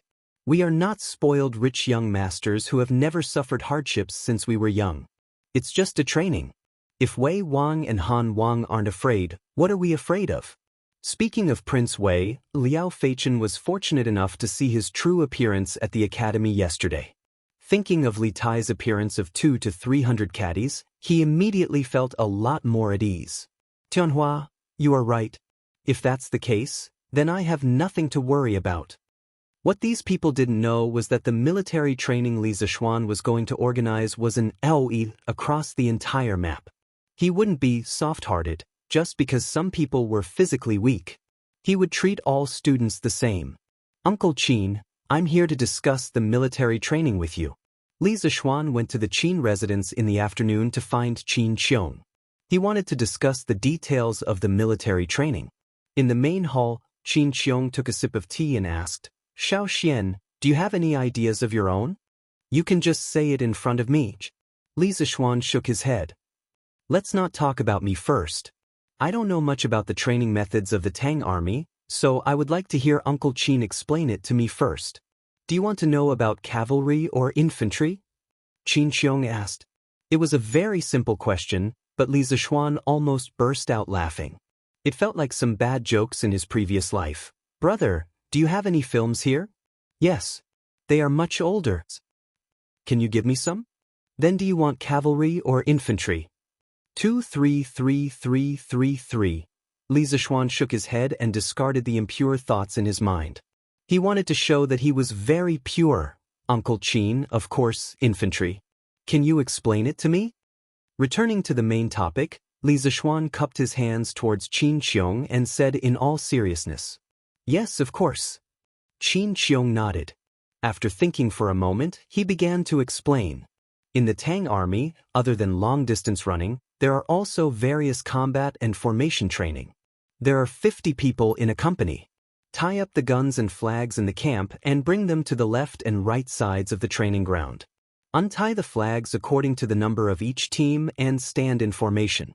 The distance between each team is 10 steps, and each team takes up 10 square steps.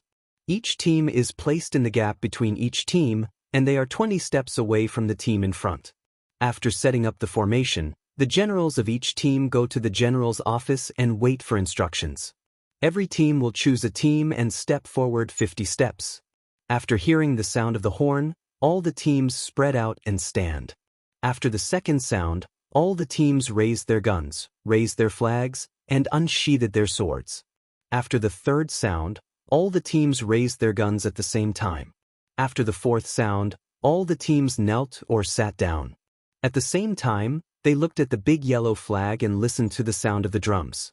When the yellow flag was lowered and the drums sounded, they shouted in unison and walked to the center line. At the same time, they practiced fighting and shouted, "Kill," as they charged into the enemy formation. After the enemy retreated, they could chase for 30 steps. After knowing that the enemy had retreated, the cavalry would charge in from the back. When the pursuing enemy heard the sound of the golden flag, they would immediately stop shouting and retreat. They would hold their guns in their right arms and turn around to stand in their original positions. This was definitely not made up by him. There were detailed records in Duke Wei's Art of War. With Qin Qiong's explanation, Li Zishuan's mind gradually formed a picture of the Tang army's training. What he did not expect was that the training of the army in this era would be so strict. The formations, positions, and actions according to the sound of the horn were almost the same as modern military training. This way, to Li Zishuan, it would save him a lot of trouble. Uncle Qin, Yanhuang College's military training this time is to strengthen the students' bodies and cultivate their sense of discipline. So, can you remove the weapons in the training method you just mentioned, such as swords, bows, and spears? We will only train in formations and formations. In addition, the battle cry during training will be changed to 1, 2, 3, 4. What do you think? Li Zishuan thought about it and decided to make some changes based on the Tang Army's training method to adapt to the special situation of Yanhuang College. But then again, he had no choice but to change it. If he were to completely copy the training method of this era, where would he find so many controlled weapons? His changes were basically a mix of modern military training and ancient military training. It was not only scientific and reasonable, but also easy for the people of this era to accept. Qin Qiong nodded and said, "No problem. But you have to tell me what kind of formation you want the students to practice. You better have a detailed plan." Li Zishuan replied, "I have this. I wonder if I can borrow it from Uncle Qin's family and let them demonstrate it to you?" Great. Chapter 702. When Li Zishuan came out of the Qin Manor, it was already past 3 in the afternoon. When he thought of the Qin Manor's family generals who had just walked in neat little steps with their heads held high and their chests puffed out, making some simple changes in formation, his mind couldn't help but fly back to his previous life, the time when he was in the university military training. If they wear camouflage uniforms, they will look more pleasing to the eye. Li Zishuan muttered softly. Just now, in front of Qin Qiong, he didn't directly show off what he learned from military training in his previous life. Because he wasn't a special forces soldier in his previous life, he knew very little about formal military training. He couldn't be compared to Qin Qiong, a general who had experienced hundreds of battles. The only thing he could do was to add reasonable modern elements to the existing military training system of the Tang dynasty. If he blindly followed the military training system, it would only cause them to be unable to adapt. At this time, Li Zishuan could still hear some people discussing yesterday's article, Ode to Young China. He helplessly shook his head, feeling unhappy. If he knew that the young people in Chang and would have such a big reaction to this article, he definitely wouldn't have let Ma Zhou put the article up.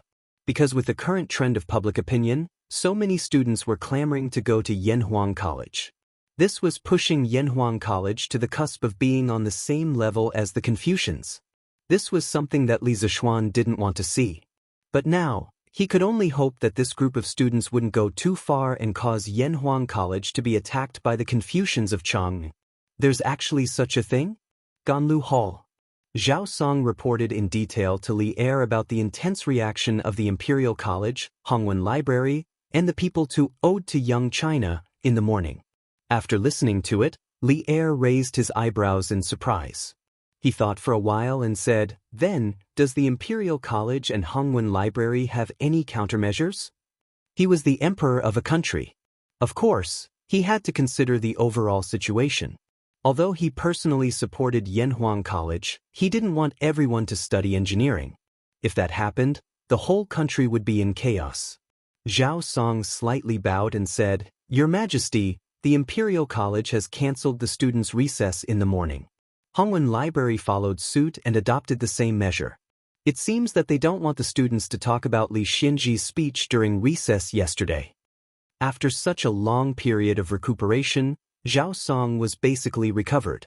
However, his strength had dropped to the middle stage of the Grand Master realm. It would be difficult to recover to the peak of the Grand Master realm in a short time. But then again, in his previous situation, being able to keep his life was already good enough. How could he ask for more? The current situation was already the best outcome. If that's the case, it's fine. After the storm passes, I'm sure many people will calm down. Besides, Yanhuang College won't enroll any more students this year. Even if they don't want to, they have to calm down. Li Er nodded. He was quite satisfied with the Imperial College's actions. He suddenly remembered something and said in a low voice, "The day after tomorrow is the day when the military training of Yanhuang College begins, right? Ask Qingqian and Qingke to come over." Lord? You want me, old Pang, to train those kids? In the front yard of the Li residence, Li Zishuan called Pang Feiji over after returning from the Qin residence. After a series of instructions, Pang Feiji looked at Li Zishuan with a bitter face and complained. Li Zishuan's face became serious and said, "What's wrong? You're still a small leader of the Right Marquis Guard. Why don't you dare to train a few students?" He did want Pang Feiji and the other soldiers of the Right Marquis Guard to participate in the military training. Firstly, he could train them and make them more alert. Secondly, the college was indeed lacking instructors. At first, he estimated that the first batch of students would be about 200 people. Qin Qiong alone would be enough to train them. But now, there were 640 people. He had no choice but to hire extra people. As for why Yanhuang College recruited so many people this time, it was mainly due to his selfishness. Because the lowest score of the students from the School of Mathematics was 52 points, he set the cut-off at 52 points. With this, he directly recruited more than 400 people. This was something that couldn't be helped. Back then, when the group of students from the School of Mathematics heard that he was going to set up his own academy, they wanted to join him without hesitation. Li Zishuan was very touched by their trust in him, so he hesitated for a very long time when he drew the cut-off line. On the contrary, Li Gang and the others thought that Li Zishuan recruited too few people. Actually, it was quite a lot. 600 to 2,000. This was a nearly 30% acceptance rate. Whether it was in the ancient imperial examinations or in modern top universities, this ratio was definitely not small. So Li Zishuan told Li Gang that this was the limit of his tolerance. "Loju, it's not that I don't dare. It's that my brothers and I all have responsibilities. After we leave, the safety of the residents won't be guaranteed."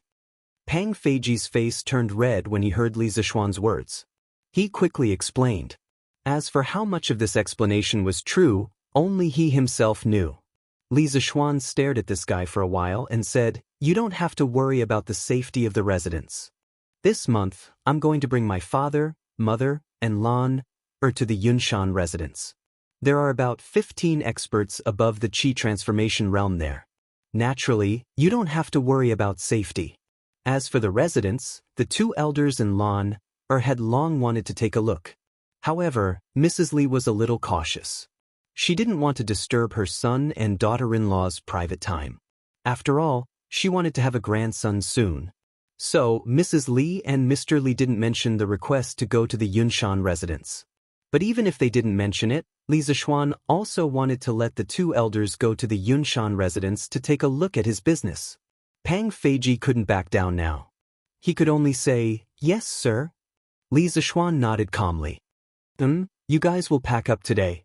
Including you, there's a total of 49 people, right? Since you're my personal guards, you naturally have to act like one.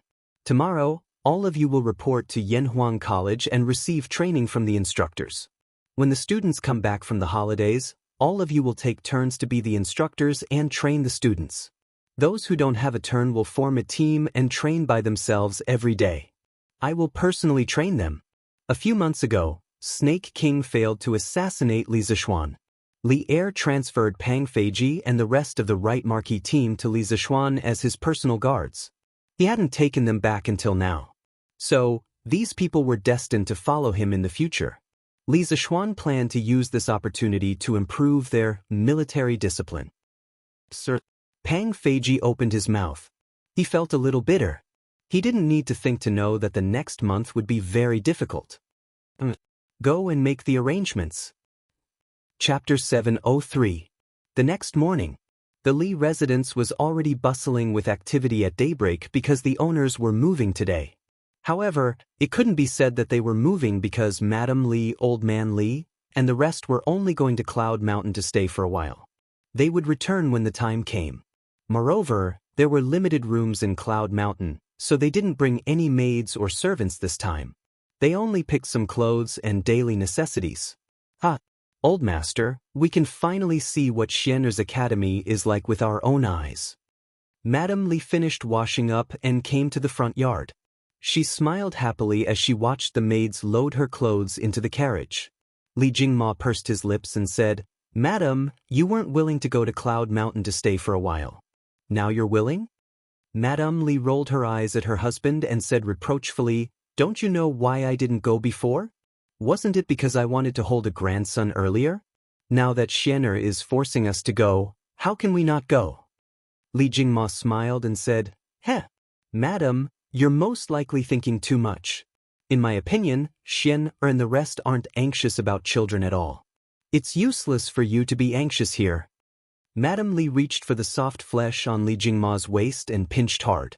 She said angrily, "I'm anxious? You're not anxious? Xian'er isn't your biological son? You don't want to hold a grandson? Ioyo, your husband also wants to hold a grandson. But it's useless for your husband to be anxious. Madam, let go of me and be reasonable." The maids and servants in the distance all held back their laughter when they saw this scene. Then they looked elsewhere. "Old Master, Madam, the luggage is all packed." After a while, Madam Li's personal maid, Qing, came over and bowed. However, the little girl's eyes seemed to be a little misty. Good. Madam Li responded first. Then, she noticed that Qing's expression was not right. She had lived for most of her life and understood the crux of the matter with a little thought. Hence, she went forward and patted Qing's shoulder with a smile. "Qing, I'm going to Cloud Mountain with Old Master this time. There's limited space there, so I didn't bring you all. Besides, aren't Xiaohe, Xiaoxi, and the rest there? With them around, Old Master and I will have plenty of people to take care of us. You and the others should stay at home." Teacher said with tears in her eyes, "Master, Madam, please take good care of yourselves." Mrs. Li smiled gently and said, I will. After that, he beckoned Wang Zhong over and said, "Steward Wang, I'll leave everything in this estate to you. If anyone comes to look for Master and little Xian, just tell them that we've been in Cloud Mountain recently." Wang Zhong bowed and said, "Don't worry, old madam. Within this month, the entire residence will be safe and sound." Mrs. Li smiled and nodded. Then she and Li Jingma boarded the carriage together.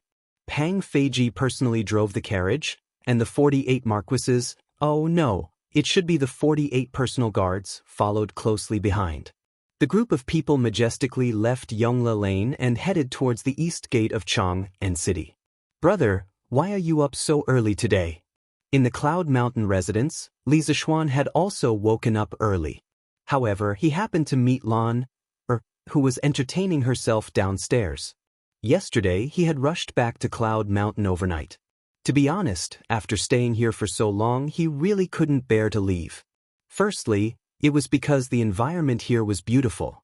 It lacked the hustle and bustle of Chang'an City, and it was more like an otherworldly paradise. Secondly, it was because the beds in the Cloud Mountain residence were really comfortable. Of course, when he came back last night, he couldn't help but bring the little clingy Lan over. When the little girl heard that she would be staying here for the next month, she was very excited.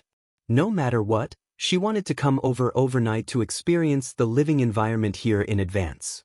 The little girl's bedroom was arranged on the first floor. Mrs. Lee and Old Man Lee were arranged to be on the second floor, while he and Han Yushi were on the third floor. Lunch? Did you sleep well here last night? If not, I'll send you back to Chang'an today. Li Zixuan looked at his little sister and said with a smile. Of course it was comfortable. Stupid brother, Lon, doesn't want to go back to Chang'an. Lun, will stay here forever. Lun, pouted and snorted. Fine. Little sister, you can stay here for as long as you want to. Li Zixuan smiled dotingly, then shook his head and walked to the backyard. Brother, why are you going to the backyard? Lun's eyes were sharp. She saw that Li Zixuan was going to the backyard with a sword, so she quickly chased after him and asked. Nothing much, I just want to make a little toy. What little toy? Lun wants to play too. You'll know when you come and see. In the rear courtyard, the brother and sister walked to a small bamboo forest in the corner of the east wall. Li Zixuan picked for a long time before finally choosing a bamboo with a very round end. He waved his sword and lightly chopped at it, and the bamboo fell to the ground with a sound. Then, he cut it neatly and quickly, and only took the bamboo stick that was about a foot long in the middle. Brother, can this bamboo be played loudly? Lon asked at this moment. Li Zixuan smiled and replied, Of course, and it can be played very loudly. Then brother, quickly make one for Lon. That's right, Li Zixuan wanted to make a whistle. In his opinion, how could military training not have a whistle? Moreover, he planned to develop football, basketball, and other sports in the future. No matter what, he needed a whistle. However, there was no plastic in this era, so he could only use bamboo. Fortunately, he had made many whistles with bamboo when he was young in his previous life, so he was quite experienced. The structure of this thing seemed to be quite simple, but there were still some technical difficulties. If he didn't understand it, he might not be able to make a sound. Li Zixuan cut a section of the bamboo. One end of the section was left in a closed state, and the other end was cut open to be used as a blowhole. At a position half an inch away from the blowhole, he made a 45-degree opening. When many people reached this point, they probably couldn't wait to blow. In fact, at this time, if they blew hard, there would be a sound. However, this wasn't a real whistle, but a kind of sound similar to the whistling of the wind. The sound was still very weak. In order to make the sound louder, he just needed to add a block at the blowhole. Half of the block had to be empty, there was no doubt about this, right? If it was all blocked, how could he blow? After the block was added, he could continue to adjust it until he liked the sound. Okay, give it a try? Li Zixuan adjusted it for a long time. After making the sound sharper, he handed it to Lon and said, Thank you, brother. Lon got a new toy, and her mouth was sweet. Li Zixuan smiled and continued to make the second, third, and fourth whistles. Chapter 704. Master, Madam, we're here. Around 7 in the morning, Pang Feiji brought a group of horses and carriages to the Yunshan residence. Madam Li and Li Jingma jumped down from the carriage. Li Zixuan and Han Yushi, who were in the room, had long heard the commotion and walked out. Father, mother, you're here. Han Yushi went up to support Madam Li and smiled. I'm here. You don't have to support me. This house is quite unique. Yushi, are you used to living here? Madam Li smiled and patted Han Yushi's hand. Mother, this place is quite good. I won't be uncomfortable. Let me show you in father's room. Han Yushi laughed softly. Madam Li agreed. The mother-in-law and daughter-in-law left the two men and went into the house. Ahem. Father, come in and have a seat. Li Zixuan coughed and said. Li Jingma looked around and replied, No need. You go ahead. I'll take a look around. I'll go to the in-laws' house later. Oh, that's fine. Li Zixuan nodded and changed his expression. He shouted to Pang Feiji and the rest, Feiji, take them and follow me to the academy now. Pang Feiji's body trembled. He immediately bowed and said, Yes. Lord Ju. Then he turned around and shouted, Line up. Yesterday evening, The personal guards already knew what they were going to face. At this moment, they didn't dare to be negligent. They raised their spirits to 120% and quickly lined up with their heads held high. Li Zishuan nodded in satisfaction and shouted, "Good. Let's go. No one is allowed to fall behind." With that, he mounted his horse and took the lead to gallop forward. Pang Feiji and the bodyguards were stunned. What did that mean? You're riding in front and letting us chase after you. You don't want us to fall behind? You really know how to play. However, there was no time for them to hesitate. Li Zishuan sent another message. Those who fall behind are not allowed to eat lunch. If the formation is messed up, everyone will be punished to run 10 miles. Quick, let's go. Pang Feiji's heart trembled as he shouted. He finally understood that the military training that Li Zishuan had told him about yesterday had already begun. All the guards answered loudly and followed Li Zishuan neatly to Yanhuang College in formation, leaving a trail of dust on the ground and Li Jingma, who was covered in dust. But, these little bastards. You didn't even tell me when you ran away. Li Jingma, who had eaten a mouthful of dust, said angrily from behind. Not bad. Looks like you guys still have some foundation. Your lunch is safe. Li Zishuan rode his horse to the entrance of Yanhuang College. He squinted his eyes and smiled as he looked at the guards behind him who were panting heavily but still in a neat formation. Pang Feiji and the rest heaved a sigh of relief and bowed together. Thank you, sir. Li Zishuan waved his hand and did not say anything. Then he led the guards to the sports field of the college. Qin Qiong was waiting there. Li Zishuan greeted him with a smile. Uncle Qin, I'll leave them all to you. You can train them as much as you want, regardless of life or death. The guards, who were still grateful, almost fell to their knees when they heard Li Zishuan's words. What did he mean by regardless of life or death? He was trying to kill them. However, the person in front of them was the founding general of the country, Qin Qiong.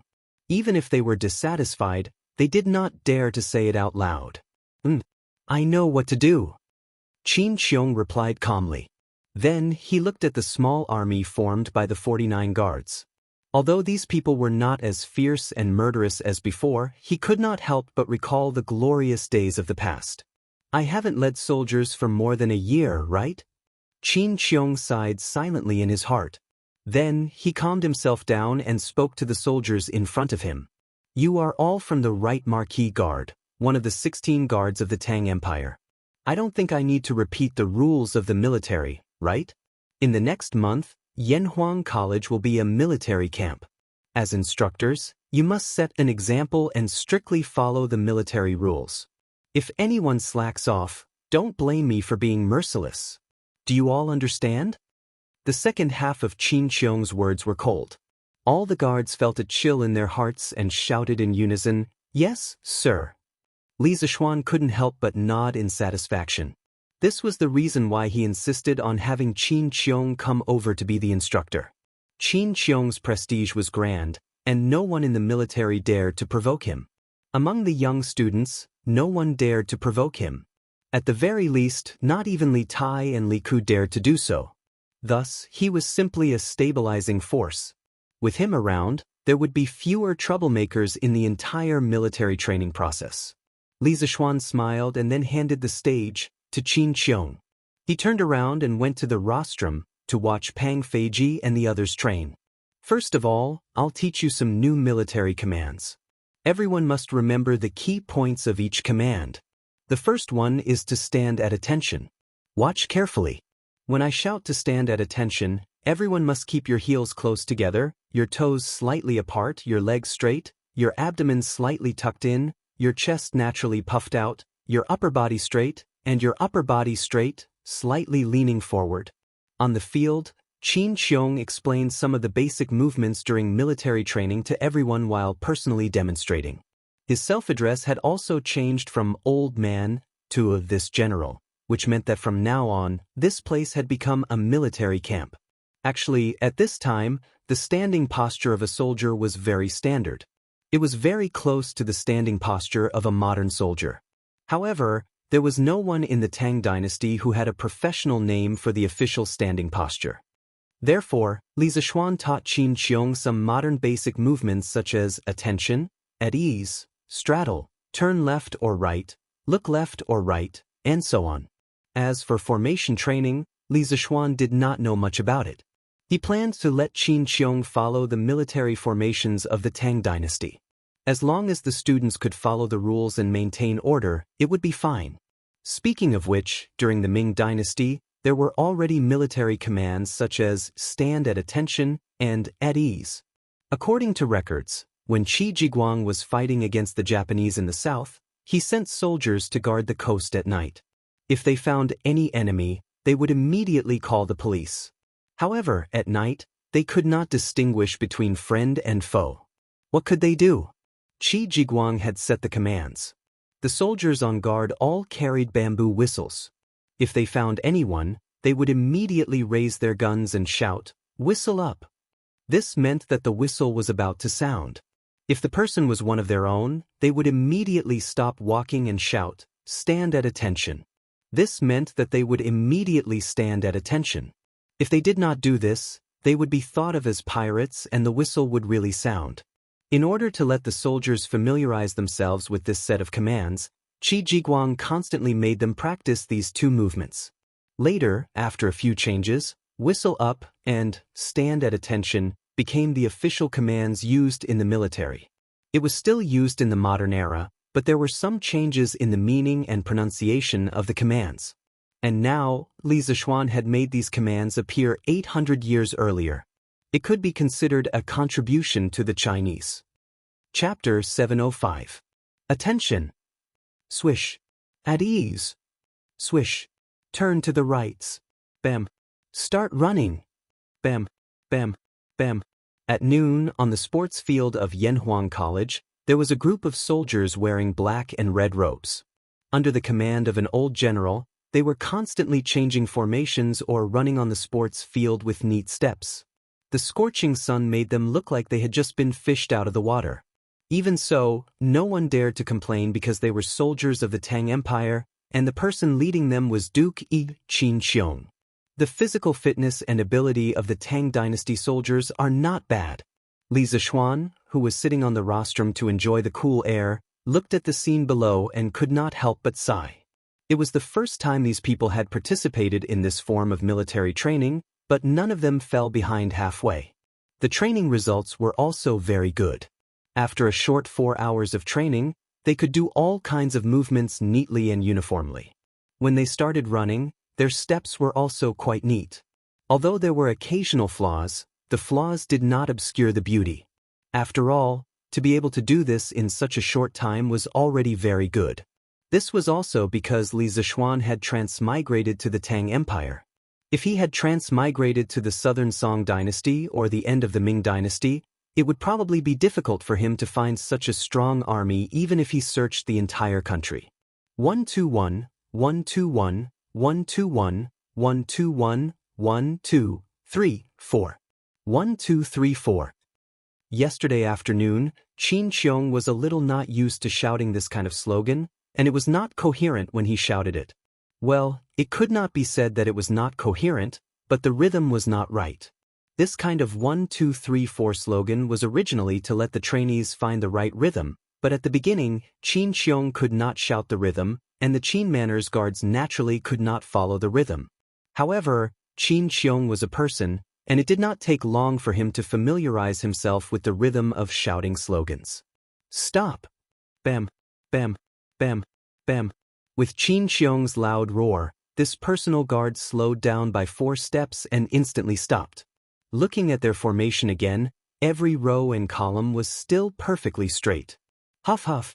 Actually, Pang Feiji and the others were not as relaxed as Li Zishuan thought.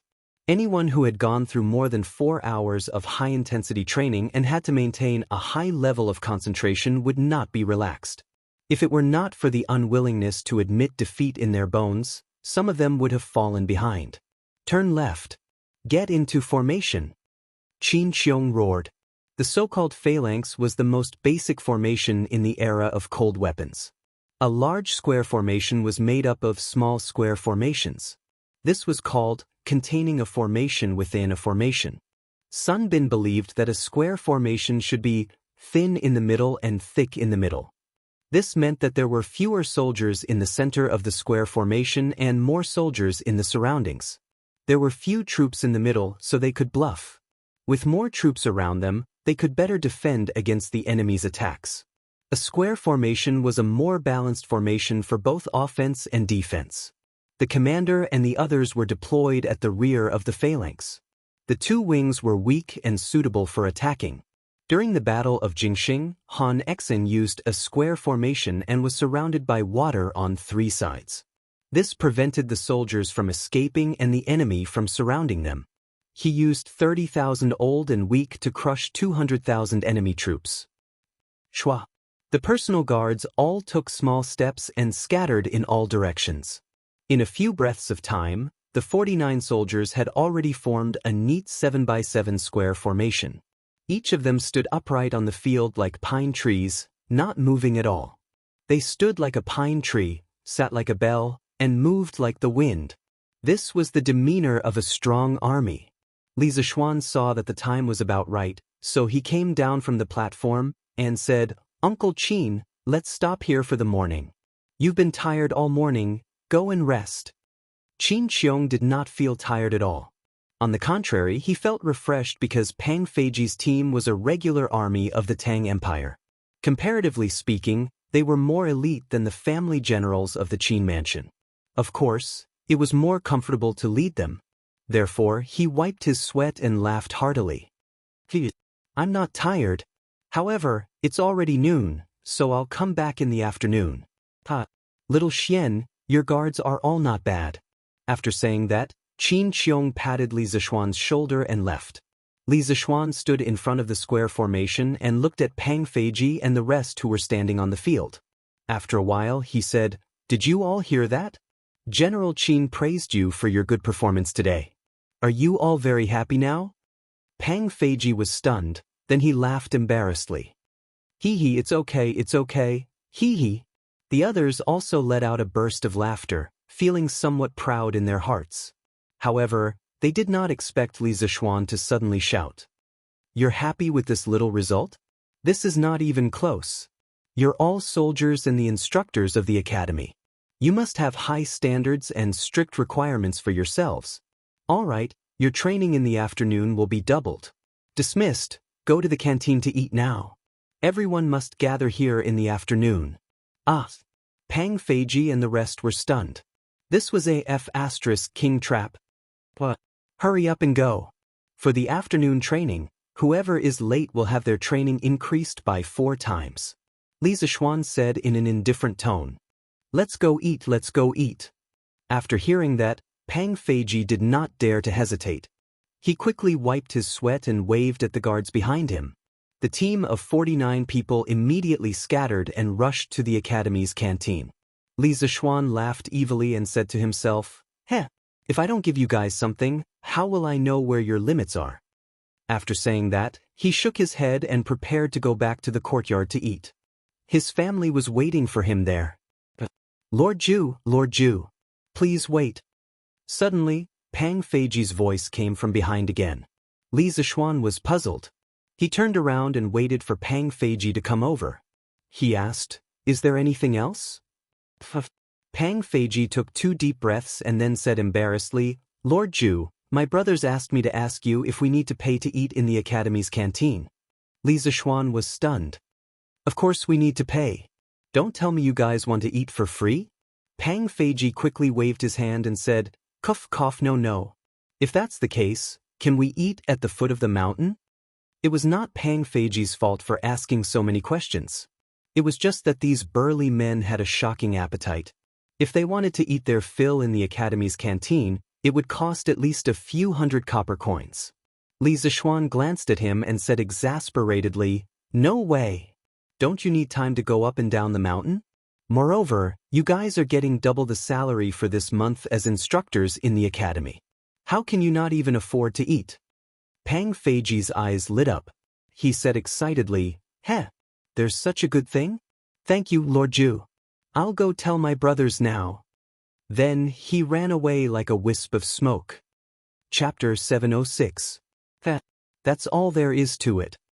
After Pang Feiji left, a chuckle suddenly came from the sports field. Although the sound was very soft, Li Zishuan still heard it. He looked towards the source of the sound. Heh, it was actually the little fatty, Li Tai. Qingke? Kid, you can't wait to come to the military training? Li Zishuan revealed a devilish smile as he walked over and asked. Li Tai immediately had a bad premonition. He quickly took 2 steps back and said, "Of course not. I came over today to settle down in the dormitory. I heard a lot of noise here, so I came over to take a look." Yanhuang College was closed off on the days when students were in class. However, on the days off, it was open. People outside could come in, and people inside could leave. Therefore, many students took advantage of the 2 days off to move their blankets, clothes, and some daily necessities into the dormitory that was previously allocated to them. However, most people had already finished moving yesterday. Li Tai was not in a hurry. He only ordered the servants in the Wang mansion to help him move his luggage today. However, if it was just moving his luggage, there was no need for him to do it personally. There were plenty of people who were willing to do it for him. However, this guy was quite well informed. He heard that all of Li Zishuan's personal guards had left the city this morning. Li Tai thought that these people must have come to Yanhuang College. Moreover, they must have something to do with the military training tomorrow. In order to find out more about the enemy, in advance, the little fatty condescended to come over personally. He just happened to see the second half of the process of Qin Qiong training Pang Feiji and the others. In his eyes, it was just walking, standing, and running. There were no difficult movements at all. Therefore, he felt that it was just SOSO. Hehe. If I didn't hear wrongly, Qingke, you just said that this training is just SOSO? Li Zishuan didn't believe Li Tai's nonsense. He changed the topic and asked directly. When Li Tai saw the mysterious smile on Li Zishuan's face, he immediately recalled what had happened to Pang Feiji and the others. Afraid of being tricked by Li Zishuan, little fatty hurriedly waved his hands and said, "No, no, little Xian, you must have heard wrongly." "Yes, you heard wrongly. I never said that."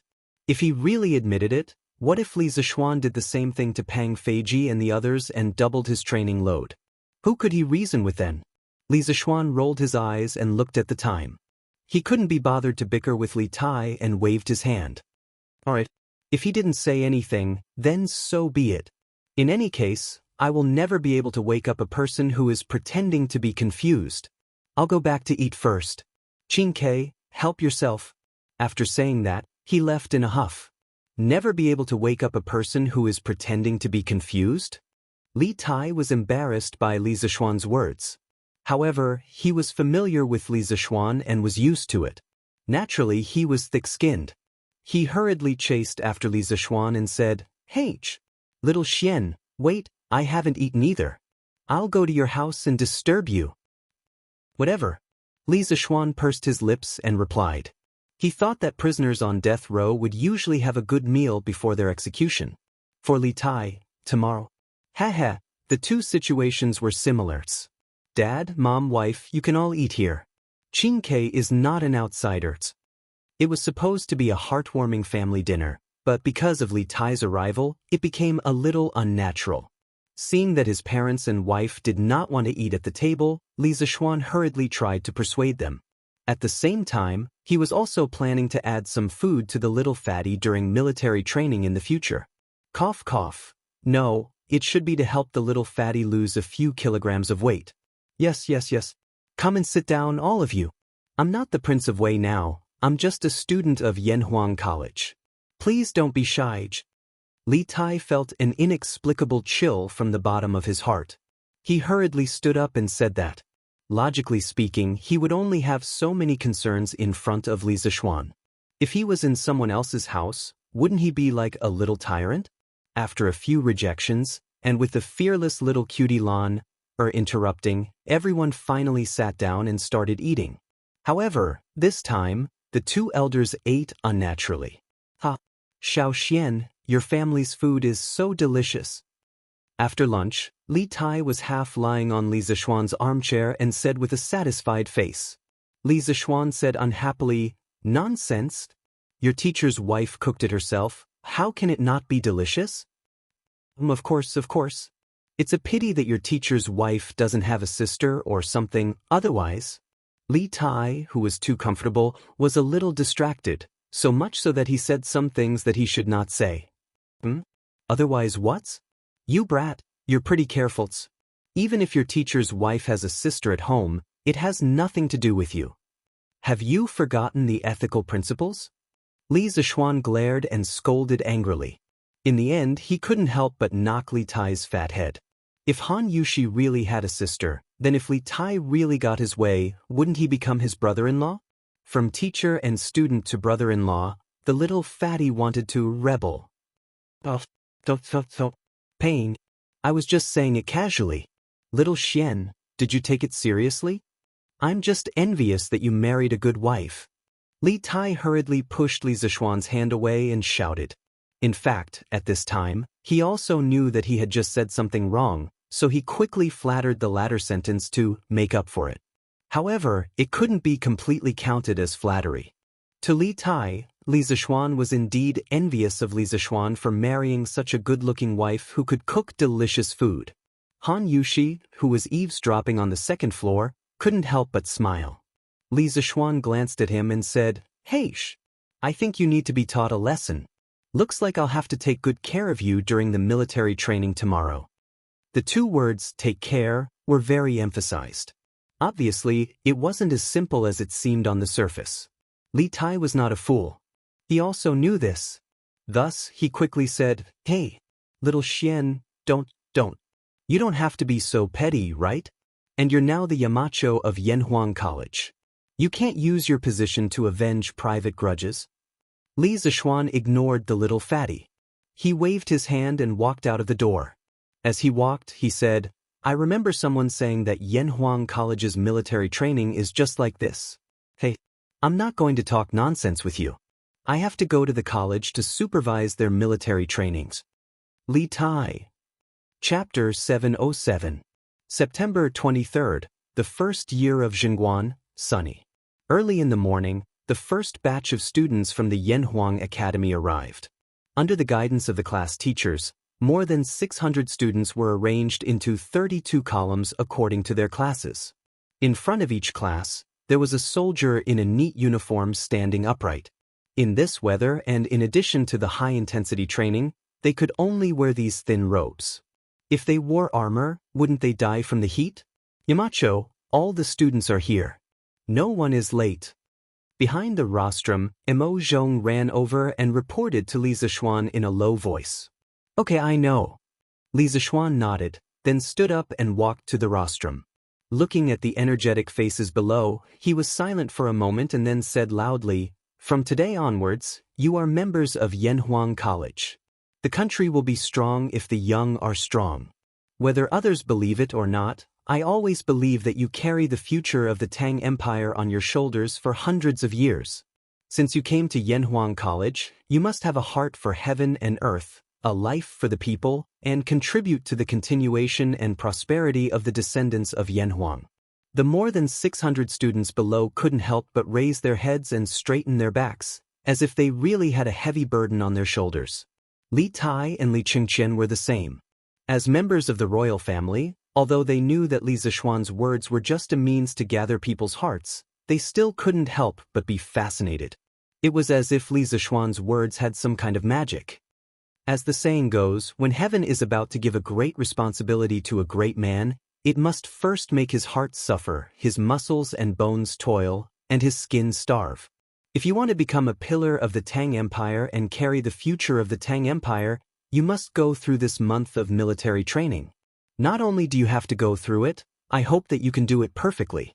Because you are His Majesty's disciples, you are also my students, Li Zishuan students, and you are also a part of Yanhuang College. Tell me loudly, do you have the confidence? Li Zishuan's voice became louder and louder. In the end, he began to roar. "We have confidence." The students replied in unison. On the rostrum, Li Zishuan pretended to be dissatisfied and said, "Your voice was too low, I didn't hear it. Please tell me, do you have the confidence to do it perfectly this month?" These were just small tricks that the instructors and leaders in his previous life were tired of playing. But now, especially for this group of students in their prime, these tricks were very effective. Believe. Heart. As soon as Li Zixuan finished speaking, there was an earth-shattering roar from below the rostrum. This sound wave reverberated through the cloud mountain and went straight to the clouds. Li Gang, who was standing in front of the students with his hands clasped behind his back, couldn't help but narrow his eyes. The Confucian school taught people to be modest, but Li Zixuan was now stimulating the wolf in the depths of the students' hearts. He didn't know if this kind of teaching method was good or bad for these students, so he could only wait and see. Li Zixuan certainly didn't understand Li Gang's complicated thoughts. At this moment, he felt that the students below the stage were in high spirits. He smiled with satisfaction and said, "Very good.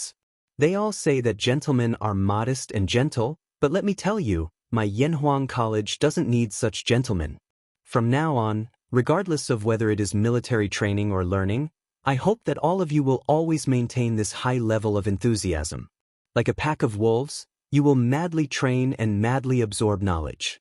One day, when all of you become pillars of the Great Tang, you will be the gentlemen that the Yanhuang Academy needs."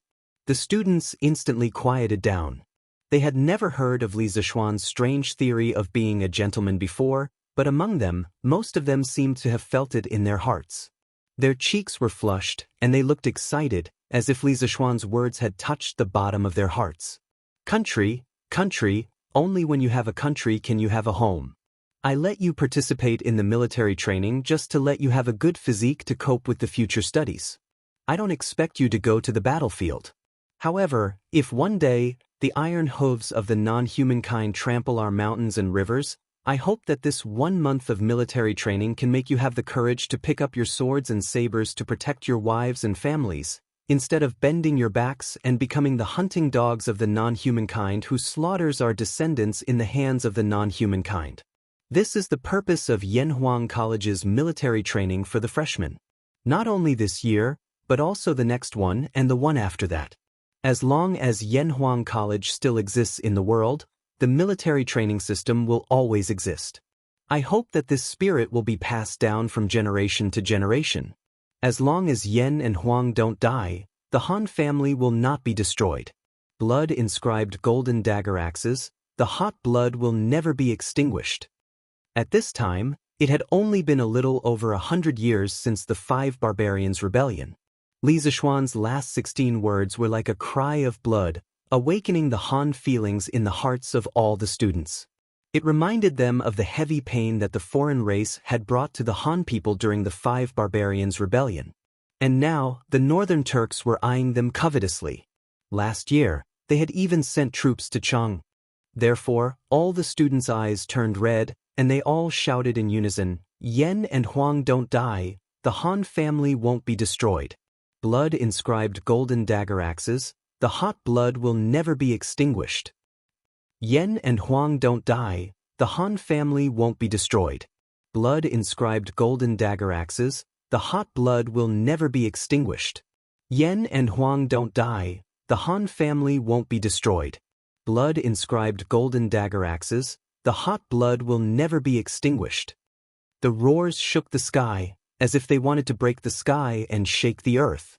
On the cloud mountain, thousands of birds flew together, and hundreds of beasts were frightened. In the end, the teachers of the college and the guards of the Li family also joined in and shouted together. At this time, the sun had just risen. The seemingly weak morning sun emitted thousands of rays of golden light, shining on the backs of the people on the field. It shone directly on Li Zixuan and Qin Qiong on the rostrum. Looking at this magnificent scene and listening to the deafening cheers, Qin Qiong couldn't help but tear up. Perhaps these young people would really be able to carry the fate of Tang Dynasty like Li Zixuan said. The students shouted more than 10 times. At this time, Li Zixuan gestured with his hand, and they finally quieted down. However, at this time, their faces were already red, as if they had just finished arguing with someone. Scholars also had guts, and once their guts were aroused, even a 7-foot warrior couldn't compare to them. Very good. That's all I want to say to you. In the next month, the instructors in front of you will also be your teachers. You will do whatever they say, and you are not allowed to disobey. Don't talk to me about your identities outside. Here, you only have one identity, and that is Yanhuang College's students. A month later, the college will hold a competition to determine the results of the military training. I will be waiting for you here. Alright, now, let's welcome the chief instructor of Yanhuang College's military training, General Qin Qiong, to give you a speech. Everyone, please give him a round of applause. Li Zishuan extended his hand and invited Qin Qiong to stand in the middle of the rostrum. He then retreated to the back. Clap, clap, clap. With the experience at the opening ceremony, the students didn't have any resistance to applauding now. Moreover, Qin Qiong's identity alone was worthy of their applause. Qin Qiong pursed his lips. Li Zishuan's words just now still made his heart very excited at this moment. After a pause, he said in a deep voice, "This old man only hopes that you can all become the pillars of the country and be able to follow orders in the future military training. From today onwards, Yanhuang College will be a military camp. This old man will be strict with the army, and I hope that you can all abide by the military training rules." Finally, at this point, Qin Qiong paused for a moment and then said loudly with full energy, "As long as Yanhuang is alive, the Han family will not be destroyed. Blood-inscribed golden dagger axes, hot blood will never be extinguished. As long as Yanhuang is alive, the Han family will not be destroyed. Blood-inscribed golden dagger axes, hot blood will never be extinguished." The students' excited hearts had already calmed down a little, but with Qin Qiong's provocation, how could these young people in puberty who liked to be hot-blooded still hold back? One by one, they began to wail and howl again. Li Zishuan was speechless and secretly sweating. He didn't expect Qin Qiong to be so mischievous in the end. Was he happy to be mischievous? Well, looking at old Qin's flushed face at this moment, he must be very happy. Chapter 708. Looking at the students' high spirits and enthusiasm, one could tell that Li Zishuan's mobilization meeting was very successful. It had to be said that this guy was still very good at feeding the students chicken soup for the soul. After the assembly, the 16 classes all split up for training. The students of the first grade class were all former students of the mathematics school. Among them, there were many second-generation officials, and there were even some second-generation officials. For example, Li Tai, and now there was Li Qingqian. They could be said to be the most awesome class in Yanhuang College. Li Ku was assigned to Class 2. Other than the former students of the mathematics school, the rest of the students were assigned to classes according to their grades. Naturally, no one was willing to be their instructor in the face of such an awesome class. Although an instructor was like a teacher, who knew if they would be molested if they offended this group of rich second generations? Not to mention that Li Zishuan offered double the salary, even if it was 10 times, no one would be willing to do it. There was no other way. Qin Qiong, as the chief instructor of the military training, could only personally take on this heavy responsibility. With his relationship with Li Tai's family, he naturally did not fear Li Tai, Li Qingqian, or anyone else. Thus, the little fatty's bitter days came. The so-called standing at attention is like this old man right now, with your heels close together and the tips of your feet spread outwards. The gap is just enough to accommodate your fists. Your legs are straight. Your lower abdomen is slightly tucked in. Your chest is naturally puffed out. Your upper body is straight and slightly tilted forward. Your shoulders are flat and slightly spread back. Your arms are naturally hanging down. Your fingers are naturally closed and slightly bent. The tip of your thumb is attached to the second joint of your index finger. Your head is straight. Your neck is straight. Your mouth is closed. Your lower jaw is slightly tucked in and your eyes are level. As the first movement to learn during military training, it was actually not easy to do it well, so Qin Qiong was personally demonstrating it to the students of Class 1. Li Zishuan thought it was quite interesting, so he went down to patrol. "Raise your head. Can't you see me?" Seeing Wang Meng lowering his head as if he was counting ants, Li Zishuan immediately struck his head. Of course, he didn't use his hand. Wang Meng probably hadn't washed his hair for a long time, but the scabbard. This guy was using the scabbard as a ruler. Ouch! Wang Meng took a solid hit and grimaced in pain. However, Li Zishuan held his sword and had a murderous look on his face. Wang Meng didn't dare to retort and could only raise his head as he was told. Only then did the rest of the students realize that Li Zishuan was here to pick a fight. They all braced themselves to avoid being beaten up like Wang Meng. Close your legs. The space between your legs is big enough to fit Wang Meng's head. Sun Zifan, who was concentrating on imitating Qin Qiong's actions, was also hit. Many students almost couldn't hold back their laughter. What did she mean by the space between her legs could fit Wang Meng's head? This analogy was a little wretched. Wang Meng, who had been shot even though he was lying down, was on the verge of tears. He thought to himself, "Mister, if you want to talk about other people, then talk about other people. Why do you have to use me as an analogy?" And this analogy is so dirty. If he could, Wang Meng really wanted to tell Li Zishuan, "I'm really F***ed up. Yamacho, I've already tried my bests. This is as far as I can go." As the person involved, Sun Zifan felt even more bitter than Wang Meng. He said to Li Zishuan gloomily, "There's such a thing?" Li Zishuan widened his eyes. Then, he squatted down in disbelief and used his hands to force Sun Zifan's knees inwards. "Ouch! Ouch, ouch, ouch. My legs are going to break. Yamacho, please spare me." Sun Zifan felt as if his bones were going to break as he hurriedly cried out, "All right, looks like you're really born. You can just stand there like this." Li Zishuan stood up speechlessly and said. Only then did he remember that he had probably encountered the legendary O-shaped leg. He really didn't notice it normally.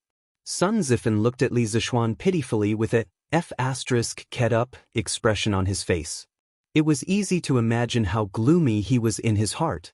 Feeling Sun Zifan's gaze, Li Zishuan felt as if 10,000 alpacas were galloping across his heart. He couldn't be blamed for this. Who knew that Sun Zifan actually had O-shaped legs? However, the awkwardness only lasted for a moment. He rubbed his nose sheepishly and then went to patrol other places as if nothing had happened. "Chengqian, your 5 fingers need to be close together. The tip of your thumb needs to be on the second joint of your index finger, and your middle finger needs to be on the seam of your pants." Li Zishuan saw that Chengqian's hand didn't seem to be in the right position, so he spoke out of habit. "Seam?" Li Chengqian was a little confused. It's here." Li Zishuan only just realized that the pants they were wearing now didn't have seams. In order to hide his awkwardness, he hurriedly used his scabbard to point to a position and then immediately slipped away. At the same time, he thought to himself, "I hope Chao Wendong can quickly finish that batch of camouflage uniforms. Otherwise, I'll never get used to looking at them." Walking towards the back of the group, Li Zishuan suddenly encountered a huge monster. He couldn't help but say, "Pull in your belly." "What did General Qin teach you?" "Qin-Ke, your belly is almost touching Cheng Chumo in the front row. Why aren't you pulling in a little?" Li Tai was about to curse out of habit, but he thought about it. If he really cursed out in such a public place, Li Zishuan definitely wouldn't let him off easily. So he took a deep breath, suppressed the anger in his heart, and said in a muffled voice, "My belly is only this big, and it's already pulled in. You can't blame me for this, right?" The shoulders of the others trembled. It was obvious that they were having a hard time holding it in. Li Zishuan poked Li Tai's belly with his scabbard.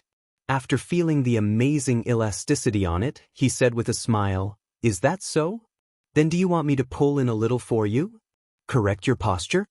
How could Li Tai dare to let Li Zishuan do it? Sun Zifan's example is a living example of a good example. He quickly shook his head and said, "No need, no need. I'll do it myself." After saying that, the little fatty took a deep breath, and then his belly indeed shrank inwards. Li Zishuan nodded in satisfaction and said with a smile, "Isn't this quite simple? It's just so. When you stand in military posture later, you have to continue to maintain this posture. Oh no, your back needs to be straightened a little more." As he said that, he patted Li Tai's spine with his scabbard. Li Tai listened on the surface, but in his heart he was cursing. When he heard Li Zishuan say, "That's all there is to it," he really wanted to jump up and seal a certain someone's mouth. Wasn't that the same sentence he had said about the military training yesterday? But now that he had experienced it personally, Li Tai really wanted to ask himself, is it really just SOSO?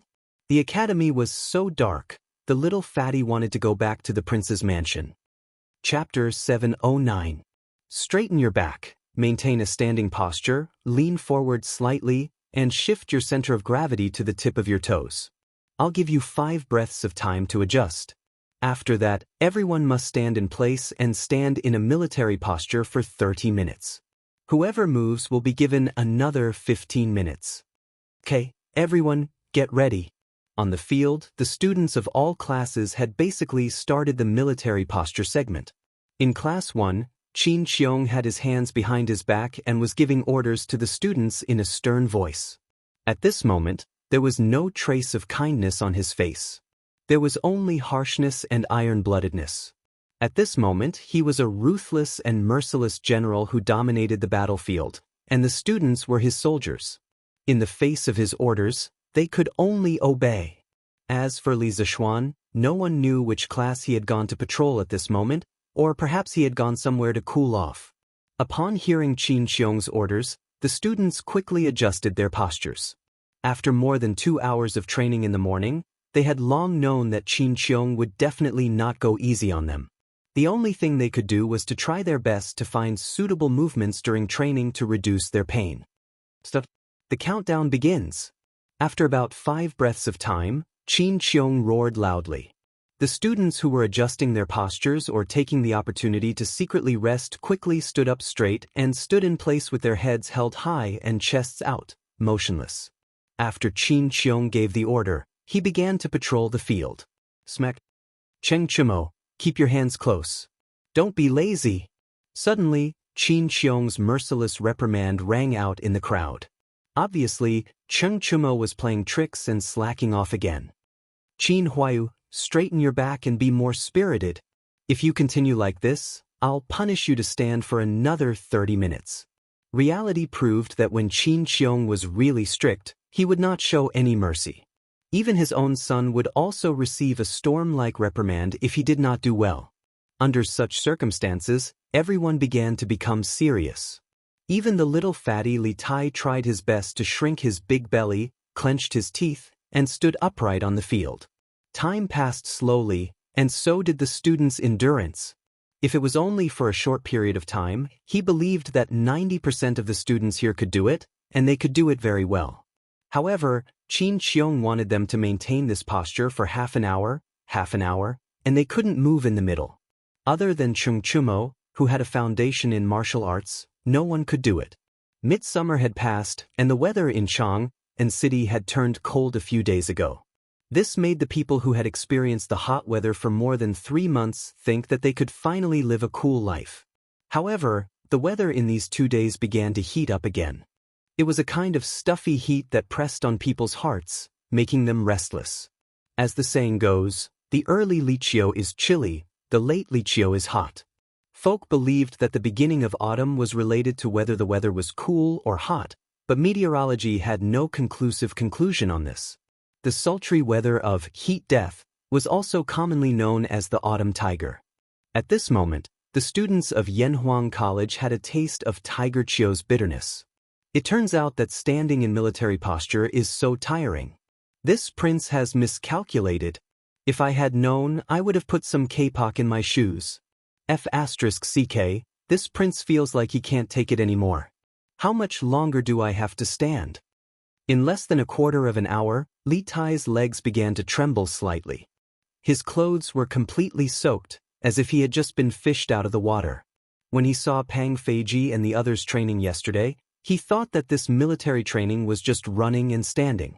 It didn't seem difficult at all. However, after personally experiencing it today, he realized that he couldn't even stand properly, let alone run in the future. At this moment, he finally understood the difficulty of military training. It was as difficult as ascending to the heavens. It couldn't be helped. This couldn't be blamed on his weak willpower. It was because he was too fat. His legs had to support twice the weight of others, and this kind of hot weather was the most fatal for a fat person. Li Tai really wanted to faint from happiness at this moment.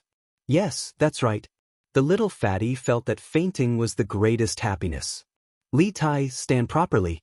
If you dare to move, you will stand in military posture alone for another quarter of an hour later. Qin Xiong's eyes were like torches. He immediately saw that Li Tai's legs were trembling slightly. He immediately shouted. Li Tai's heart trembled. Even if you beat him to death, he wouldn't be willing to stand in military posture for another quarter of an hour. He hurriedly used all his strength to prevent his legs from trembling. He didn't know how long he could last, but as long as he could, he would. At this moment, he really wanted to beat the person who invented military posture to death. Wasn't this torture? Qin Xiong's voice was loud.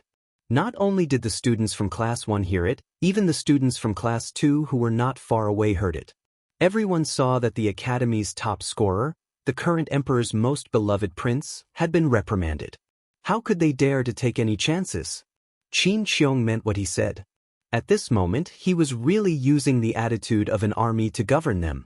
Therefore, even though many people's legs were already starting to ache, they still didn't dare to slack off. They all gritted their teeth and bitterly held on. Qinke, you have to hold on by yourself. This is not the palace. Father and mother can't help you, and I can't help you either. Hold on, Qing. Standing in the front row, Li Chengqian was sweating profusely. At this moment, he was very worried that Li Tai couldn't hold on and would be punished by Qin Xiong. He knew that since Qin Xiong said it, he would definitely do it. He wanted to help Li Tai, but he couldn't do anything. He could only silently encourage Li Tai in his heart. Imperial Palace. After the morning court, Li Er went straight to the Li Zheng Hall in the West Court. Because of the hot weather, he couldn't work at all. He could only go to Empress Zhangxuan's place to talk for a while to relieve his boredom. When he arrived at the Li Zheng Hall, he found that Empress Zhangxun and concubine Yang were both sitting in the hall worriedly. Their eyebrows were all knitted together. What has made the Empress and concubine so worried? Li Er strode in and asked with a smile. Empress Zhangxun and concubine Yang were both shocked. They hurriedly stood up and bowed. Greetings, Your Majesty. Li Er indicated that they didn't need to be so courteous. Then he repeated the question just now. The two of them looked at each other and hesitated. In the end, it was Empress Zhangxun who spoke up. Your Majesty, my sister and I are worried about Chengqian, Qingke, and Ge. We thought that the weather would cool down after autumn, but we didn't expect that it would become hot again recently. I just sent someone to the imperial astronomer and learned that it will be the same for the next few days. However, Chengqian and the others still have military training. What should we do? If they get heatstroke, then... Chapter 710. A mother's love was innate. Facts had proven that even though Empress Zhangxun was the mother of a country, she was not exempt from this. She would also worry about her son. Concubine Yang was the same. Li Er was startled, then said, I remember that Li Zishuan once said that a sword's edge is sharpened, and the fragrance of plum blossoms comes from the bitter cold. This military training might be a very good training for Qingke, Qingqian, and Ge. Besides, Li Zishuan is very prudent in his actions. He definitely won't let Qingqian and the others get heatstroke. Empress and concubine Yang, don't worry. Although Li Er couldn't bear to see his three sons train hard under the hot sun, as an emperor who was about to take over the world, he understood the meaning behind military training very well. Therefore, he could only comfort Empress Zhangxun and concubine Yang in front of him. My sister and I are not unreasonable people. We know that Yanhuang College's military training this time is very beneficial to Chengqian and the others, but we still can't help but worry. Empress Zhangxun stroked the hair in front of her forehead and said worriedly. Li Er hugged the two beauties and said with a smile, Don't worry. When I have time in 2 days, I will bring the Empress and concubine Yang to Yanhuang College to see with your own eyes. At that time, you will be at ease. The two were overjoyed and quickly broke free from Li Er's embrace. They bowed and said, Thank you, Your Majesty. Yanhuang College on the sports field. Half an hour passed, but Li Tai felt as long as 100 years. Right now, he was completely relying on his will to support himself. A will that was unwilling to be punished for increasing the time. The little fatty felt that his 2 legs no longer belonged to him. Just as his head was dizzy and he was about to faint, Qin Qiong's voice sounded beside him. Okay, time's up. Everyone rest where you are, but you are not allowed to sit down. Sit down after 7 minutes, otherwise, this general will punish him to stand in military posture for another 30 minutes. When many students heard that they could rest, they hurriedly bent their legs and prepared to sit down, but when they heard the second half of Qin Qiong's sentence, they were all scared out of their wits and quickly stood up. Li Tai was the most unlucky. Half of his body was already about to fall, but at this moment, he didn't know where he got the strength from, but he forcefully changed the direction of his 200 kilograms of fat and stood up again. It had to be said that the little fatty's desire to live was very strong. F***CK. I almost fell for it. If you don't want to sit, then so be it. It's good to stand and move your legs. As long as you don't stand in military posture, I'll do anything you want me to. Although he was still standing, Li Tai felt 100 times happier than before. Li Chengqian, who was in the front row, heaved a sigh of relief. When he turned his head and saw that Li Tai was about to sit down, his heart was in his throat. If he really sat down, he felt that with Li Tai's current state, he would definitely faint from exhaustion. Okay, you can sit down and rest now. I'll give you 15 minutes to rest. After 15 minutes, this general will teach you how to turn on the spots. After a while, Qin Qiong instructed loudly. All the students fell to the ground as if they had been pardoned. Some were sitting, some were lying on their backs, and some were half lying. In short, they were in all kinds of strange shapes and were swaying left and right. What no one noticed was that Qin Qiong, who had been strict the entire morning, actually had a hint of a smile on his face. A quarter of an hour later, Qin Qiong woke everyone up on time. Then, they began training to turn left and right. Compared to standing in a military posture, this was quite easy because they didn't need to maintain a posture and not move. Clang, clang, clang, clang. After about half an hour of training, the sound of gongs and drums could be heard everywhere in the academy. The exhausted students suddenly felt refreshed and all of them looked at their instructors with eager eyes. When they were visiting the academy, the teachers not only introduced them to the usage of the new items in the academy, but also explained the meaning of the gongs and drums. Now, they knew that school was about to end. This nightmarish morning was finally coming to an end. The instructors of the various classes also stopped training at this moment. They all looked at the position of the first class. They had to listen to the chief instructor, Qin Qiong. Thus, the students of the 16 classes all looked at Qin Qiong. Some of them even had a hint of pleading in their eyes. This morning's training was really too torturous. It was only now that they understood that the chicken soup for the soul that Li Zishuan gave everyone in the morning was poisonous. Poisonous chicken soup. Feeling the eager gazes of more than 600 people, Qin Qiong paused, then waved his hand and said loudly, "School is over, eat. All students must gather here at 1:30 p.m. Latecomers must run 10 laps around the sports field." Oh, time to eat. Finally, we can rest. Although Qin Qiong was shouting fiercely at the back, these students only cared about having a good time now. Who had the time to care about whether they would live or die in 2 hours? As soon as Qin Qiong finished speaking, the students of the 16 classes immediately burst into cheers. Then, one by one, they burst out of nowhere and all rushed towards the canteen. After training for the whole morning, they were all starving. Li Zishuan appeared out of nowhere and stood next to Qin Qiong. He smirked and said, "These kids are still too young. Do they really think that the nightmare is over? This is just the beginning." Huff. Speaking of the hungriest people, Li Tai could definitely be counted as one of them. He had a large body, and his training had consumed a large amount of energy. His appetite was even larger. At this moment, he felt that he could eat an entire cow. Oh, if he couldn't eat a cow, then he could eat a pig. He wanted to eat as soon as possible, so he could only run forward. Otherwise, he would have to line up with an empty stomach and watch others eat. That would be terrible. When he thought of the delicious chicken and dongpa meat in the canteen, Li Tai felt that even if he was tired from running now, it was worth it. Quick! Give me 5 plates of chicken, 5 plates of dongpa meat, and 5 bowls of rice. Li Tai ran to the cafeteria while gasping for breath. He went straight to the most expensive food window and ordered the middle-aged man who was in charge of the food. Thinking that he would be able to eat delicious food soon, Li Tai was almost drooling. Yamacho has a rule that all students in the academy have a uniform meal this month.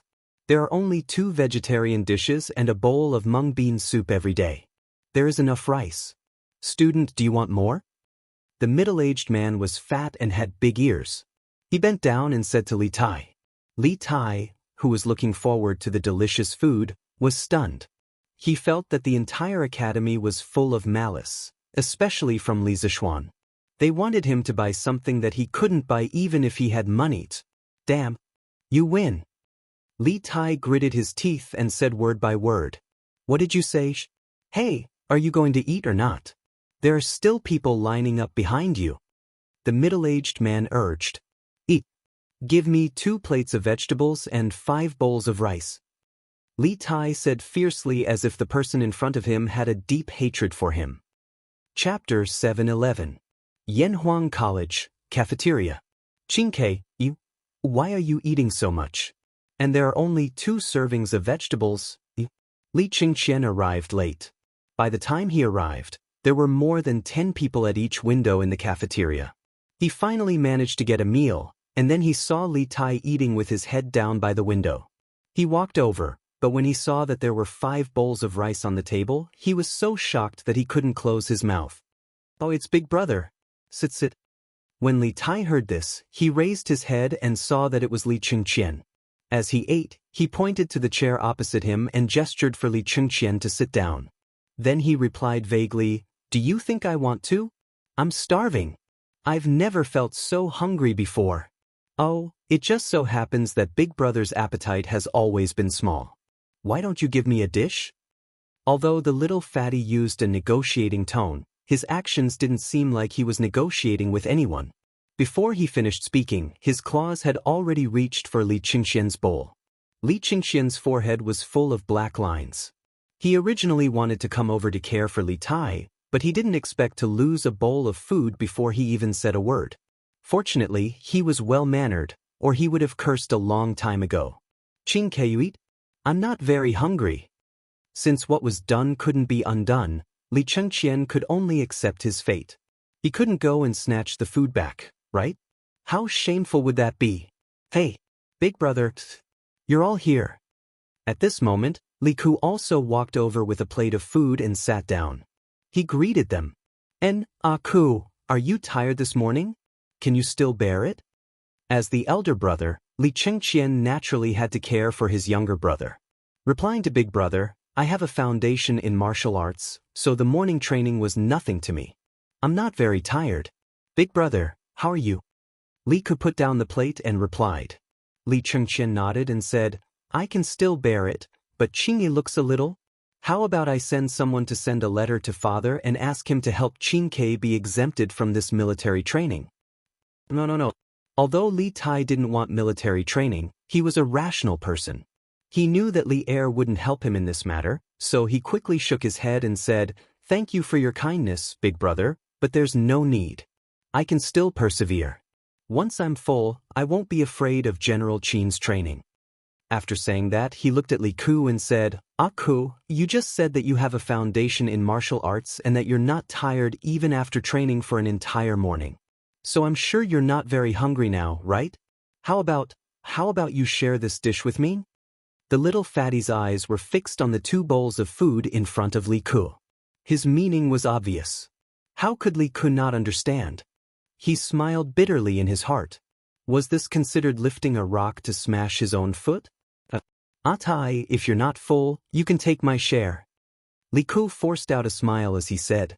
Although he had a foundation in martial arts, he was also hungry after being tired all morning.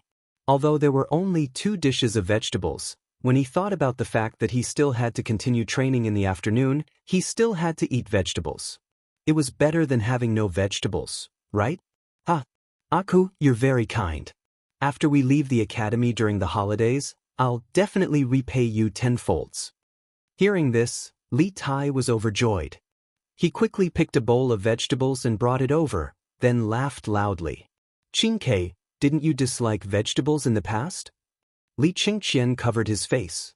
He felt that the royal family's face was about to be completely thrown away by Li Tai. The dignified king of Wei had actually fallen to the point of begging everywhere. If this were to spread out, there would definitely be many righteous people jumping out to accuse Li Tai of being disrespectful.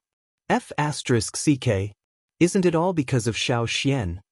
It would have been better if Li Qingqian didn't ask. Once he mentioned Li Tai, he immediately jumped up and said, I think he's deliberately targeting us. This cafeteria used to have gnawing chicken, dongpa meat, and so on. But after the military training, there's nothing left. There's only vegetables. What can I do? Xiao Xian must be using his position to avenge private grudges. He's thinking of ways to torture us. When the holidays are over, I'll definitely report him to father and say that he's abusing students. Li Qingqian couldn't help but lean back and cover the food in his bowl with his hand. Because Li Tai was too agitated when he said these words, some rice grains sprayed over. Qingke, Xiao Xian is also doing this for us, smacks. I haven't seen you for a while, and you're talking bad about me again. Just as Li Qingqian was about to speak up for Li Zishuan, he saw a hand coming towards the back of Li Tai's head. Then came Li Zishuan's angry voice and Li Tai's coughing from choking on his food. Li Zishuan placed the plate of food on the table next to Li Tai. Behind him was Pang Feiji. The two of them just happened to sit next to Li Tai and Li Qingqian. There was only an aisle between them. Then, Li Zishuan said in an unfriendly tone, You're insulting your teacher in public. If Her Majesty and the courtiers find out, do you think they'll help you or me? And you still have the time to gossip about me at a time like this? Looks like the training this morning wasn't heavy enough. Li Tai had just been hit so hard that he couldn't speak. Now that he heard Li Zishuan's slightly threatening words, his face turned green. He hurriedly said, Xiao Xian. Not Yamacho. Your Excellency Yamacho, what you just heard is not Tai's true words. Please don't take it seriously. Li Ku almost burst out laughing. He hurriedly covered his mouth. Li Zishuan, however, didn't fall for the little fatty's trick. He shook his head and said, What you said is what you said. Would anyone force you to say something against your wills? Li Tai was speechless. Li Qingqian hurriedly came out to smooth things over and said, Xiao Xian, Qingke was just saying that. She didn't mean any harm. Don't take it to heart. He came to Yanhuang College as a country's crown prince to supervise the studies. Naturally, he could directly call Li Zishuan by his nickname. Li Zishuan nodded and said with a smile, Okay, I'll give Qingqian some face today and won't pursue this matter. In fact, he was just scaring Li Tai. He didn't have any intention of delving into the matter. Thank you, big brother. Thank you, Yamacho. Li Tai chuckled and then continued to bury his head in eating. The 4 servings of vegetables were quickly swept clean by him. There was only half a bowl of rice left. Li Zishuan frowned. He thought that since the cafeteria didn't serve meat, Li Tai could lose weight. But now, it didn't seem feasible. After all, it was mentioned in biology that excess sugar in the human body would be converted into fat. So eating too much rice would also make one gain weight, right? Thinking of this, Li Zishuan turned his head and looked at Li Tai maliciously. Who knew that Li Tai was also looking at him? His eyes were full of greed. Chapter 712. Yamacho, can you give me a bowl of food? Li Tai looked at Li Zishuan. To be precise, he was looking at Li Zishuan's bowl. Right now, he only knew how to eat. He didn't look like a noble prince at all. Li Zishuan didn't expect the little fatty to be so cruel to himself for food. In this situation, he couldn't say what he wanted to say. Otherwise, it wouldn't be good if he drove the little fatty crazy. I'll give you half a bowl. You ate the food of 4 people, and you still have the nerve to ask for more?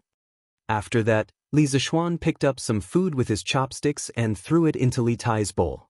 This little display of skill made everyone's eyes pop out. Li Ku gave a thumbs up and said, Yamacho, you have good control. This strength is just right.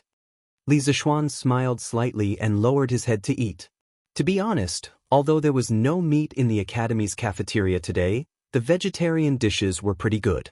Otherwise, Li Tai wouldn't have eaten 4 bowls in a row. Hunger was one reason, but the vegetables were also good. Qingke, don't be greedy. The academy is already doing you a favor. You should know that according to Uncle Qin, he wants to train you like an army. Ask Feiji if the food in the army camp is better than the food in Yanhuang College. After lunch, Li Zishuan stood up and looked at Li Tai meaningfully. Without waiting for Li Tai to ask, Pang Feiji quickly said, "Of course not. Your Highnesses may not know, but although the academy only has vegetables to eat now, the taste is more than 10 times better than the food in the army camp. The oil is also much better than the food in the army camp."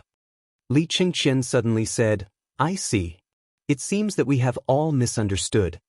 Li Tai was stunned and scratched his head. "I see. Hehe, thank you, Yamacho." "Come on. I don't want you to thank me, Qingke. You might start scolding me again after I leave." Li Zishuan pursed his lips and said, "You guys should go to the classroom and rest for a while. Don't be late for the afternoon training. I'm leaving now." After that, he waved his hand and walked towards the gate of the academy. He had to go back and take a nap at noon. He had lunch in the academy cafeteria just to listen to the students' reactions. "You guys go to the dormitory first. I'm going back to the dormitory." After Li Zishuan left, Li Tai tilted his head and thought for a while. Then he suddenly said something and ran away. "Qingke, the military training is starting soon. Why are you going to the dormitory now?" The teaching building of Yanhuang College was very close to the sports field, but the student dormitory was very far away from the sports field. There was only half an hour left before the military training began in the afternoon. The students chose to take a nap in the classroom instead of going back to the dormitory, so Li Chengqian shouted, Nothing. Big brother, Aku, you guys go back to the classroom first. I definitely won't be late in the afternoons." The little fatty's intermittent response came from the front. Li Chengqian had no choice but to take Li Ku back to Guanghua Building. In the afternoon, almost half an hour. Most of the students came to the sports field in advance. After all, no one wanted to be punished for being late. "Oh no, why isn't Qingke here yet?" Everyone else gathered in twos and threes to talk and laugh. Only Li Chengqian was like a little wife who was eagerly waiting for her husband to come home. He kept tiptoeing to look at the back of the group, looking very anxious. "Big brother, is Ah Tai not here yet?"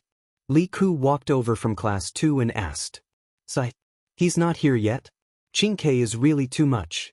It's just a short time and she insisted on going back to the dormitory, but she still hasn't come back. Don't be late. Otherwise, you'll definitely be punished." Li Chengqian said with a worried face. "Sai, he's here. Big brother, Ah Tai is here." Just as Li Chengqian was sighing, Li Tai suddenly shouted excitedly. Li Chengqian took a closer look and saw Li Tai running over here. Behind him was a muscular person. It was Qin Qiong. Li Ku hurriedly returned to his class, and Li Chengqian heaved a sigh of relief. He thought to himself that Li Tai's timing was really accurate. He just made it before Qin Qiong. Huff. "Hey, big brother, I'm back." Li Tai returned to class 1 and then came over to greet Li Chengqian. Li Chengqian nodded and said, It's good that you're back." He didn't know if it was an illusion, but he felt that Li Tai seemed to have become taller. "Very good. No one is late. Military training will begin now. Everyone will stand in military posture for half an hour. Like before, you will have 5 breaths to adjust your posture. Start preparing." After a while, Qin Qiong came to the front of the team. He glanced at the students of class 1 and said in a deep voice. Li Chengqian looked back worriedly at Li Tai before starting to prepare. However, he was destined to be worried for nothing because the little fatty's face was full of relaxation at this moment. He was completely different from the person in the mornings. "Everyone stop. The time starts now." After a while, Qin Qiong shouted loudly. The students all perked up and stood in military posture with their heads held high. Qin Qiong began to enter the team to patrol as usual. Not bad. Qingke, continue to maintain it." When he passed by Li Tai's position, Qin Qiong noticed that something was different. At this moment, Li Tai's legs were straight and not as loose as they were in the morning. Thus, he praised him with relief. "Yes, General Qin. The little fatty shouted loudly, full of vigor. The students were puzzled. Was this still that Li Tai who couldn't even stand properly in the morning? Or was Li Tai's current state just forcing himself? They weren't the only ones who thought so. Qin Qiong also thought so. However, what happened next made everyone doubt life. After a quarter of an hour, Li Tai didn't show any fatigue on his face and was still very relaxed. After a quarter of an hour, Li Tai didn't stagger and was still motionless. After half an hour, Li Tai only pursed his lips and didn't show any signs of collapse. Qin Qiong stared suspiciously at Li Tai for a long time, but he couldn't find any clues. He could only return to the front of the team and say loudly, "Okay, everyone rest where you are. The rules are the same as in the morning. Here, I'll focus on praising Li Tai. He has improved a lot." The students of Class 1 immediately cast their gazes on Li Tai. The little fatty smiled as he raised his head and thought to himself, "You're so arrogant." Fortunately, this king was quick-witted and stuffed cotton in my shoes during the lunch break. This way, standing in military posture will be much easier. It had to be said that the little fatty was really the king of points. Chapter 713. Qingyi, you're good. The amount of training in the afternoon wasn't any less than in the morning, but you look much more relaxed now. In the afternoon, taking advantage of the free break, Li Qingqian came to Li Tai's side and said happily. He had been worried that Li Tai wouldn't be able to hold on and faint midway, but now Li Tai's face was only a little red and his body was sweating a lot. He still looked very energetic, which made Li Qingqian heave a sigh of relief. The little fatty, who was obsessed with cleanliness before, couldn't be particular about it now. Seeing him lying on the grass, not only did he not dislike it, but he was also extremely satisfied. After hearing Li Qingqian's words, Li Tai smiled proudly and said, "Hee, thanks to Big Brother, now I'm not afraid of standing in military posture at all." Li Qingqian didn't care about his image as a crown prince and sat down beside Li Tai, then asked in a low voice, "Qingke, do you have some secret to standing in military posture? Can you tell me about it?" With his understanding of Li Tai, how could he not know that there was something fishy about it? The reason why he didn't show it was completely to cooperate with Li Tai's acting. But standing in military posture was also a big challenge for Li Qingqian, so he really wanted to know the secret of Li Tai's sudden ease in standing in military posture. Li Tai thought for a while and said, "I'll tell you when we go back to the dorm tonight. Even if I tell you now, you can't do it. But Big Brother, don't tell anyone else. Otherwise, if Dookie knows, he'll definitely increase the training volume again." If it was in the past, Li Tai would definitely not share this kind of thing with Li Qingqian. But after hanging out with Li Zishuan for so long, he found that his interest wasn't in palace politics. And this time, Li Qingqian came to Yanhuang College to accompany him in military training, which made him have a much better impression of this big brother that he didn't like before. Seeing that Li Tai agreed, Li Qingqian smiled and hurriedly said, "Qingke, don't worry, Big Brother definitely won't tell anyone. But shouldn't we tell Little Ku?" Li Tai shook his head and said, "No need, no need. Shao Ke's foundation in martial arts is even better than Choax's. Why would he need to use these unorthodox methods? Who knows, with more training, his martial arts might even improve." Li Tai thought about it and also felt that what Li Tai said made sense. He nodded and said, "I got it. Hey, what are you two talking about? What is it that you can't let others know?" When the two of them were talking about the main topic, suddenly, Cheng Chumo's head popped out from behind them, giving the two of them a fright. "Damn it. Ugly bull, do you know that you can scare someone to death?" Li Tai reacted and was furious. He flipped over and was about to fight Cheng Chumo to the death. "Sigh. Qingke, you haven't told me what you were discussing. Discuss your sister. I just want to beat someone up right now." Clang, clang, clang. With the sound of gongs and drums, the students who had been tortured for the whole day heaved a sigh of relief. Qin Qiong didn't make things difficult for them and decisively announced that school was dismissed. Compared to noon, there was more time at night. Li Tai leisurely went to have dinner with Li Qingqian, Li Ku, and Cheng Chumo before returning to the dormitory. Yanhuang College's dormitory was usually 6 people to a dormitory. Li Qingqian, Li Tai, Cheng Chumo, Qin Huayu, Yuchi Baolin, and Sun Zifan stayed in the same dormitory. Qingyi, let's go. Let's go to the bathhouse and then we can rest. Back in the dormitory, Li Chengqian said to Li Tai, who was sitting on the bed. The little fatty had a strong physique, so of course, he slept on the bottom bunk. Otherwise, he would definitely flip over. At this moment, he leaned against the wall and waved. Big brother, go ahead. I'll just take a bath in the dormitory. Ah, Qingke, you're afraid of being naked with everyone, aren't you? Cheng Chumo, who was opposite him, laughed loudly. Cheng Chumo, you're bullshitting. I'm just tired and don't want to go to the bathhouse. Li Tai seemed to have been poked in his sore spot. He straightened his body and scolded angrily. Is that so? Then, Qingyi, if you're not afraid, why don't you come to the bathhouse with us to take a bath now? Cheng Chumo said with a smile. Li Chengqian saw Li Tai's embarrassed face and hurriedly helped him out. Cho Nyo, if Qingke doesn't want to go, then forget it. Let's go first. Baolin Huayu, Zifan, let's go. No. I'm not going either. You guys go ahead. Sun Zifan also shouted. When he thought of so many people standing together to take a bath naked, he panicked a little. In the end, he was still not used to this kind of public bathhouse that had never appeared in the Tang Empire before. Cheng Chumo immediately laughed loudly and said, looks like it's not just Qingke who's afraid. Zifan, you're also afraid. Could it be that all fatties are afraid of being naked in front of others? At this point, Cheng Chumo's eyes and expressions suddenly became extremely wretched. Scram! The two fatties let out angry roars at the same time, so loud that it hurt the eardrums of others.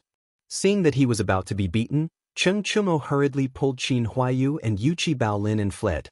Li Chengqian thought for a moment and said, Qingke, Zifan, you guys can't be like this in the long run. It's fine if the weather is hot now, but what will you guys do when the weather turns cold?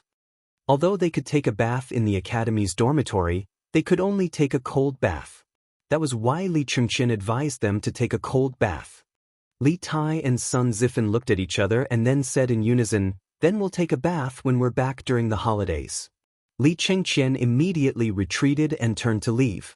Then the two fatties in the dormitory, one big and one small, stared at each other. After a while, Li Tai said, I'll take a bath first. Zifan, you're not allowed to peek. Sun Zifan made a disgusted vomiting gesture and said, Qingke, you're really narcissistic. Only a ghost would want to peek at you. But you have to hurry, or they'll be back in a while. Yes, of course. Li Tai didn't take it to heart. He hurriedly picked up a change of clothes and rushed into the inner cubicle. Then, he didn't forget to close the inner door. Qingyi, hurry up. If you delay any longer, Mumo and the others will have to come back. Not long after Li Tai went in, Sun Zifan began to impatiently rush him from outside. Damn, what's with the rush? How long has it been? It's been so long. Qingke, if you delay any longer, I'll rush in. Sun Zifan threatened. Li Tai, who was inside, panicked and shouted, Damn, don't you dare. Wait a little longer, I'll be done soon. With that, he sped up, wiped himself carelessly, put on his clothes and ran out in a hurry. I'm finally out. It's my turn. Sun Zifan slipped in nimbly. Chapter 714. After about 15 minutes, Li Chengqian walked in from outside and saw Li Tai already lying on the bed. Big brother, you're back. Li Tai opened his eyes and greeted him. Then, he closed his eyes and went back to sleep. He had exercised a lot today, so he was very tired. Okay. Li Chengqian responded, then put the clothes he changed out of under the bed. He heard the sound of water in the room and guessed that Sun Zifan was still inside. So, he bent down and whispered to Li Tai. Qingke, before Chu Mo and the others come back, quickly tell me the secret of standing in military posture. Li Tai patted his head when he heard that. Only then did he remember what he promised Li Chengqian during the day. He pulled the quilt over and said to Li Chengqian, Here. Big brother, look, the secret is in here. Li Chengqian took a closer look and saw that the corner of the quilt was cracked, and that place was actually empty. He was a little confused and asked, Qingke, you? Where is the quilt core in this part of the quilt? Li Tai laughed and said, "It's all in my shoes. With this thing, when standing in military posture, the soles of my feet will be much easier. Anyway, the weather is hot now, so I don't need a quilt." Li Qingqian suddenly understood, but at the same time, he was very speechless. Late at night, 1:15 Yanhuang College, which had been noisy all day, finally returned to silence. Oh, it could not be said that there was no sound at all, because there were still sounds of snoring in the student dormitory. Obviously, the students were very tired tonight. Many of them had never been so tired since they were born, so naturally, they slept soundly. Beep, beep, beep, beep. At this moment, there was a sudden and sharp sound in front of the student dormitory door. It sounded like the cry of an ape eagle at night, but also like the scream of a ghost. The first to wake up was naturally the military training instructor, led by Pang Feiji. "Lord Ju, why are you here?" In order to facilitate the military training, Li Zishuan's team of personal guards stayed in the student dormitory at night. "Feiji, take the brothers and inform the dormitories one by one. Get all the students to gather. Whoever doesn't show up in 15 minutes will be punished by running 10 laps." Li Zishuan did not answer Pang Feiji's question. Instead, he ordered in a deep voice. Lord Ju, why did you ask them to gather?" Pang Feiji was dumbfounded. No matter how hard he thought about it, he could not figure out why Li Zishuan had asked everyone to gather. "What are you talking about? This is a military order. Don't tell me you want to run laps in the field too?"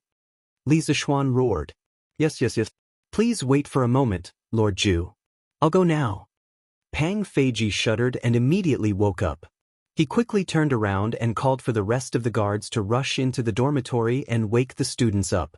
Their shouts immediately rang out in the dormitory corridor. "All students, come out and gather immediately.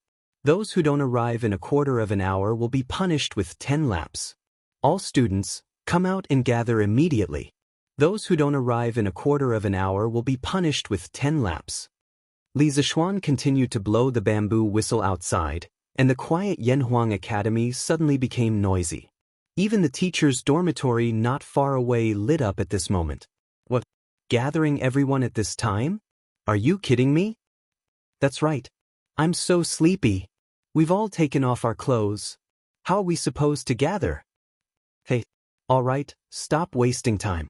If you don't go down, you'll be punished with running. Hurry up and put on your clothes." "All right, hurry up and get up. Jishuan, stop sleeping." At first, the students subconsciously resisted. However, when they thought about the harsh military training instructors during the day, they began to accept reality and quickly got up to put on their clothes. F***CK? Who the F***CK is making noise in the middle of the night? Are they immoral? Li Tai was furious when he was woken up. He had been sleeping comfortably. He had never been so comfortable before. However, he was woken up by someone. One could imagine the anger in his heart. "Qingke, don't say any more. Hurry up and get up, or you'll be punished later." Li Qingqian wished he could cover Li Tai's mouth. If the instructors outside heard what he said, there would definitely be new problems. After a long time, Li Tai finally bid farewell to the bed and ran out with Li Qingqian and the others. In the end, the little fatty still didn't want to be punished with running laps. Class 1 is here, Class 2 is here. In front of the dormitory, there was a crowd of people. The students were all looking for their classes. Li Tai saw Li Zishuan with a bamboo tube stuffed in his mouth and standing in front of the crowd. He immediately gritted his teeth in hatred. Clearly, he understood that tonight's gathering at night was instigated by Li Zishuan. Beep, beep, beep. Time's up. Instructors of each class, do a head counts. After a while, Li Zishuan blew the bamboo whistle and ordered. The crowd immediately quieted down. Only the instructors were walking around in the middle. After a while, the instructors began to report. Reporting to Yamacho, all of Class 1 is here. No one is late. Reporting to Yamacho, all of Class 2 is here. No one is late. Reporting to Yamacho, all of Class 16 is here. No one is late. After a series of reports, Li Zishuan found that none of the more than 600 students were late. He nodded and then said in a deep voice, Tonight's sudden gathering was just a small experiment I did to test your ability to respond to crisis situations. Very good, no one is late. In the future, this kind of experiment will occur irregularly, and the time given to you to prepare will also be reduced by half. So next time, if you don't want to be late and be punished, you have to gather immediately after hearing my whistle. Do you understand? Yes, sir. Although they were unwilling to agree, the military training during the day still made many people subconsciously obey the order. Louder, do you still want to sleep at night? Li Zishuan roared sternly. Yes, sir. The students yelled at the top of their lungs. Li Zishuan nodded with satisfaction and said, Well, okay, everyone is dismissed. Go back to the dormitory to rest. Dismissed? The students were a little confused. You called us to gather in the middle of the night just to say a few words? Isn't this a joke? Li Tai glared at Li Zishuan with fire in his eyes. At this moment, the little fatty really wished that his eyes could kill. If it weren't for the fact that he couldn't beat Li Zishuan, he would definitely go up and fight it out with Li Zishuan right now. Let's go. Qingke, go back to sleep quickly. We still have to wake up early tomorrow. Afraid that Li Tai would do something stupid, Li Chengqian quickly came over and pulled him back and said. The two brothers followed the army of students and walked back to the dormitory. Li Zishuan, who was a little mischievous, patted his butt and turned around to go home and sleep. What he didn't expect was that there was also a surprise attack thousands of miles away on the sea tonight. Chapter 7:15. In the middle of the vast sea, a nameless island that had been lonely for countless years welcomed a large group of guests tonight. Your Highness, there's a small island up ahead. Should we approach it? In the southern direction of the small island, there was an unusually large fleet of ships. There were at least 1,000 of them. Their sails fluttered in the wind, whistling as they faced the sea breeze. On the deck of the largest ship at the front of the fleet, a soldier bowed to a middle-aged man. Let's approach it first. Have the 6 soldiers rest on the island for the night. At the same time, send someone up to see if there's any fresh water or fresh fruit. The middle-aged man was none other than Li Shaogong, and this fleet was the Great Tang fleet that had sailed south for more than 4 months. In truth, this fleet had begun to return 10 some days ago, and the closer it got to the Great Tang, the faster it moved. Everyone couldn't suppress their homesickness, and after drifting for so long, quite a few people in the fleet had fallen ill. Most of them were dizziness and vomiting. Although it wasn't fatal, it was still a major problem if dragged on for too long. Thus, in the last few days, the fleet had begun to sail at night under the moonlight. As they entered the inland waters, they would often encounter small islands. Li Shaogong would also order his soldiers to collect fresh water and fruit from these islands. With more than 4 months of experience at sea, he was well aware of the importance of these things. They could save lives at sea. As for whether or not there was fresh water on these islands, it was naturally possible. On some larger islands, there would be precipitation, whether in the form of rain or snow, that would form ponds. However, not all large islands had such ponds. This was a matter of probability. Thus, Your Highness. The soldier bowed and then climbed onto the mast to signal the fleet behind him. The massive fleet began to slowly approach the island. But to everyone's surprise, not far behind the fleet, there were 30-some small boats following. Boss, they have so many people. Why are we following them? Of course, they weren't speaking in Chinese. On the leading boat, a sloppy man asked the scar-faced man in front of him. The scar-faced man spat and viciously said, Bah! So what if they have more people? Once they're asleep on the shore, we'll steal a few of their merchant ships and strike it rich. After following us for so many days, we can't let our brothers work for nothing. The sloppy man looked at the fleet in front of him and swallowed his saliva in fear. He said weakly, Boss, this seems to be a caravan from the Great Tang. If we make a move and anger the Great Tang Emperor, how can we be a match for them? Baka. The scar-faced man slapped the sloppy man's head, and then he heard him angrily say, Cowards! Even if the Great Tang Emperor has a magnificent army, what can he do to us if we hide in the sea? Tell the brothers to buck up and listen to my instructions later. After we finish this job, we can go back to eat and drink and look for beautiful girls. Hi! The sloppy man saw that Scarface was angry and quickly went to inform the rest of the crew. Scarface stood at the bow of the ship and looked at the big ships in front of him. With a greedy face, he muttered to himself, "With these big ships, who on this sea can be a match for me, Nakamura Kawayudo? Ha! Your Highness, there is a lot of fresh water and coconuts on the island. There is also a cave. Do you want to go in and rest for a night?" After the fleet docked, Li Shaogong first sent a group of people to the island to check. After a while, a soldier came to report. "Send the 6 soldiers ashore to rest first.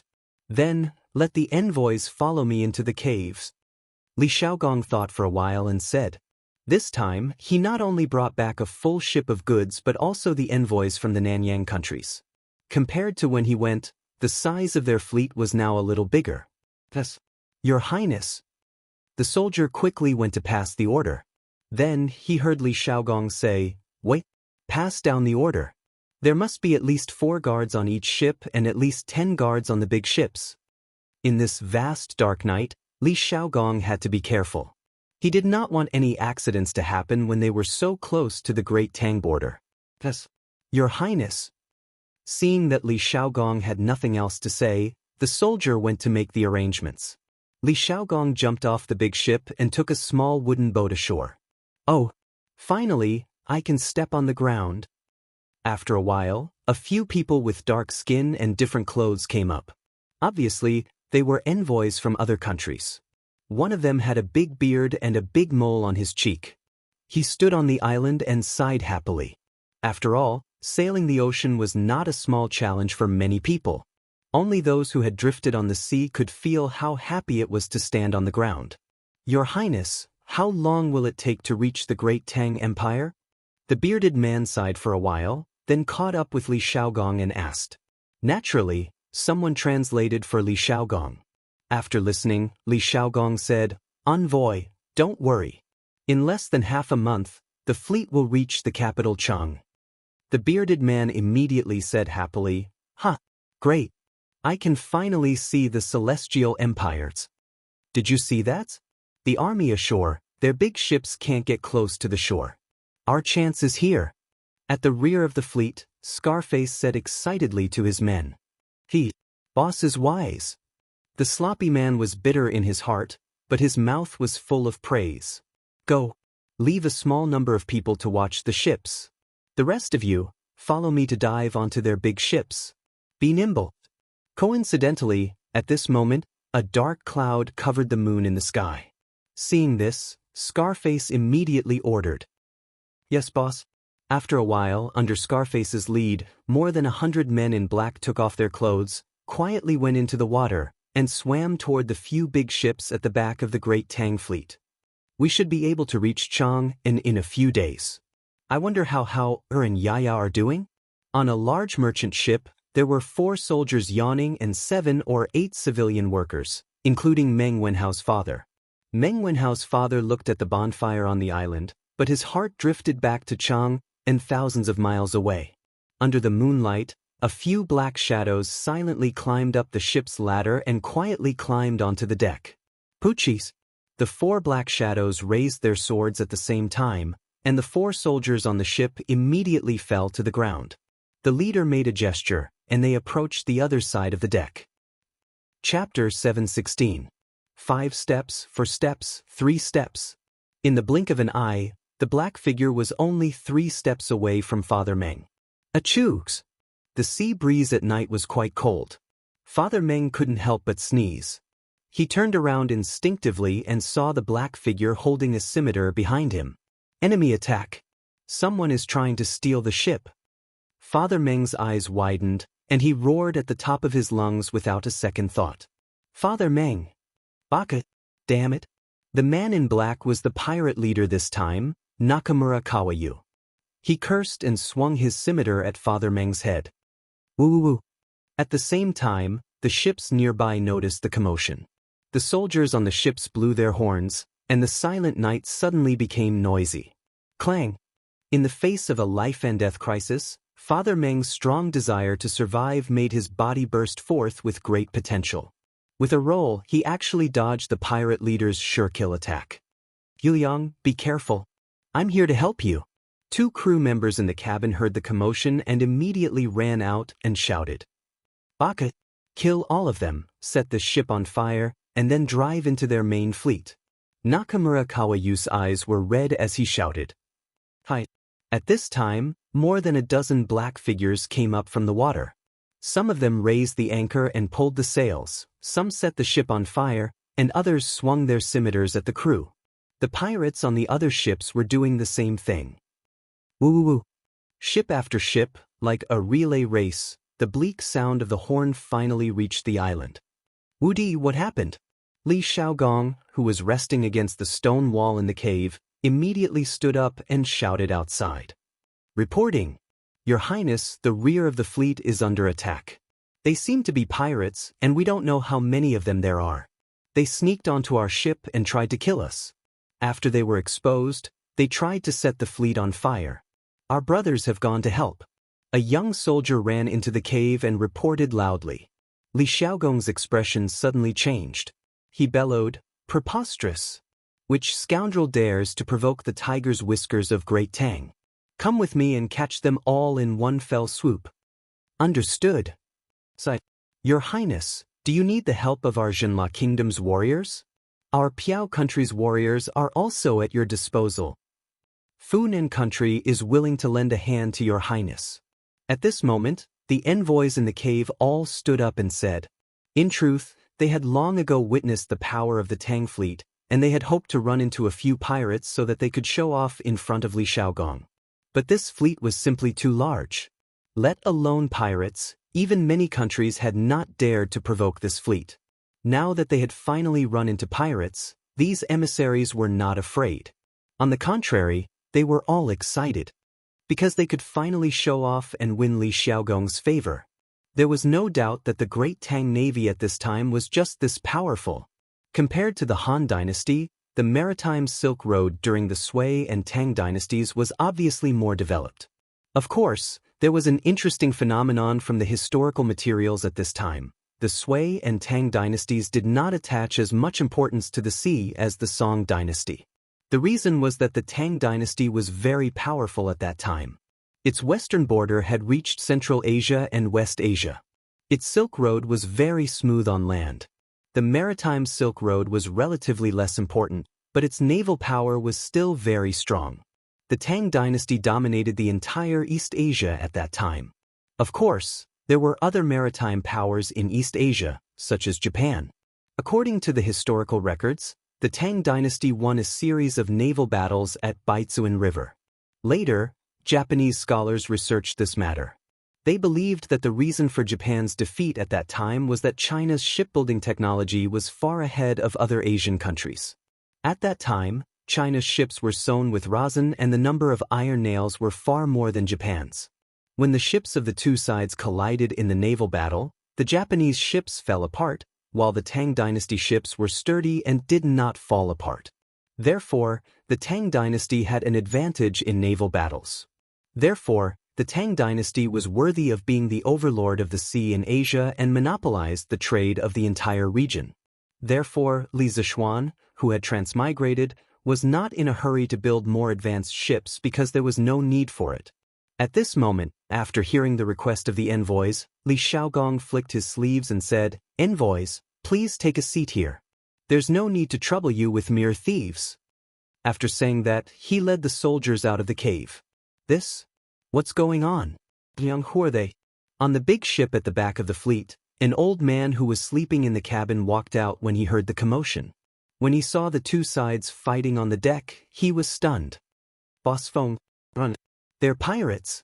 Father Meng's back was slashed by a knife. When he saw the old man in luxurious clothes, he immediately shouted.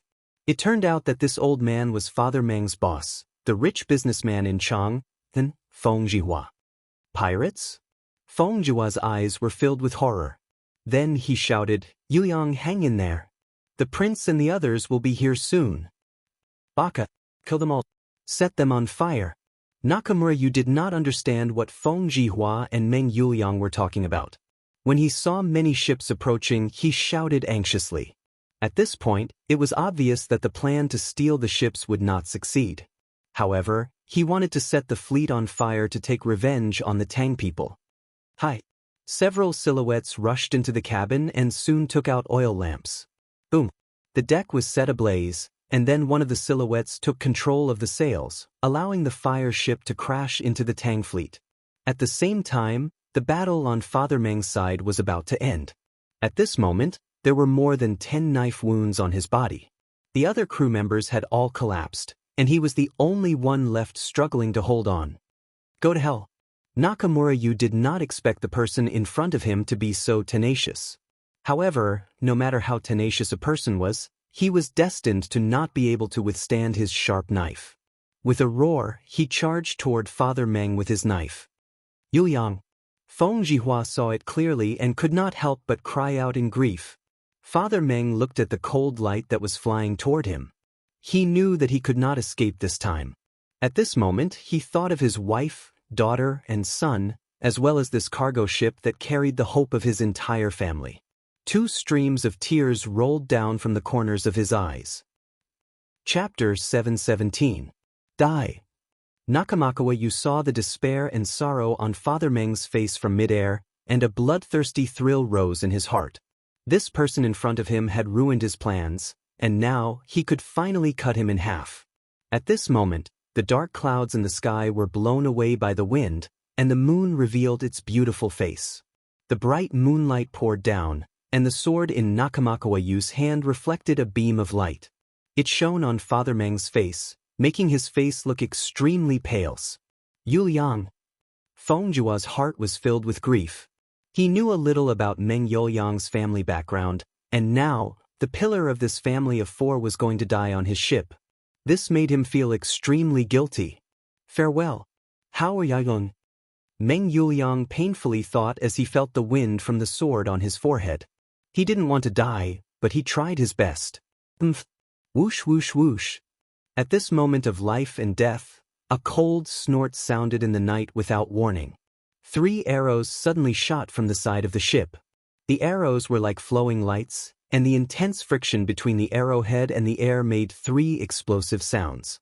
Upon closer inspection, the bodies of these 3 arrows were actually made of fine iron. Clang, clang, clang. The 3 iron arrows were like meteors, carrying a huge amount of energy, and shot on the blade of Nakamakawa Yu's sword one after another. The sword that was originally moving forward was suddenly stopped in midair by these 3 arrows, and a series of clanging sounds were heard, and each sound was louder than the last. Nakamakawa Yu was suddenly hit by a huge force, and he couldn't help but slow down. When the 3rd arrow hit the blade, he could no longer control his body, and his whole body was directly shaken and sent flying. Nakamakawa Yu knelt on the deck with one knee. His hair was disheveled, and he looked like a crazy demon. Suddenly, he felt his chi and blood surging, and he couldn't help but spit out a mouthful of blood. 3 arrows, just 3 arrows, and they were only on the blade.